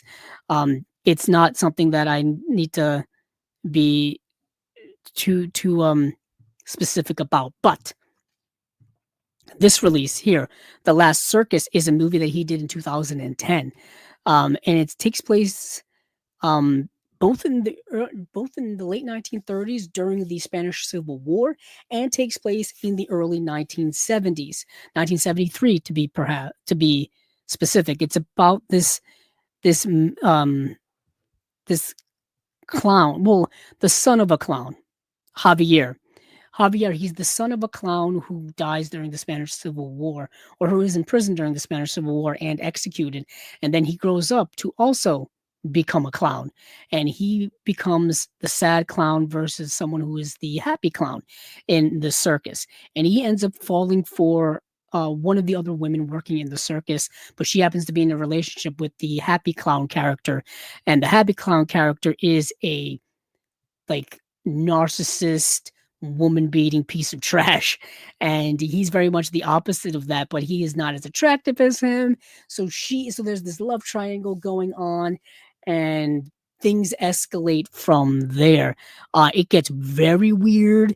It gets very body horror, violent-esque at times. Um, yeah, and it goes from there in wild ways. If you know Alex de la Iglesia, he doesn't hold back. He doesn't hold back. Um, and yeah, the movie goes off the rails. It goes off the rails. I'll be honest with all of you. We've got a new transfer here from the original HD cam source. New audio commentary by Sherlock Rowan Legg, author of the Spanish Fantastic, contemporary filmmaking and horror, fantasy, and sci-fi podcaster slash writer Joe Lipset. New video essay by film historian academic Alexandra Helen Nicholas, a friend of the show here as well. Making of the Last Circus, and then some other special features here. New Life by Brainstorm Media is a fascinating film. A mysterious woman on the run and the resourceful fixer designed to bring her in. Their unique stories intricately link as the stakes of the pursuit rise to apocalyptic proportions. I won't say anything other than that. There's this young woman played by Haley Aaron, who is on the run in this movie, and she's pursued by Sonia Walger. Sonia Walger, many of you probably know, she's Penny in the show Lost. Great actress. I think she's very good. She hasn't been in a lot of things that probably people well know of, but good actress. And she's pursuing her, and there's a mystery reason why, and it gets slowly revealed throughout the movie. This movie came out in 2023, so a relatively new film. 2 audio commentaries here. One by the director John Rossman and actresses Haley Aaron and Sonia Walger. The other one by John Rossman and director of photography Mark Evans. Interview with actress Haley Aaron. Interview with the director. Interview with Sonia Walger. That's interesting. I want to check that out. And probably, I'm not going to sugarcoat when I say this. This next release, or this next movie here, may be one of the greatest films that any partner label has ever released since we've been covering them here on Chasing Labels over the last 3 years or so.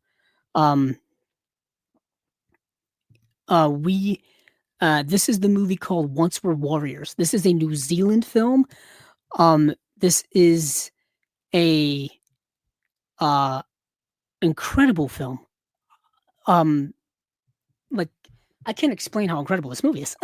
So, amidst the mean streets of Auckland, Beth lives with her husband Jake, who's portrayed by Tamora Morrison, who many people probably know as Boba Fett from Star Wars, and their 3 children in a tenement house for native Maori. So this is a movie dealing with Maori and Maori culture. Jake's battle with alcoholism frequently results in terrifying violent outbursts, but Beth's unwavering devotion prevents her from seeing how much his rage is destroying their family until it is nearly too late. This movie is dealing with heavy, heavy themes of spousal abuse, domestic abuse. It's dealing with also patriarchal, misogynistic culture that exists within not only the society of the Maori culture, being heavily male dominant, but I think within our society in general, you can extrapolate that at a macro level. Once Were Warriors, it was a critically acclaimed film at the time. It got a Criterion Laserdisc when it came out. That's how important this movie is and was. And that Laserdisc has an exclusive commentary that you can only find on that Laserdisc. If you're interested, you can buy that Laserdisc on eBay for like $10 to $20. It's not super hard to get. But if you don't have a Laserdisc player, it's more of a collector's item. But Once Were Warriors, this is a heavy movie. Tamora Morrison in this movie is violently scary. This is a horror film in this movie at times. What makes it so scary is that it feels so real. If you've ever been around somebody who has any type of addiction, whether it is alcoholism, extreme alcoholism, or extreme drug addiction, they turn into a completely different person on a dime. Just the switch turns, and there are night and day difference, out of control, and people in that state are out of their minds. And this movie, Tamora Morrison's character is out of his mind, violent, and it's tough to watch. It's tough to watch. But what you also see is that level of violence, uncontrollable rage, misogyny, toxic masculinity can not only affect the people involved, but can, spread out to affect the entire family. And yeah, this movie is incredibly deep, incredibly well acted. A damn near flawless movie. A damn near flawless movie. I was after watching this movie, it's one of those movies where you gotta sit after a while to digest it fully, because it hits like a thundercloud. You are thunderstruck after this movie. And this release here is got a commentary by Alexandra Heller Nicholas and Josh Nelson, video essay by Elizabeth Purcell, and behind the scenes featurette. There's an essay in here as well. Yeah, came out in 1994. You may recognize some people in it, like Cliff Curtis is kind of a character actor who pops up in a few things now and again. But yeah, this movie, Once Were Warriors, unreal. Another one that was put out by Film Movement is The Sales Girl, another really good movie. Film Movement and Film Movement Classics. They're essentially re-releasing a lot of stuff they put out before in the past, years ago, and they're releasing it through the partner labels brand and the partner labels line, and they're all good movies. They're all really good movies from what I've got delved into so far. So when a college co-ed, Sarui takes a temporary job as a clerk in an adult store, her poker-faced indifference makes her the perfect foil for the clientele, who range from slightly sheepish and cautiously curious to downright perverse. But it is Katya, the shop's flamboyant, eccentric female owner, who initiates Saruli's journey into adulthood. So it's one of those coming-of-age films. You've got this kind of downtrodden, socially shy character who is slowly coming out of her shell, slowly developing a sense of identity and a sense of confidence, and doing it while working at this adult sex shop, and doing it through basically working with the very eccentric, eclectic and kind of wild, sometimes unhinged owner of said shop, who's lived quite a life. And you'll learn about that life while watching this movie. I'm a sucker for coming of age films like this, so this was very much in my wheelhouse. It's called The Sales Girl. It's a movie from Mongolia. It's a Mongolian film, and I don't see a lot of Mongolian films in general. I cannot pronounce this director's name to save my life. Jean Javodorj, Senjadorj. I have no idea if that's even right. I can't pronounce the actors' names in it either. All I know is that the movie's great. The movie is really good. Came out in 2022. All you get here is the making of The Sales Girl featurette. I probably just butchered that person's name. I'm so sorry. But good film, and that is Film Movement. I think two more here, and then I'm done, because we're past the 4-hour mark. This is gonna be the longest episode ever in Chasing Labels history. We've got Smiley Face. Smiley Face is a Greg Araki film. This is being put out by Darkstar. It's starring a cast of people that you all know, a never-ending cast of people you all know.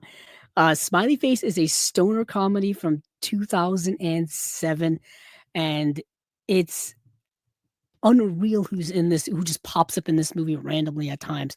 So the starring character is Anna Faris. Anna Faris is this young actress who unknowingly eats her roommate's marijuana cupcakes, and she eats all of them. And her day just goes off the rails after that. She is tripping and high the entire time in this movie. And she just gets into one calamity after the other because of it. But who else is in this movie, you may ask? John Krasinski before he was on The Office. Adam Brody, Danny Masterson, Ben Falcone, um, Brian Posehn shows up as a bus driver at one point. Jim Rash shows up. Jane Lynch is in the movie as well. Marion Ross, who was the mother on Happy Days, who played Mrs. Cunningham on Happy Days, is in this movie at one point. Wild movie. And yeah, it's just about this young woman going from one hilarious moment to the other while high. And like, that's the movie, and it's Anna Faris, and it was back when Anna Faris was doing, Greg was doing the scary movies, the scary movie films, those parody films, and she had just done Just Friends as well. Anna Faris in the 2000s was doing a lot. I think this is before she did House Bunny, and of course, way before she was on that show Mom. But yeah, it's a fun stoner comedy. It's directed by Greg Araki, so it's super indie. Yeah, it is the Illuminated Pro says Greg Araki film. Yes, it is. It's the movie he did after Mysterious Skin, which I think came out in 2004. That movie is, I can't stress this enough every time I bring up Greg Araki. That movie is dark, disturbing, and will stay and haunt you forever as a viewer. To go on the complete end of the spectrum, to kind of cleanse himself as a director and filmmaker, he made a movie completely on the other end of the spectrum with Smiley Face. That's why he made this movie, to kind of, purge himself of all the darkness from Mysterious Skin. And this movie very much does that. It's a light stoner comedy. 2000s had a lot of those. That was kind of that time for those types of movies. I enjoyed it. Illuminated Pro also says big fan of Mysterious Skin. Yeah, I don't own it because I don't think it's a movie I'm going to rewatch a lot. I kind of wanted just to have it because I'm getting all the other Greg Araki films. Like, I showed this off the other night, so I think Illuminated Pro, you were here for that. I got the Greg Araki box set from Criterion, the 4K set of Teen Apocalypse trilogy with Totally Effed Up, The Doom Generation, and Nowhere. So I want to get, Mysterious Skin. Of course, now I want to get Smiley Face and whatnot. But Mysterious Skin's not a movie you watch a lot, at least not me, personally. Let's see what else we've got. I don't think there's anything there in terms of special features. There's an audio commentary with film historian Elizabeth Purcell and a booklet with an essay in it. That's a shame. I kind of wish we got something. From Greg Araki. I know he did some stuff for this release, because he was in the Criterion closet, so he must have done stuff over there. Next and last is a movie called Video Man, put out by ETR Media. What an interesting movie. If you are a collector, whether you are a collector of movies, comic books, collector of art, collector of whatever, baseball cards, I don't care. This movie may speak to you on a very personal level because it did for me. So, this movie, I forgot what language this movie is in. Either way, it doesn't matter. So Enio, a Giallo-obsessed VHS collector with a drinking problem, finds a highly collectible videotape that could solve his money problems and save him from eviction. He makes a deal with a shady anonymous collector before realizing the video has been stolen. More like misplaced, but whatever. He can't find it. If you are a collector, if you're like me and you misplace something, you lose your mind. It's trying to find it. And especially if you're a collector who keeps things in a certain way, like I do, like the way I have my collection done, when you lose something, you lose your mind trying to find it. You start going bananas. And in this movie, he actually he has some stakes attached to it. He needs to sell this rare VHS tape in order to make enough money to not be evicted and to be okay. Um, but if he doesn't find this tape, this person that he set up this deal with is kind of a shady individual that may have some dire consequences attached to them. So begins Ennio's desperate hunt for the black-gloved perpetrator, while along the way he meets Simone, an alcoholic woman obsessed with the 80s.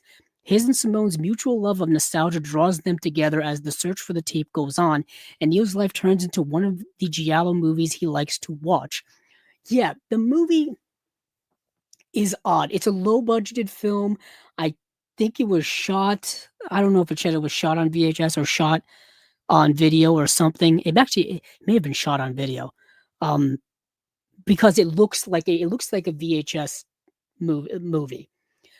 And throughout the movie, you get like these side cuts to like him being in a giallo film, like, or him having nightmares of him being in a giallo film. It's a jarringly all over the place movie structurally.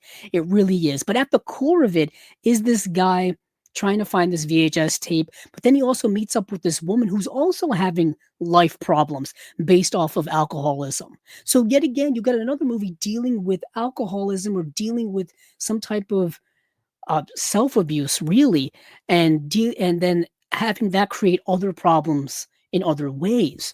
So these two people come across each other, and they have this romance going on in it. Super low budgeted film. I think you can watch it on Tubi right now. Or where did I watch it? Let me check my my diary right away on Instagram, because yeah, Video Man. I watched it super late one night recently, just to add some more stuff that I needed to watch. So yeah, it's available on Tubi. It's available on Tubi. And this guy is so movie obsessed, but he's obsessed only with collecting VHS. Like, he's old school.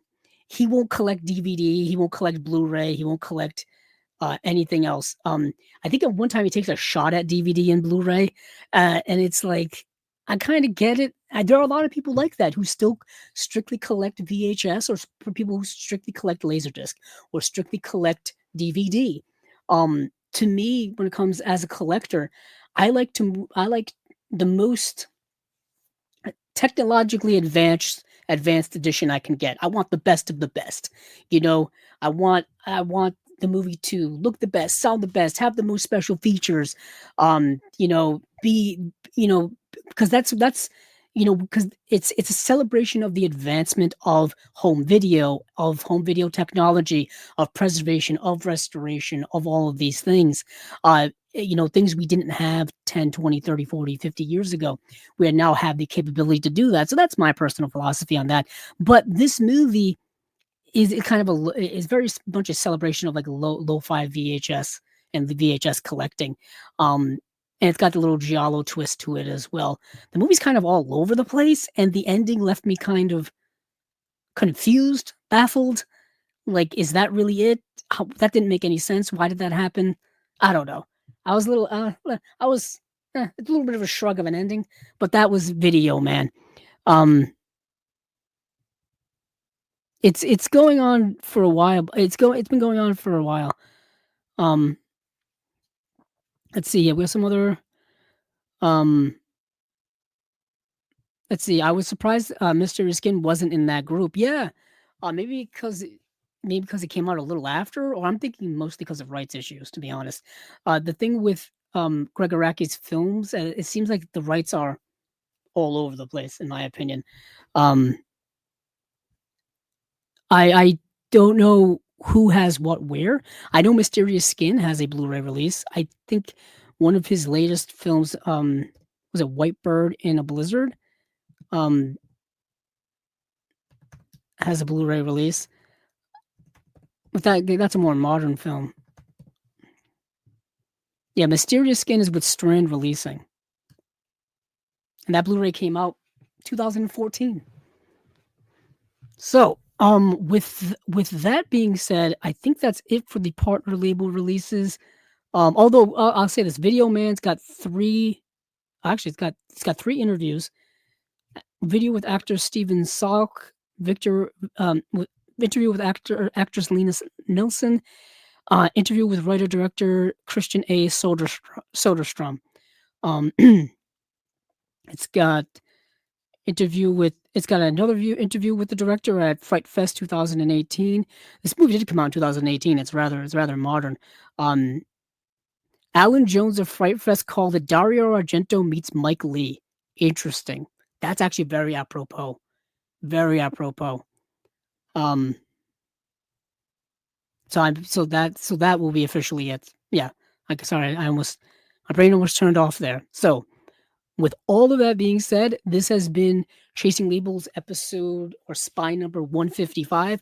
I will be back here in 2 weeks or so on the 20th to do episode number 156. But obviously, keep tuned here on the channel for whatever other things we have going on.